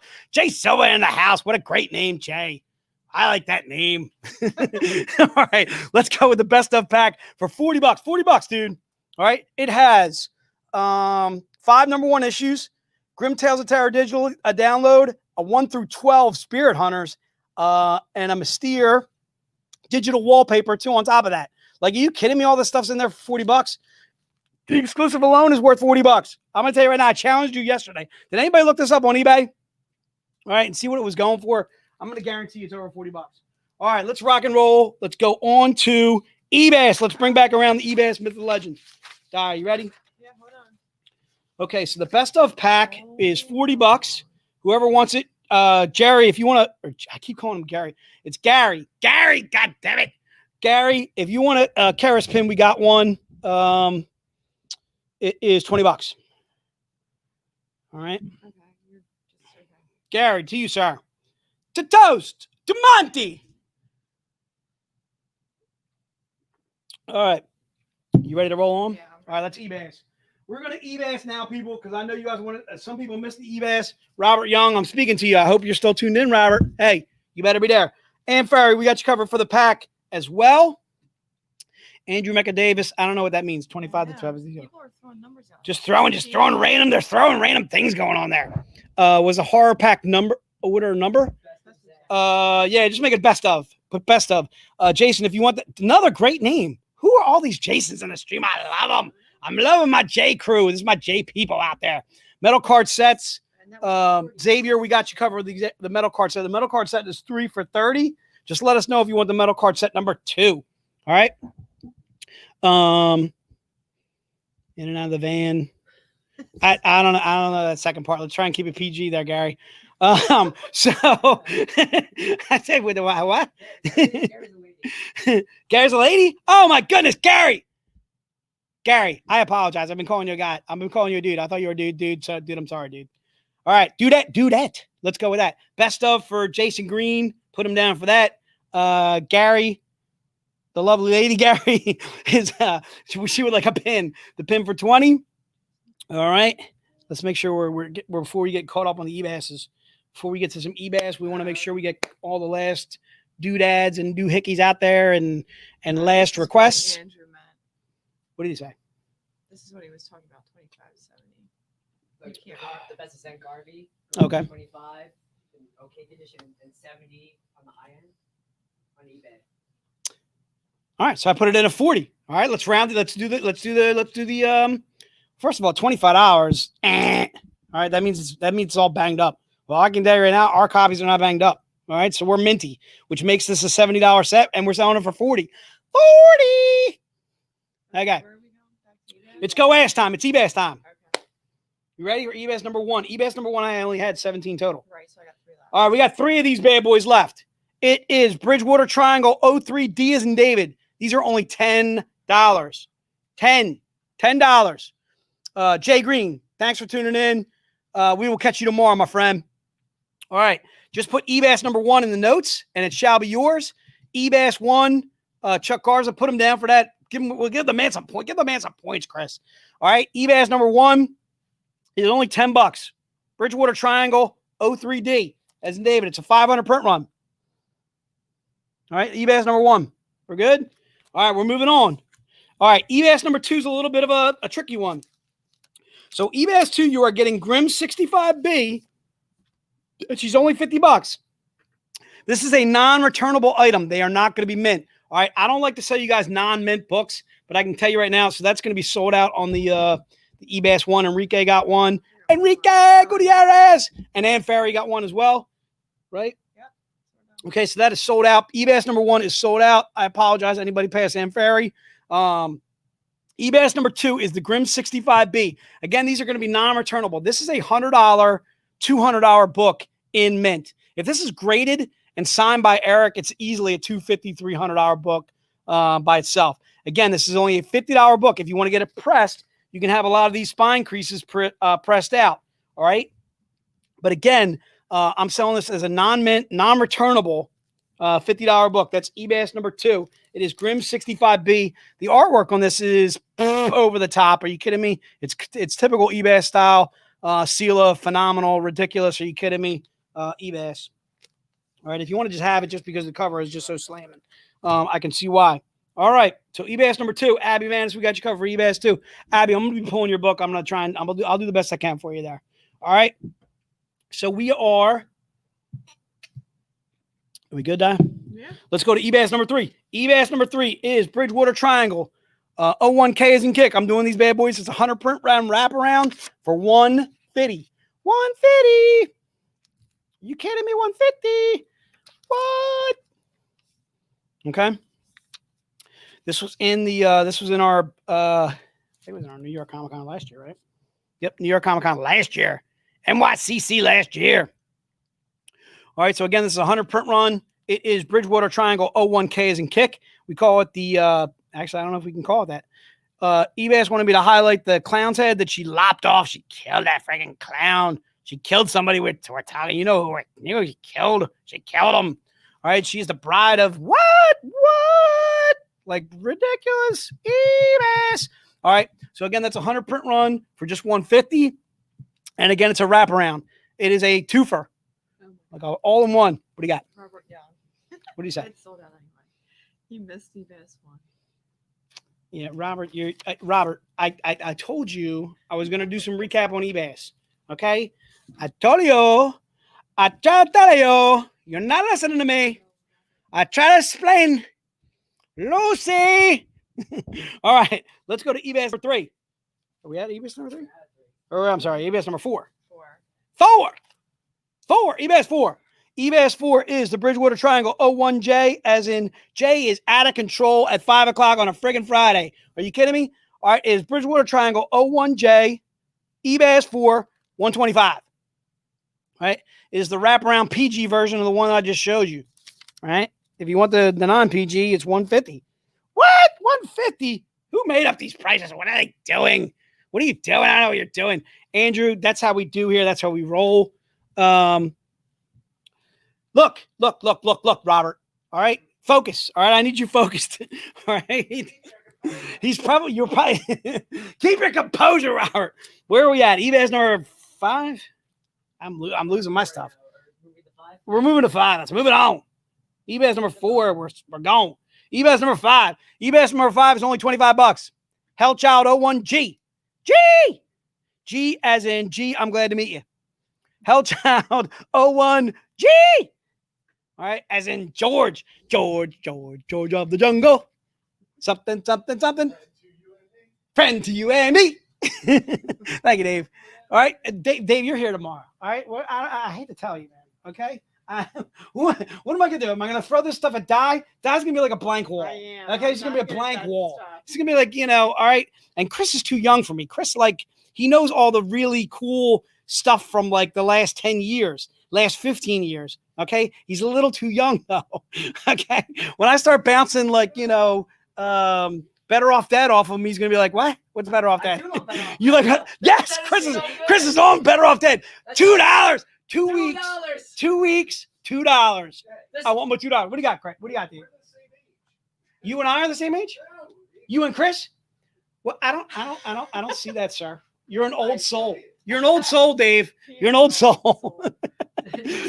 Chris comes across to me as like 22 years old. All right, and I'm not gonna lie to you. All right, I'm not asking your age, Chris. I know he's got that young face. He's got that Chris thing. He's got that Chris thing going on. He's gonna be young forever. All right, so Ebas number 5 is Hellchild 01G. It's only $25. If you want that bad boy, put Ebas number 5 in the notes. Edward John LaChance. All right. LaChance. That's what's his name from friggin' Stand By Me. Is LaChance. Is the kid. He gets his hat stolen and then he friggin' pulls the gun on what's his name? Kiefer Sutherland. A very, very young Kiefer Sutherland. I know. Great movie, Stand By Me. All right. So Chopper. Sick. Weep. All right. Let's go with Ebas 6. Ebas. Where's that where we're at? Ebas 6? Ebas 6 is Belle versus the Black Knight. One shot. K is in kick. These are only $25, people. $25. Yes. Gordy is what's his name from Scream 2. And that, but he's thin then. Isn't that Gordy? Yeah, I think Gordy. Right. It's what's his name? He married he was married to Rebecca Romaine Stamos, wasn't he, or something like that? Gordy? I think, or are they dated? I think they dated. think we're all married to her at some point. Did she freaking? Watch myself. I think I'm telling you right now. I think she dated the guy from Scream 2, who was also in Stand By Me. Huh? Gordy was oh, that's right. No, Gordo. I'm thinking of who's the heavy set kid from? Oh, what is his name? Somebody on my stream felt me out here. Who was the heavy set kid from? That's it, right? But he was in Scream 2 though, and I'm pretty sure he also dated. What's her name? Rogue. So Anna Paquin? No, not Rogue. I'm sorry, Mystique. Oh, Mystique. He's married to her. There you go, dude. I'm all over this. Bam! I know what I'm talking about. No, not Will Wheaton, Robert. I was mistaking my actors. All right. Ebas number 6 is Belle versus the Black Knight. One shot K is in kick. It's $25. All right. Let's get it up. Right. He what?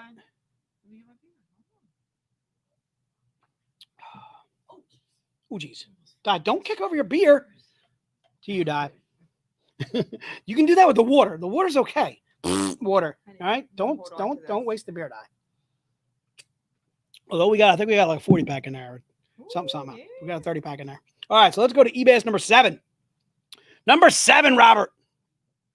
Ebas number 7 is the $50 version of that July 4th Ebas special. Belle versus the Black Knight. One shot Ellis and Larry. These are $50. All right, I got some of these bad boys. If you want to double up, I am fine with it. Jerry O'Connell. That's it, Jerry O'Connell. Dave said it. I just missed it.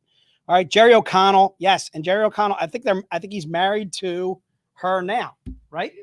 Okay. But he has a twin brother. Really? Good stuff.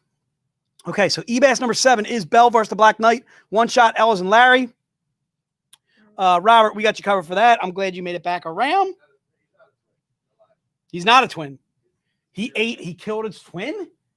He friggin' killed his twin. Jesus Christ, Jerry O'Connell. Jerry O'Connell's a guy. Jerry O'Connell's, look, dude, you can't, all right, there's only one actor per family. All right, Jerry O'Connell just said look, that's it. Rebecca Romaine O'Connell. There it is. Chuck, there's my IT man. Ebas number 7 is $50. That's the 125 print run version. Do I have any Ebas 8s? That would be, I only had 10 or 12 to start. Oh, yeah. I do? Yeah. Okay, let's rock it. Ebas number 8. I only had 12 of these to start. This is the M or the topless version. No, I had 12 to start, and now I think I have something. All right, so Ebas number 8 is Robert Young. I see Robert Young. Robert is I knew you were hanging on. Robert's like everybody else is just drinking out there. Including me. All right. Ty and I are getting boozed. All right, Robert, I'm selling to you while I'm drinking. What do you want to tell you? So Ebas number 8 is Belle versus the Black Knight. One shot M is in Mary. These are $100. If you want multiple copies of that, I am fine with it. All right, Ebas number 9. Is that a 9er in there? A 9er. All right, Ebas number 9 is Oz, Heart of Magic, 03E is an Edgar. These are $150.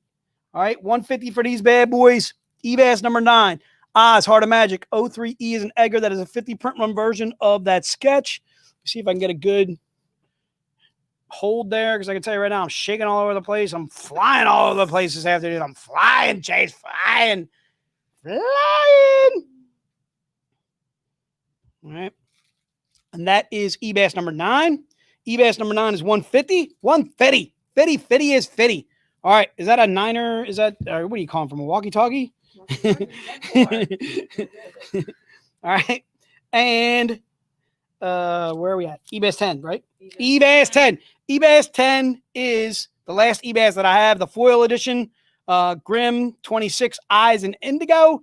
Eyes and I gotta drink another sip of beer. Cool beans.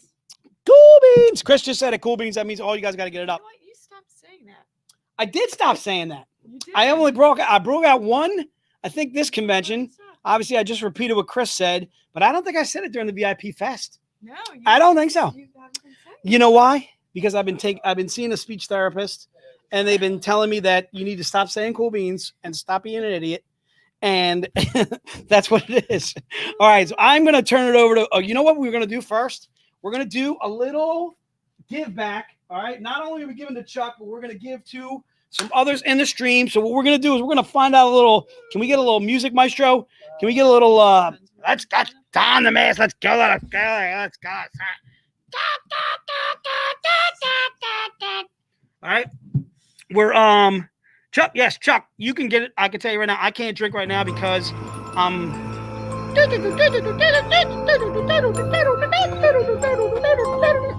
cue the creepy music. All right. They don't see all that, do they? No, they don't. Okay. All right. So cue the creepy music. We're going to do some creepy bucks. We're doing some creepy dollars, some creepy cash. Creepy cash is what we're doing. We're not doing, we're tossing out the Ghostbuster bucks. We're doing some creepy cash.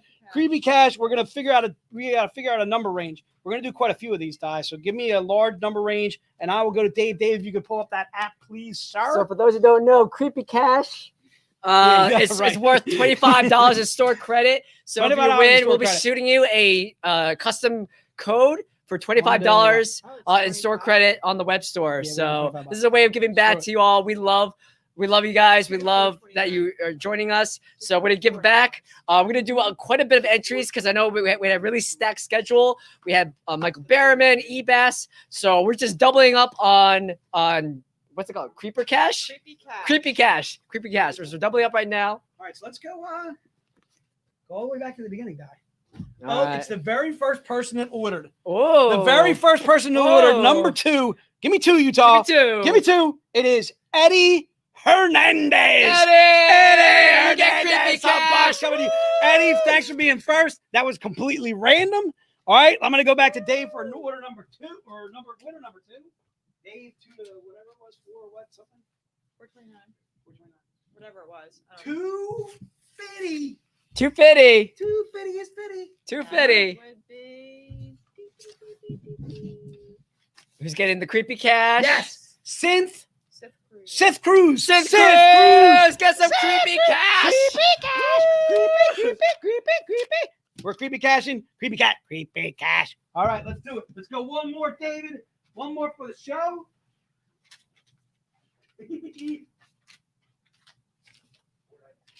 $419. $419. Oh, killer cash. Killer cash. Killer cash. I like it. Killer cash. Xavier, who jumped on late. Xavier. Anglada. Get some killer creepy cash, Xavier. Oh. What a great last name, Xavier. What a great first name. Xavier, I love you, Exacts, man. You wanted I too. miss you. As well. So we got Eddie, we got Xavier, and we got somebody. Sith. Abraham. It's actually. That's Abraham? Abraham. The Prez. All right. I'm going to turn it over to Chris. We're going to do some even more gifts. We're going to do some trivia. Don't forget, everybody that has ordered either yesterday or today, you are guaranteed a chance at one of the canvases. All right. We're doing Grandpa's canvases. All right. So first of all, I want to say a huge thank you to Hot Flips for providing us with the top loaders. Huge thank you to Black Cat Comics. Obviously, a gigantic thanks to Michael Barryman, Ralph, for doing that interview. Huge thank you to Ebas, too, as well. And, all right, let's rock on. Woo! Those are the grand prizes right there. Yep. Chris, let me know. Are you ready for it? You ready for trivia? Are you ready I am ready for trivia. I just want to show off the last one is David Nakayama. So we have amazing. 3 grand prizes. 3. We're going 3 grand prizes, people. We're going wild. We're going crazy with this stuff. All right. Besides the creepy cash, besides the Ghostbuster bucks, we're doing crazy giveaway canvases. Who does this? Are you kidding me? Woo! Any company, anybody know? Anybody just makes a VIP out of Chuck Garza? Who does that? Yeah. Who adopts Chuck Garza? Chuck Garza. Chris Reddy does. You're getting all the VIP points with your order this weekend. Congrats. Right. We love you. All right. So congrats to everyone who won Killer Creepy Cash. And we're going to be wrapping up with trivia. So you know the drill. 5 questions, 5 opportunities to win some really cool prizes. If you're the first person to get the correct answer, you will win. We're monitoring the comment section.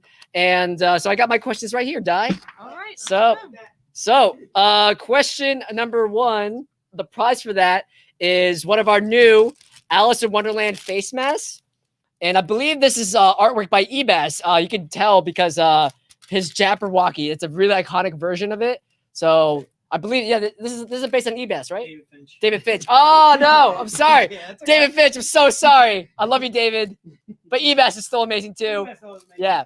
But yeah, so this is Alice in Wonderland face mask. That's our newest one. So we're still living in a pandemic society. We want everyone to be safe, especially when you're outside, out and about. So you can rock your love for Zenescope with that awesome face mask. So question number 1. What actor played Michael Myers in the original? Yeah, in the original 1978 Halloween movie. Oh wait, I would have been too young. So we're looking for the man under the mask. Which actor played Michael Myers in the original Halloween movie? Ralph Tedesco. Oh, Michael Jordan. Michael Jordan, my boy Michael. He's a huge horror savant. You are correct, Michael. It is Nick Castle. Congratulations, Michael. You won the Alice face mask. You are champ. All right. Ooh. Oh, Jay played the second Michael Myers. No, you were Michael Myers today. I was Jay. Get my Christmas out. Great. So that was congrats, Michael. Question number 2. So the prize for this is this really awesome Spirit Hunters mini art print set. So if you're not aware of Spirit Hunters, it's a really cool ghost hunting comic book. We have, I believe the trade is still available on the web store. So we have a set of 3 really awesome mini art prints. So this one's by Harvey Tulibao. There you go. And then, this one's also by Harvey. Look how awesome that artwork is.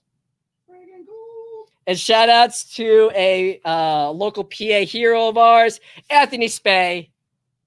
Look at that amazing cover. So all these art pieces are from Spirit Hunters. So this would be prize number 2. So question number 2. How many movies are there in the Friday the 13th franchise?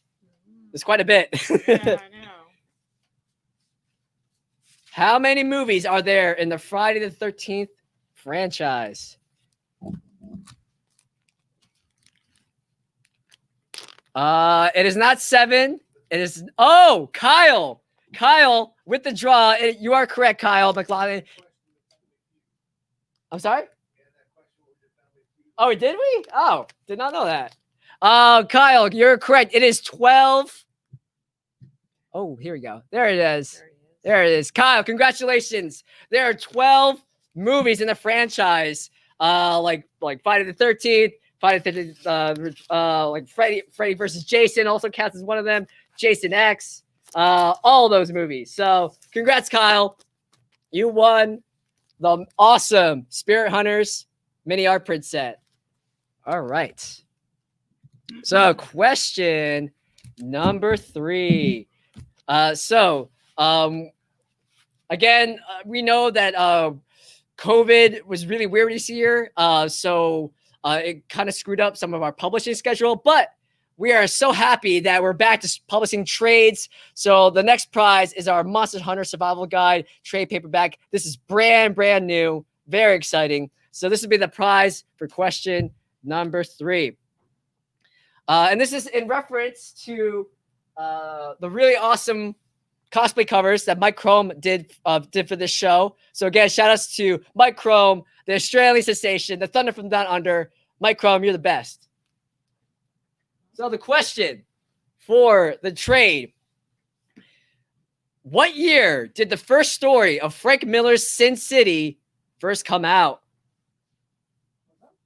Again, in what year did the first story of Frank Miller's Sin City first come out?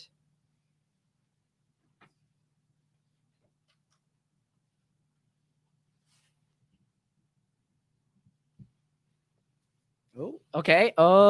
It is not 97. It is not. Oh, it looks like we got a winner. Hold on. Oh my God, these comments are going so quickly. Here we go. Here you go. Here you go.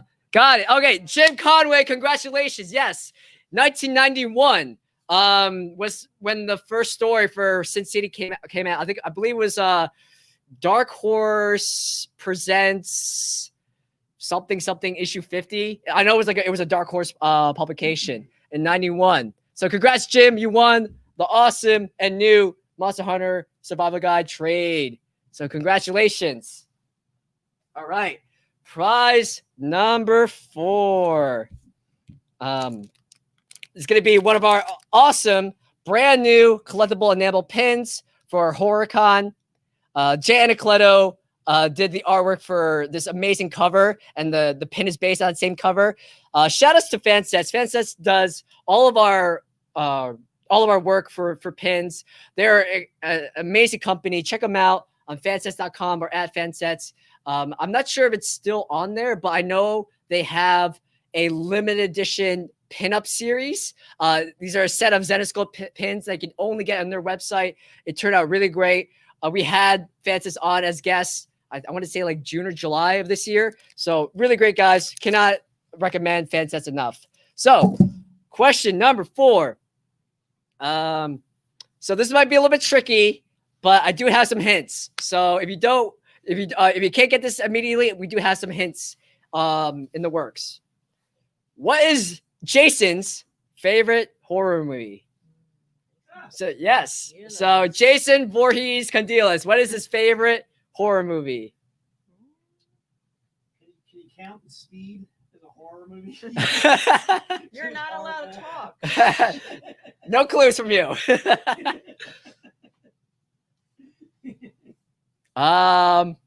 Abby, it is when I asked Jay, he did not say Jaws, although he does love Jaws though. I didn't count Jaws as a horror movie. No. Okay.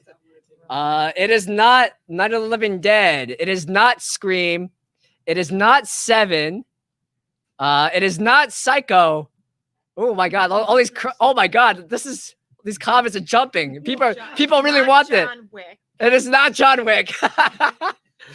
It is not Monster Squad. It is not The Thing from Another Planet. It is not Rocky Horror.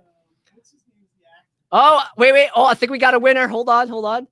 I just want to check to see. Yes, okay, we got a winner. Kent, Nightmare on Elm Street is Jason's favorite horror movie. Congratulations, Kent. It should have been Jaws. Oh, Jay's changing his answer. Okay. Wait, you're giving the both? Okay, all right, cool. All right, Jay's changed his answer. He admits he likes Jaws a lot. So, okay, so Kent, you're getting a pin, and the first one to say Jaws, Abby. Oh, she won a pin yesterday? All right, we'll give her, Abby, we'll get you a different pin since you already got one of these. So congrats to you both. All right, so congrats, Kent. All right, similarly, the last question is in a similar vein. I feel like a bunch of you already know the answer to this question if you're paying attention in our previous live streams. But the final prize, so I want to give a shout out to Elias Chadzudis. He was hanging around in the stream for a little bit yesterday, and he's amazing. I know we were supposed to have him on as a guest during the virtual VIP event. He had to drop out the last minute due to some personal family reasons. Oh, did he? Did Chuck Garza? You know what? Give Chuck. You know what? Chuck's a new VIP. You know, Chuck, you're a new VIP. Consider that as part of your VIP package. Enjoy, Chuck. But yeah, we love Elias. He was tuning in the other day. We love him so much. So I want to have the last prize based on one of his works. So, so last year, Elias did a series of really, really awesome monster theme covers. So I want to have this as the final prize. This is Mystere 01 cover I. This amazing Bride of Frankenstein cosplay cover that he did for us. Really cool cover. Elias is so talented. Thank you for all that you do. And we hope to have you on this stream. Yes, I know, right? Love it. Okay, so the final question. And if you were paying attention, like last month, You already know this answer. What is my favorite horror movie? What is my favorite horror movie? Again, if you guys need some hints, let me. I'll post it in the comment section. But I feel like some of you already know this. So, what is my all-time favorite horror movie ever? Oh my gosh, Brian, what? That was so insanely fast. Yes, it is John Carpenter's The Thing. Kurt Russell. My God, I love that man. Yeah. Wow. Yeah. Wow. Okay, but I'm pretty sure. Yeah. Brian got it first. Congrats, Brian. Yes. Congrats, Brian. There's theories about that, but there's actually two things, and they're competing with each other. Yeah. It's my gosh, like The Thing, such a great it's based on the Howard Hughes, even The Thing from Another World. I'm a huge fan of it. And later in the future, they're actually adapting a full manuscript that they found of who goes there, and that's going to be a new How to Lose a Guy in 10 Days. Yes, that too. That's my runner-up. So Brian, congrats on winning the Elias Chedzudis Bride of Frankenstein cosplay cover. Again, Brian, such a whiz on trivia. And that's about it for trivia. If you didn't win any prizes today, don't worry. Please tune in tomorrow. There's going to be a lot of great events. Tomorrow, we're going to have our capstone event, the Halloween costume contest with our special guest. Wow. Special judge. Oh, I cannot talk. Too much beer. Fine.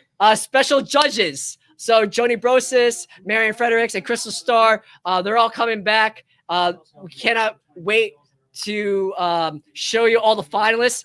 We got some really, really cool costumes in the works. So all the finalists will be showing up on the stream, showing up their costumes and telling everyone about their process. Peace out, Jeff. And so that's the big event. We're also doing more trivia. We're doing the grand prize giveaway. So a lot to look forward to. So I want to give a big thank you to Michael Barryman, Eric Ebas at Basaldua. Thank you to all the fans. Thank you to all of our spooky team here. Jay, Di, Stu, Dave, Joe. We work hard to make these cons as fun as possible, especially because real cons are not a thing right now. So we're bringing the con to you. And so I want to bring back Jason Voorhees, Condilis back to the stage for some last words. Stick around after the sign out because the stream will keep going. We're going to play the John Kassir pre-recorded interview. Please watch it. It's amazing. So yeah, we're going. Let's go right to John Kassir. Again, almost thank you to everybody that Chris just mentioned too as well. Ebas, obviously, Michael Barryman, Ralph for doing the interviews. Chris is always rocking it. Di, Stu, Jeff. Jeff wore a freaking colander on his head the last 2 days in a row. Jeff's freaking awesome. All right, Dave for sticking with us today and yesterday and today. We're gonna miss him tomorrow. At least we got ride or die tomorrow, right? Your daughter's not playing ball tomorrow. She's playing. Go. Only one person can go. Your daughter is playing ball tomorrow. She's got like 3 or 4 games. Well, maybe we can get Joe to like hold up his phone and videotape it like live, like literally, so we can watch her play. All right, and then we can have somebody else go to my daughter's game while she's playing. And do it for you. Right, and we can do the same thing. All right, so I'm going to turn right back over to Chris. We're going to do the interview. I don't want to keep you guys too late. Let's do it. Thanks for being with us, guys. Thank you, everyone. So I'm going to just do some quick tech work. So if you didn't tune in last week, we had an interview on our live stream with Ralph. And we had on John Kassir. It was a wonderful interview. So you missed out. Don't worry, we're going to replay it right now. So I'm going to share my screen. Here we go. Yeah, entire screen. Here we go. Here it is. All right. I want to raise the volume. And play. This is very exciting. You know how excited I am for this. Oh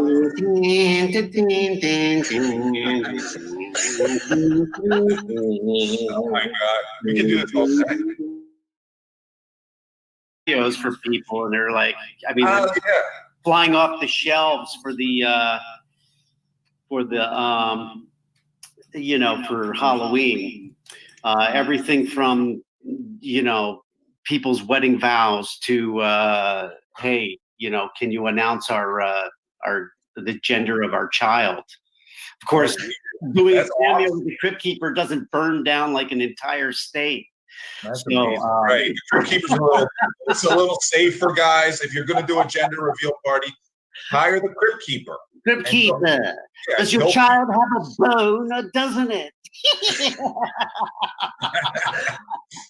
That's a real gender reveal. Not why do we have to set things on fire? Hire John. Hire the Crypt Keeper.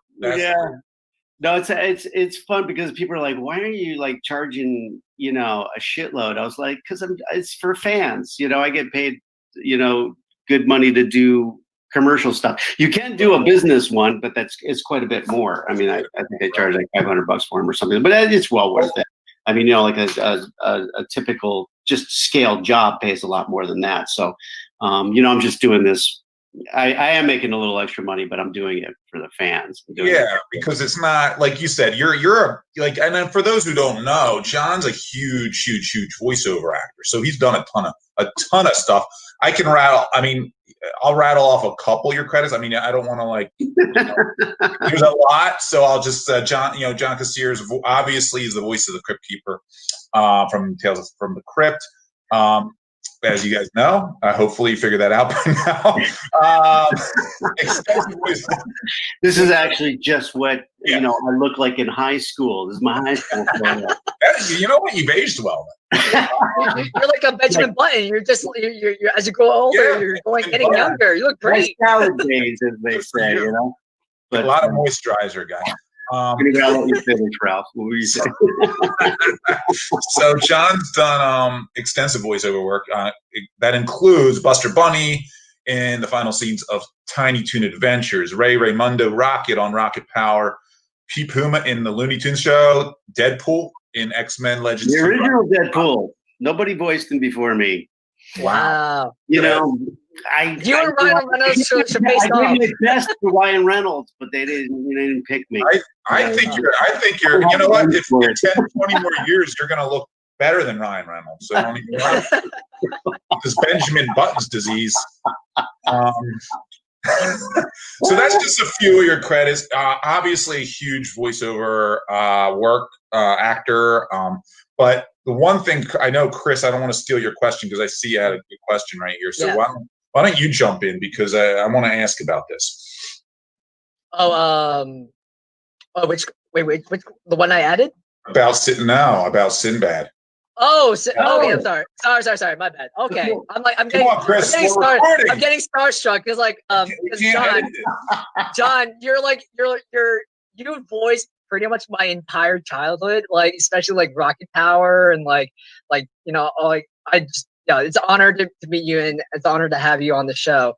So so our first question, you won Star Search by beating out Sinbad for best stand-up comedy, and so when did you realize you wanted to become a comedian, and what did you remember most about that special moment?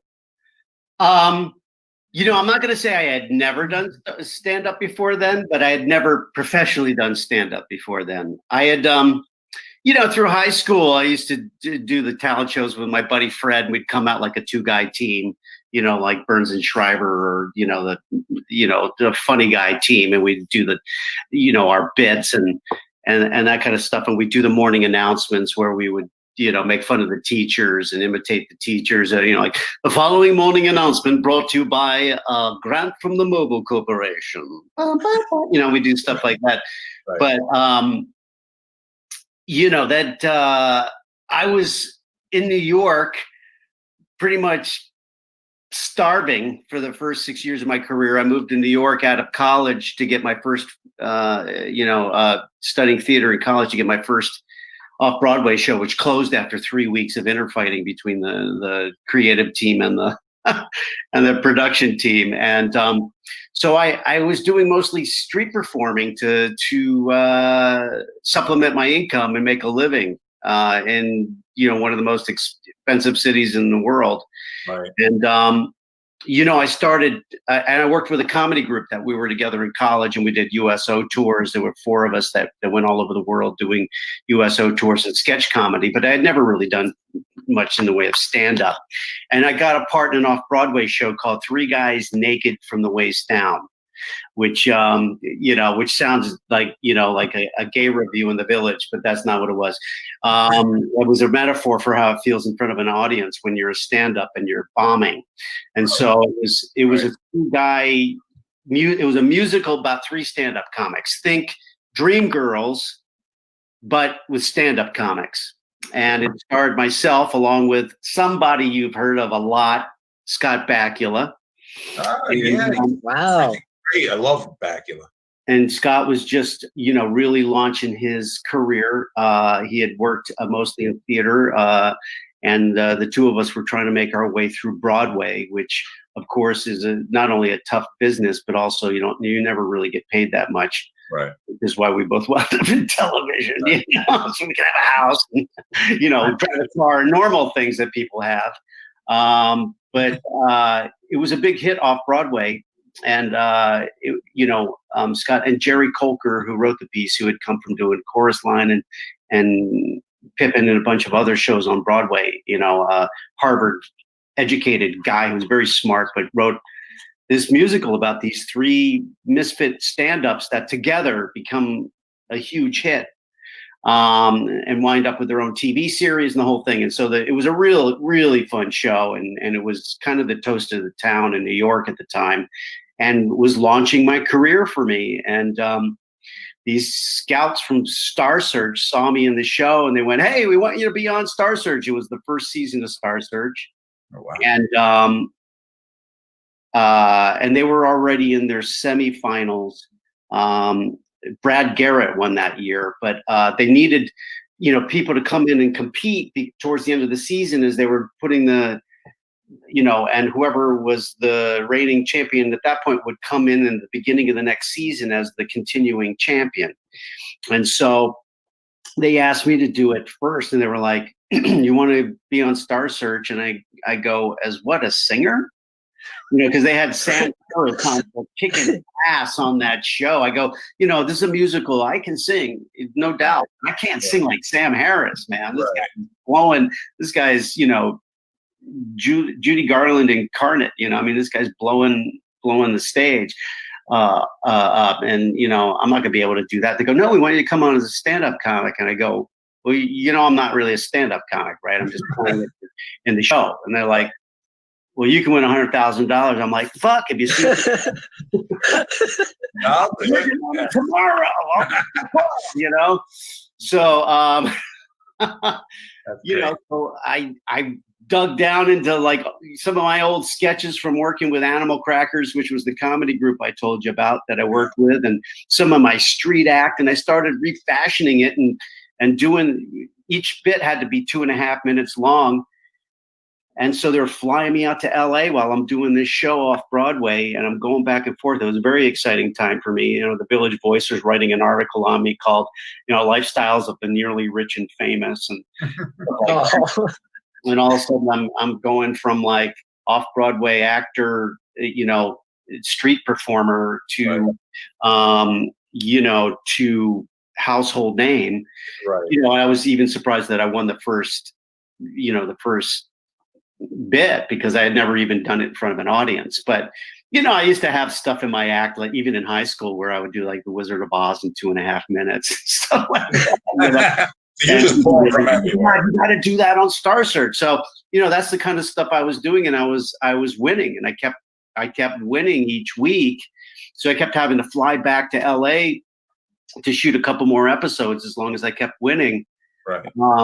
And once I got into the semifinals, that was going to be at the end of the season. So I was back in New York doing the show, and all of a sudden the people are like, "Hey, I saw you on Star Search." You know, people in New York, they walk up to you like they know you when you get known.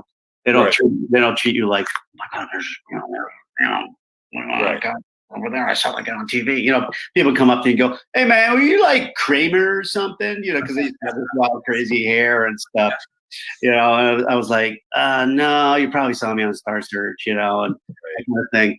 But by the time we got to the end of the season, I had to compete at first against Rosie O'Donnell in the semifinals, and I beat her. And then I had to go up against Sinbad in the finals and beat him, whatever that means. How do you beat somebody at stand-up? Yeah, well, they should have put you in a ring so you could fight. Yeah, That's the octagon. Yeah. Then you could really know. Well, if you look at my Facebook page, somebody posted this thing of the finals from Star Search. I don't even think it was on YouTube until recently. So I was really glad they put it up there because I haven't seen it in years.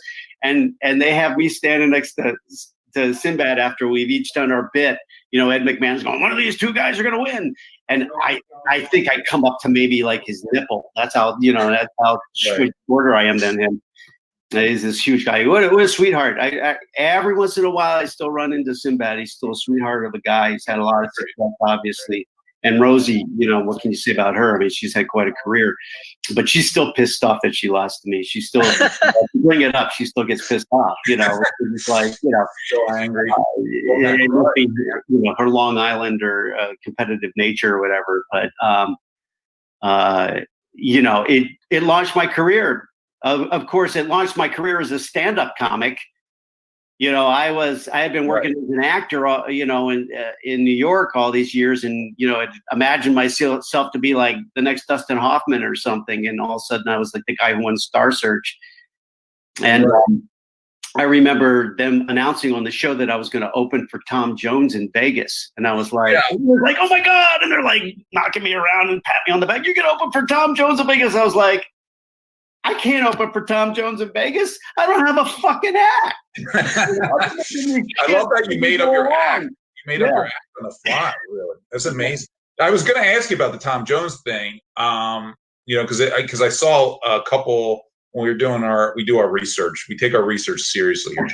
Professional. We're very professional. Yeah, it's called Wikipedia. I've had people put stuff on my Wikipedia page. I was like, yeah, I hope it's right. Now, listen, we have people. We have better than Wikipedia, right? We got. Don't worry about it. Nothing we ever say is wrong. I know my Wikipedia page that I had done improv with Robyn Williams at the Improv, which is totally true. I used to get up on stage with him and Rick Overton and some other people, and people go, yeah, but Robyn Williams doesn't remember, you know, doing this with you. And I was just like, is that like a drug reference to Robyn Williams? Or are you like insulting me? Okay, first of all, and what are you doing posting something on my Wikipedia page? It's just like, you know, when people come up, but that's, you know, that's life of trolls. You know, that's what we told everybody who ever knew Robyn Williams knows he does not remember this specific time. So what's been your favorite experience in like performing? Was it with performing alongside Robyn Williams? Was it something else? I mean, that has got to be pretty freaking awesome. You know, I mean, I always loved the theater. I always thought that I would make my profession in the theater, because you're working with great actors on a stage in front of a live audience. You go through the rehearsal process, and you know, television is so fast. You show up, you go, how do you do? Okay, you guys are in bed together. You've been together for this amount of years, you know, and you go, you know, and oh, by the way, we're changing all the lines. Can you learn these lines in 5 minutes? No. Well, learn them anyway and do it. And, you know, movies, of course, depending on how big of a budget it is, they take their time working their way through each scene and that kind of stuff if you have a good director. But, you know, theater is, you get to use, you know, all the love of craft that you've always wanted to use. Of course, it also pays the least. It's tough to make a living at it. Right. So, but, you know, something like Three Guys Naked from the Waist Down, you know, I got to sing, I got to act, I got to do stand-up, I got to play a really odd Andy Kaufman-ish, you know, sympathetic character. It was although so few people saw it, you know, over the time that we played that show as compared to being seen in one commercial, it used everything that I had studied as an actor, everything that I did as a kid, everything that I had wanted to do as an actor in that one show. And so that's probably was one of the most amazing, not only the thing that launched my career, but it was one of the most amazing things I got to do. Of course, Star Search, once I got on Star Search, you're like, all of a sudden you're going, oh my God, everybody knows who I am. All of a sudden, all these things are happening to you. And you're like, if I die tomorrow, I at least got there. You know what I mean? And then all of a sudden you're like, wait, what's the next thing? Right. So,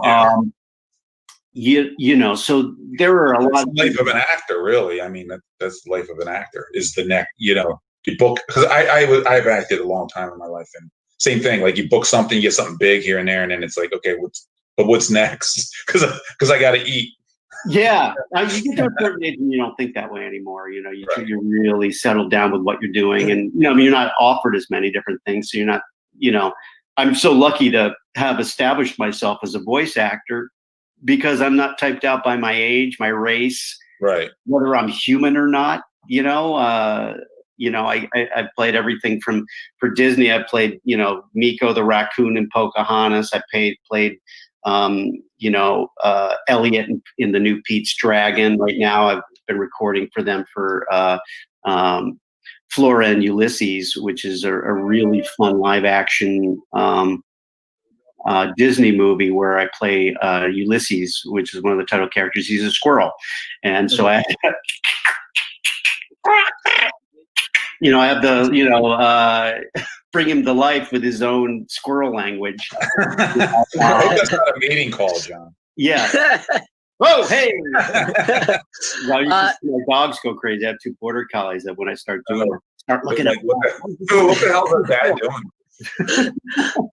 So John, speaking of like the next big thing, so we talked a lot about your career in theater and stand-up, and you've over the course of your life, you established yourself as a really prolific, really talented voice actor. How did you get into voice acting? Was it just one of those jobs that just came by your table and you just gave it a shot? Believe it or not, Tales from the Crypt was the voice job that launched my voice career, because up until then, here I was working in LA after winning Star Search. I got my first series on HBO, First and 10, which if you've seen it, was a very funny show about the football team. I played a Bulgarian field goal kicker named Zagreb Shkanuski. I play for the California Bulls. I fuck you both, yes? Really funny character. And, I was on that series for 6 years, and and HBO really wasn't in every household back then. It was, the people who got to see it. So here I was doing this show that was a lot of fun, had the biggest stars in football. It was Delta Burke's first show. It was Chris Maloney's. He played one of the quarterbacks, from SVU. He was one of the quarterbacks. Jason Begay, who's on, Chicago PD or whatever. Chicago Fire, is it, or something? No, he's on the one about the cops. They're kind of coexist together. Right. And he plays a guy with the voice down here, the guy who's police chief and their sergeant or whatever. But he played the quarterback. I mean, we had worked with O.J. Simpson for 7 years on that show. Who knew? And people like that. We also had Shannon Tweed, and they were because the show was was HBO. It was sports, comedy, and sex. Right, that's right. And so, because they shot during the summer, I could do a pilot for a network show. It would either get picked up or not. And then I would shoot during the summer on First and 10. And then once I got on Tales from the Crypt, HBO called my agents and said, "Listen, we're doing this series, Tales from the Crypt. It's with the biggest producers in Hollywood, and we need somebody who can do, because I didn't really have a stand-up act. Half my stand-up act was doing, it was based on a guy growing up through television. I played like an addicted television addict. So you're doing like impersonations and different voices already. Impersonations, characters of my own, all kinds of vocal gymnastics, Hey, look, it's George Jetson. But I put channels on myself, and Scotty, beam me out of here. I can't, Captain. I've already got up to what Factor H is going to blow. As coroner, I must concur. I thoroughly examined her. I still do like the Wizard of Oz in my act. It became one of the signature pieces and that kind of thing. So they needed somebody who could create a voice for this character, but bring, a stand-up, personality to him. I mean, fortunately for me, I loved those comic books as a kid. I knew exactly what that character needed. Really? Okay. Because that was my next question, actually, how you kind of came up with that voice. Like, was it just... Yeah, well, it's all kind of interconnected, because when I say it literally launched my voiceover career, it did, because first of all, it's on HBO. You don't even know if it's going to be a popular show. It almost got canceled the first season because it was so expensive to make. Yeah, love that show. Bill Adler, who had been, producing Freddy's Nightmares, came in and was able to do it on budget, and we didn't have much of a budget to begin with. You can see the Crypt Keeper's mouth barely moves in the first episodes because they didn't give Kevin much of a budget. But here I was sent down to Kevin Yeager's studio to audition for it, which was a big deal to me. Here's the guy who made Chucky and had designed Freddy and was, so talented. He's still one of the most talented people ever in this business. Right. And so I went down to Kevin Yeager's, got the opportunity to go down to Kevin Yeager's studio to audition for him, where he was making the puppet. And he just had a boombox with like a lav mic to record into, to tape the tape, like cassette tape to, Joel Silver and Dick Donner, two of the biggest, producers, and of course Dick Donner being one of the biggest director producers in the business. So I went there and I saw what he looked like, and I came up with that voice just based on, there he was with all these, rotting teeth, right, and holes in his throat, and so I started doing that for Kevin and doing it with this kind of stand-up delivery, and I was remembering what it was like to read those comic books as a kid, and to watch Alfred Hitchcock, who loved those puns. Yeah. And the idea, like I could see people that were there to audition were reading the puns and going, "Be careful what you ask for. You may get it." They go, "This shit's terrible." And you're like, I'm thinking to myself, these guys don't get it. This is Shakespeare to the right. You got to lean into it. This is the highest form of alliteration, You gotta commit. So as I'm doing it for Kevin, he's like, I start cracking up as the Crypt Keeper while I'm doing it. I'm going, perfect. He laughs at his own jokes. This is all perfect, I'm like, "Hey, what you asked for." So you got it. It was like, and like the next day he had me doing it in Joel Silver and Dick Donner's office for them, and they're like, "Okay, we'll see you on the set." That was maybe the easiest job that I ever got. And you didn't have to. It just was that he kept doing since, right? You didn't evolve much after that. No, I went going to the studio. They'd be writing the episodes or shooting the episodes, and Kevin and I, and then when when Gil Adler came on the scene, Gil and we go and we just play. I mean, they'd have written me some fun stuff, but over the years, you can see the Crypt Keeper evolve. Of course, once the show got picked up and it was a hit, they made this better version of him with more servos, those hobbyist motors and stuff inside of him where he could talk, and I could speed up. Right. Can he talk slow and more ominously because his mouth didn't move, Right. But then we could start making them fast and funny, which is how I'd auditioned them, and and I just cracking them up. I would do, Stella, I did the Crypt Keeper, right, and then next week it would be, the Crypt Keeper in doing Marlon Brando. That's amazing. But then from there, I was offered, I was approached by the best, and I'm still with them.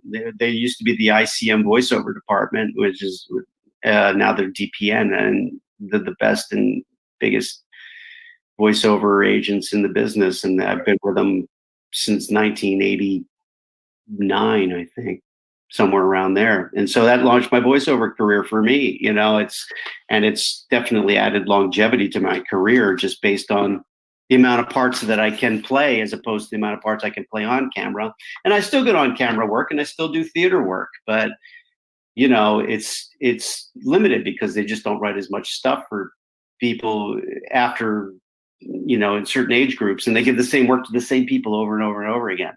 So, and I get my share, but you know, I mean, I hate seeing our beloved character actors disappear. And it's like, I'm sitting there going, oh my God, I forgot how good he is. Why, you know, like Ethan and Joel Cohen, they used to bring me in for all their movies, which was great. I never was, you know, got the opportunity to actually be in any of them yet, but you know, people who have appreciation for character actors and that kind of thing, you know, over the years. So it's, you know, and those are the things that keep you going.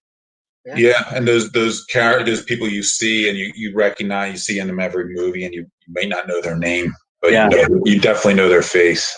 Yeah.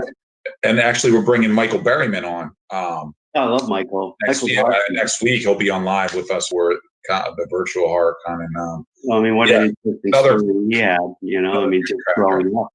Yeah. Yeah.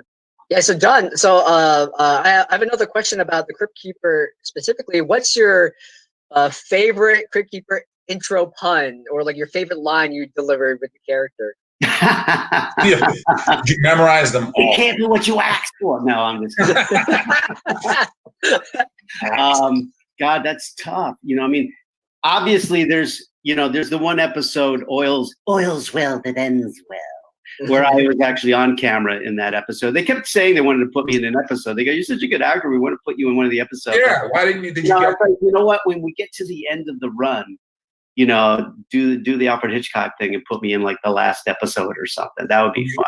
Were you in it? Were you on one? Yeah, Oil's Well That Ends Well. It stars with Lou Diamond Phillips and Priscilla Presley, Noble Willingham, who's no longer with us, Rory Calhoun, who's no longer with us, and Alan Ruck, you know, from that's a great cast. Oh, it's a great cast. And so in the end, the Crypt Keeper's sitting there like with his feet up, you know. He's got his feet up and he's sitting there looking at the TV set, you know, and he freezes on me and he goes, "You know, these other actors are good, but this one's a real boy. I Robert Redford. And that voice, I could swear he reminds me of someone I know." And it did about the biggest laugh I could do from that one, you know. And it's just, it's awesome. That was you know, maybe the most fun I had doing the Crypt Keeper ever. Yeah, I did come up with a line which I love using that I can, you know, that I just improvised and they wound up using it. And when they used it, they have the Crypt Keeper sitting in bed.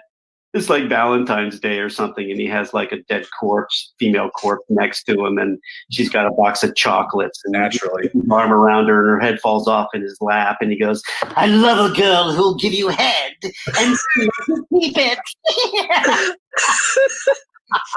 Dude, I don't even remember. I gotta rewatch the Crypt because that's. Oh yeah, there's gold in there, man. I love it. Like, I don't even remember this episode. This is so good. And probably when you were younger, you probably watched the Crypt Keeper sequences more than the episodes. I don't. You know, I remember. I mean, it inspired one of our company's biggest comic books, Grimm Fairy Tales, which has been running now for 15 years. But it was something just my writing partner and I, you know, loved growing up, and like just was like we wanted to find a way. Alternative to growing up. But that, growing up, we love growing up. Yes, we all love growing up. We love growing up. Yeah, so it's pretty cool. Is that so? Do you think like do you think the Crypt Keeper is your favorite voice, or is there another voice you've done over the years that you would say like that's it, like this was my favorite? Or I know there might be like children, like you love them all the same, but well, you know, I mean, there's so many different voices that I've done, and you know, a lot of them are just one hits, or you know, you get to do them for a while, you know. It's more about. I mean, the Crypt Keeper, obviously, you don't know what's gonna stick when you start your career. You don't know what people are gonna know you for. I love the fact that the characters that I play are more famous than I am. I mean, that takes the onus off me, having to be on in public all the time and that kind of thing, right. I always wanted to be a character actor, but as you get older, there's more of you in the characters that you play. But the Crypt Keeper, of course, as much as it doesn't look anything like me, has a lot of me in the character, even though it doesn't sound like my voice. Like, I'll laugh and people go, "Oh my God, that's the Crypt Keeper." Laugh. Right. It's hilarious because it's my voice. But people are like, "Do you lose your voice doing it?" And it's like, no, because it's in a place in my voice that's comfortable for me. Doing impersonations where you have to manipulate your voice to sound like somebody else can be very tough on your voice, or doing high-pitched voices, or trying to place your voice down here. Or I've had to do like dog barking for 4 hours. I mean, it's like you lose that kind of thing. Or, I used to do animals on The Simpsons, and they're like, "Okay, we need you to do a rhinoceros." So that's easy. Okay, now we need you to do a herd of rhinoceros, and I had blood coming out of my nose when I was done. Right. But, so the Crypt Keeper, in terms of getting to invest myself in the character, was probably got to do that the most. And then, of course, there are characters that you appreciate because you loved them as a kid and you got to recreate them. I got to recreate Dudley Do-Right, and I got to recreate Buster Bunny for Charlie Adler, and I got to recreate Pete Puma, who I loved as a kid. I know you. It's just like one of my favorite characters. And then, of course, there are characters that you love doing because the cast that you worked with were so much fun. Like on something like Cat Dog, where Cat Dog, yes. And I played Mervis and Dunglap, which were two characters that were fighting with each other all the time. So I had to fight with my child. You did not. I did too. And they're going back and forth with each other. But I was working with, Jim Cummings and Tom Kinney and Dwight Schultz and Maria. Oh my God, we all love Maria. She's such a funny stand-up comedian. Anyway, Carlos Alazraqui, Billy West was in that cast, and so some of the parts you do, you just are by yourself or with one other cast member. Like when I did Ray Rocket for Rocket Power, Raymundo, man. I based Raymundo on my surfer neighbor across the street, Gary. Although he doesn't know that. Hey, Johnny K. Hey, man, let's go down to the beach. What do you say? Otto, did you do your homework? So, and he's, a dad and the whole deal. So he was like, and he looks like Ray Rocket too. So it was kind of perfect to base him on that when I auditioned for him. But, I did most of my recording just with Ray Bumatai, who came in from Hawaii. He's no longer with us. His poor guy died from a brain aneurysm. No. No, he had a tumor in his brain, but he was something else. He was really. He was the voice of Tito, right? Oh my gosh. So most of the recording, because they had to really take their time with the kids to get performances out of them. They didn't want to have us sitting there, having to work through that. But that's just the way certain different studios work, to bring you in with one or two other people. But Cat Dog, we had the whole cast there, like every week, every Tuesday it was Reader's Theater with those clowns, and it was good times. We laughed a lot making that show, when it translated into the performance of the show. So the energy of that, having everybody in the room. Yeah.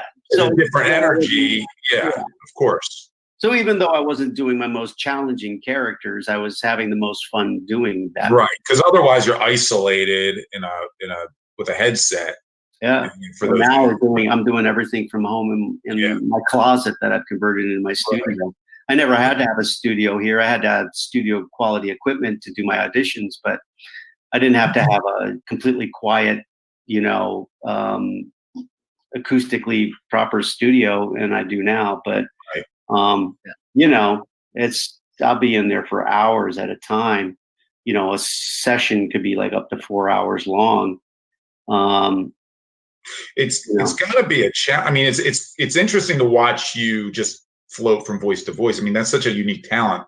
I mean, you have you always had, like, I know we're running short on time, Chris. Don't. No. This is fascinating. I have all the time. This is awesome. You know, have you always had a like an ear, like growing up, you could just do these impersonations like that? Oh, totally. I would imitate everything on the TV set. It irritated the shit out of my family. Right. You know, of course, you know, now I make a living at it. I go, yeah, right. No 9 to 5 for me. But, you know, back in the day when I was a kid, you had to take the, you know, you didn't have even remote control on the TV set. You would take the knob off the TV set. Like, I'd get down there first to watch my favorite cartoons, and I'd take the knob off the TV set and hide it so my brothers and sisters couldn't change the channel. Oh, okay, right. Because it was the knob was off. It was just the just a little pin. Yeah. Same thing that's on your stove, you know. Yeah. Yeah, you're gonna fix the bunny ears too, you know. Don't forget it. You sit there with a mirror, you know, behind the TV set, turning the knob. There was only 4 channels, you know, when one of them now there's 300,000. Yeah, exactly. I used to do my act, you know. So now I've got 150. I got 150 cable radio stations hooked up intravenously, and there's still fucking nothing on. I know. It is funny now how that's evolved over the years. When you're a kid, like growing up, and you're like, you were at the mercy of whatever was on. I mean, I remember watching HBO as as a kid, and like literally that they'd play the same 2 movies all day. So I would watch like certain like I remember seeing Conan the Destroyer about. Like, how many times could I watch Conan the Destroyer? Listen, I know the movie by heart. Great film on it, but like. And then when you're able to freeze them, people are like, "Wait a minute, what is that? You know, is that a fly on Pence's head?" You know, it's just like, you know, you know, it's like this is a completely different generation. What people see and what people experience than what I grew up with. You know, I've seen it evolve. People are like, "Oh, you're so behind the times." Like, bullshit, dude. I've seen you. This is why people love steampunk, because they get to see how things moved and made, because everything that's put in their hands, you know, this, they don't even know how it works. Look at you guys. Hey. Oh, good on there. But look at what I got on my phone. Oh, that's cool. He gave me Is that Danny Trejo? It is. Yes. Yes. Danny's monetized. He's evil. You know, I mean, he's so great. He's one of the nicest guys you'd ever want to meet. On too. He's awesome. We did an event for 35,000 people in Las Vegas. On, was it Fulton Street? Is that what it's called? No, not Fulton Street. I can't even remember now. See, this is the part about getting old that's bad. You can't remember the names of shit. But he's great. It was you know, they opened up the entire Las Vegas to a big Halloween party on the street. But I don't know where we were going. Oh no, that people don't even know the technology works. So they just know that it does work. And then if it doesn't work, they take it to a shop or they turn it in for a new one or whatever, you know. And you know, when I was a kid, they hadn't even conceived of this shit yet. You know, like the amount of memory that's in this phone, you needed an entire floor of an office building of computer banks in order to have even close to the amount. It just keeps getting crazier. 10 years, 20 years. Oh, forget it.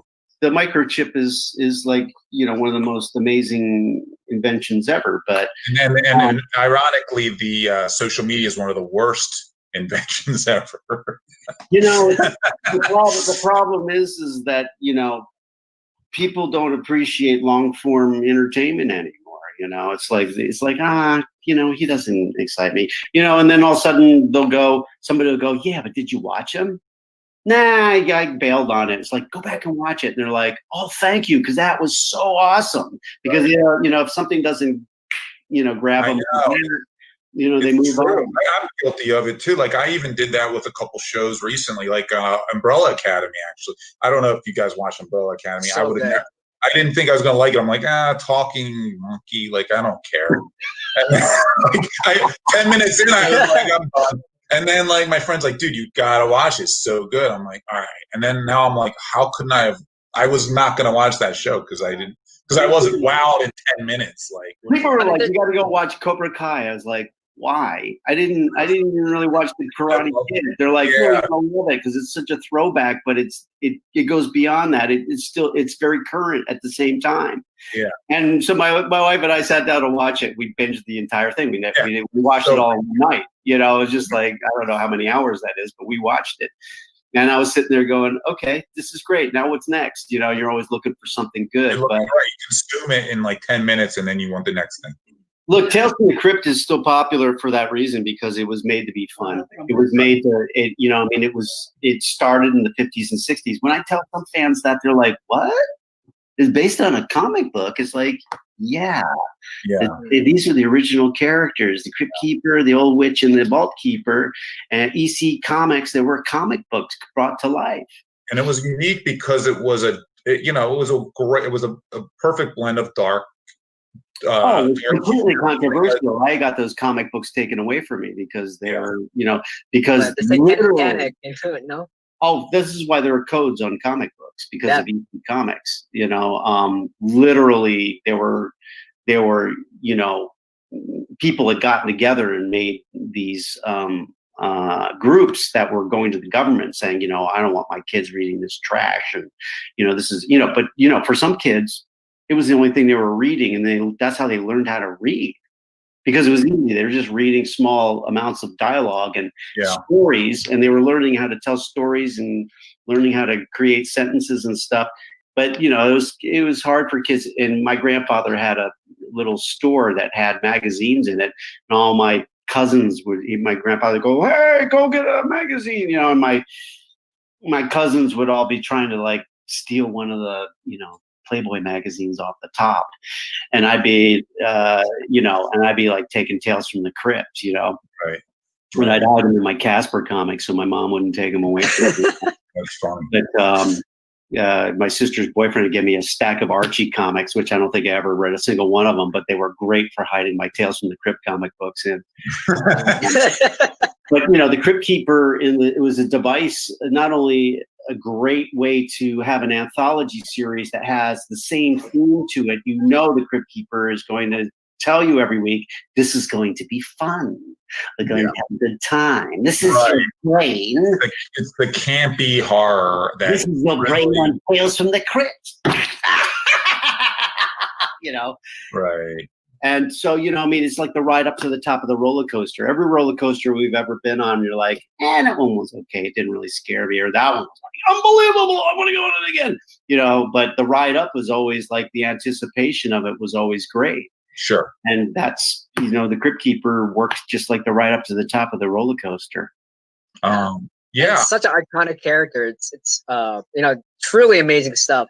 So Ralph, I don't know how much time we have left. We're running behind, but I do want to do rapid fire with you, John. Oh, okay. Can I ask one big question before rapid fire? Sure.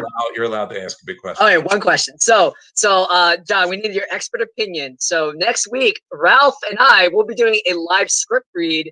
So, do you have what piece of wisdom or insight do you consider that is most important for anyone pursuing voice acting as a hobby or career? Like, we're doing this script read next week. I run Dungeons and Dragons games all the time. Character voices are like the hardest thing for me. So what piece of advice can you give?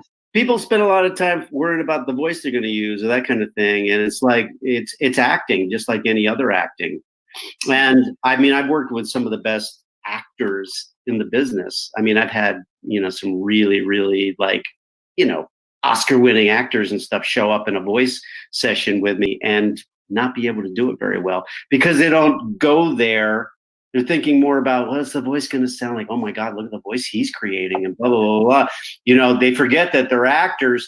And I mean, especially the somebody like Tom Hanks is so great at it. And, You know, he and Tim were so good in Toy Story, and Jack Black, and these actors that, you know, that are used to playing parts where their imagination takes them there. Mm-hmm. So I get asked to do a lot of script readings, you know, what they call a table read, so that people can hear what works and doesn't work in a script that they're writing. And very often they'll have me play, you know, multiple characters or just one character or whatever. And I'm good at it because I let the impression of the script that I may be reading for the first time affect me while I'm reading it, you know, because it's a story being told. So I go with it. And so my first instincts may not be exactly right. I may find out that something else is going on that the writer was thinking of that I may not have gotten, but it's alive and it's real. And so it's about, you know, it's visualization of putting yourself where you're doing it. And, you know, some great voice actors, their voices that they create are not that unique or interesting, but they bring something to it that's like, has their sense of humor, their outlook on life into it. You know what I mean? Right. Yeah. Chris froze, by the way. He's interested in what you're saying, but he also froze. I thought I had him mesmerized. He froze in interest. Real quick, John, I have two. There's a couple. There's a bunch of comments here, so I want to ask a couple quick questions from our fans, and then I want to do rapid fire, and then I'll let you get back to your day finally. All right. Are there any other? Here's one. Are there any other comic characters that John would like to do voiceovers for in the future? Any other comic characters or any other character in general? Gosh, I love acting, and I hope to keep a career as long as they'll let me. This is from John Whiteside. Thanks, John. Thanks for writing in. Gosh, you know, it's funny because I often get asked to do to audition for the Warner Brothers characters. You know, and I got to do Pete Puma and some other things over the, Buster Bunny and that kind of thing. But I'll always go, hey, I did that really good. In fact, when I see who they hired, I'll go, I did it better than that guy. But, for one reason or another, they liked what that person did. So I like more Warner Brothers characters, so I hope I get to do more in the future. But things are fun. They can be tough depending on what you're doing, as long as it's well written. I like the more action-based story-type games, whether they have like a Raiders of the Lost Ark feel to them or something, because you get again to bring character to them. I loved doing Deadpool, and they thought of me, of course, because he talks to the camera, he breaks the fourth wall, and he's sarcastic, which is like the Crypt Keeper. So they thought of me for that reason, which was a lot of fun to play. It's tough because in terms of thinking of a character to play, I had always hoped to play Charlie Chaplin, when I was younger. In fact, I was submitted to play Charlie Chaplin in the movie where Robert Downey Jr. won his Oscar for, which he was brilliant at. I had done played Charlie Chaplin for some, they had a guy who did the commercials for computers and back in the day, and so they had me do like live events as Charlie Chaplin, that kind of thing, and I loved doing it. So I'd always wanted to do a historical character like that, right? In terms of acting on screen or in life, and I got to play Shemp in the Three Stooges movie, and in the biopic, and I got to play other real life characters over the years, and those are always really fun because you get to actually research them and find out about somebody who actually lived, and then try to do them the honor of bringing them to life in a movie. But of course, you're limited by whatever they've written you in as part of the script. Right. So you're always looking for something new. You're always instead of looking for something that you've imagined, it's a collaborative art. You're looking for something that somebody else put on the page or drew that inspires you to come up with something as rich as my voice for the Crypt Keeper. Right. what I came up with and the personality that I brought to it was a nod to Kevin Yeager's design of the Crypt Keeper and EC Comics humor of the Crypt Keeper and language of the Crypt Keeper and the idea of how this show came to be. So all those things come into play. So it's a tough question to answer, but that's my answer. Fair enough. Thank you. Well, I have my rapid fire. Are you Okay. ready? All right. So rapid fire is 5 questions. You only have 5 seconds to answer each question, John. Okay. So it's James Lipton. Tons of pressure. If you get this wrong, the world ends. Inside the actor studio with James Lipton. Yeah, Ralph Lipton is right. God rest his soul, James. Yeah, I love he was the best. He kind of looks like James Lipton, right? He does. Maybe that's what they modeled him after. Okay, so are you ready? Are you prepared? Let's go. Ready as you'll ever be. All-time favorite horror movie? Abbott and Costello meets Frankenstein. Makes sense. Yes. That's a good one. Good pull. Yes. Favorite Halloween candy? The marshmallow pumpkins, the candy corn pumpkins. Wrong answer. Oh, no. Terrible answer. Why? You can stick them on. Why, Ryan? You can stick them on your teeth. They could be a costume. Well, okay. We didn't. That they double as a costume. That's fair. Best Halloween costume you've ever worn. Can't be Crypt Keeper. Oh boy. Well, I never dressed as never a Crypt did it. Keeper. Never did it. Oh gosh, I went as this dead baby, and I had like a little body that hung down from here with the little hands. And seriously, there was never ever did I get the response from anything other than that. I mean, I had girls hitting on me, and they're like, "I don't know why you're hitting on the baby right now, but just so you know, I'm hung like this baby's arm." It's like. My God. This is taking a turn, John. But hey, I'm writing it down. Dead baby. Going to the next Halloween costume is dead baby. All right. Okay. You're on death row. Okay. I don't know what you did. You probably killed somebody. What's your last meal request? Oh, Maryland blue crabs. Ooh. Yeah, because you're from Baltimore. You were born and raised in Baltimore, right? Yeah. There you go. Oh, Ravens. Hell yeah. We're an Eagles fan office. We're Philly. Ravens, though. I like the Ravens this year, man. Looking good. I followed the Eagles when the Colts left Baltimore. They didn't have a team. Oh, really? Oh, were those? Yeah, and then they Philadelphia. Oh, you left us, man. You left us for. I don't blame you. You guys have had some good years. Poor Browns, by the way. I know. But we won't get into that. All right. The Crypt Keeper is on his deathbed. It's sad. He's finally dying. What are his last words? Don't believe him. You can take it with you. All right. We're ending it there. Beautiful. Wow. John Cassier, thank you so much for coming to our live stream, chatting with us. It was amazing. One last thing, is there anything you'd like to promote or plug before we let you go? And with your Happy Friday and your weekend, I just want everybody to stay safe.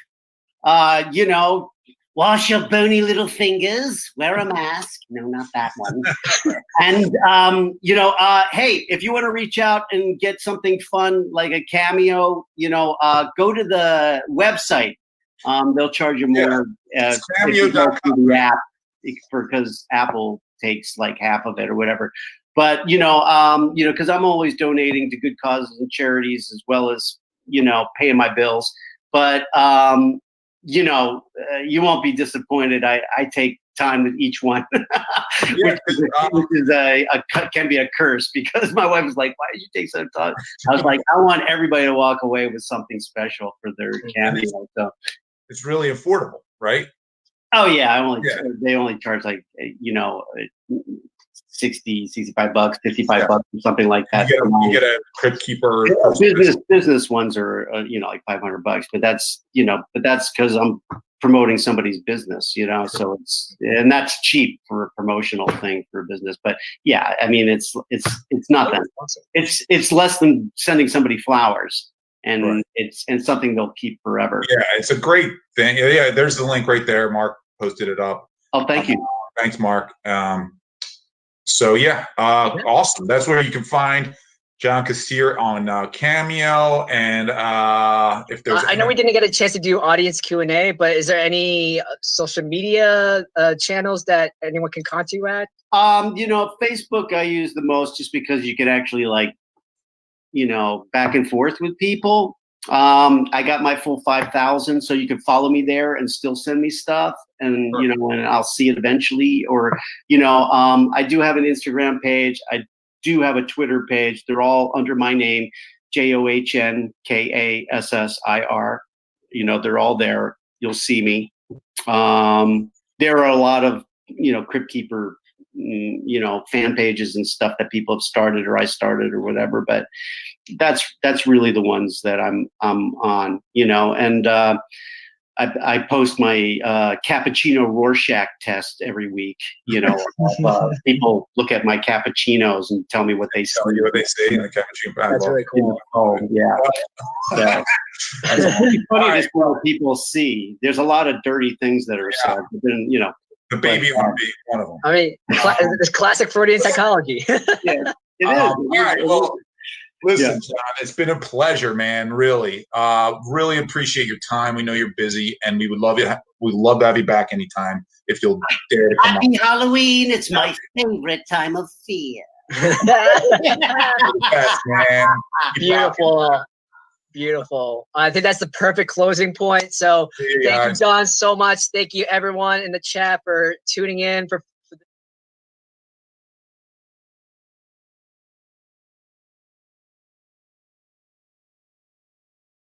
awesome interview. Again, John was an amazing guest. So is Michael Barryman, Ebas. And thanks for everyone who was sticking around to watch the John Kassir interview, whether that's because you missed it out on Friday or just wanted to rewatch again and still hang out with us. So it's about 6:30 at night, and I'm the last person in the office. So I want to be tuning out, but thanks everyone who's still in the chat. Thank you, Chuck. Thank you, Jason. Thank you, Mike. You guys are the best. Xavier, X-Man. Hell yeah. Thank you. You guys are all rock stars. So for the bottom of our hearts, we really appreciate you all. You keep us going. So tomorrow, for the 24 of you that are still here, you are true diehard warriors. I love you all. Raven Gregory's still here. Hell yeah. What's up, Raven? So I want everyone to tune in tomorrow, starting at 1 p.m. Eastern Standard Time. We're going to be running maybe a little bit late, but we're going to try to wrap it up at 5 so everyone can still enjoy the rest of their weekend. We're going to have the cosplay contest. We're going to do the grand prize giveaways, and it's just going to be a really great time. So enjoy the rest of your Friday. Happy Friday. If you're still drinking, happy hour to you.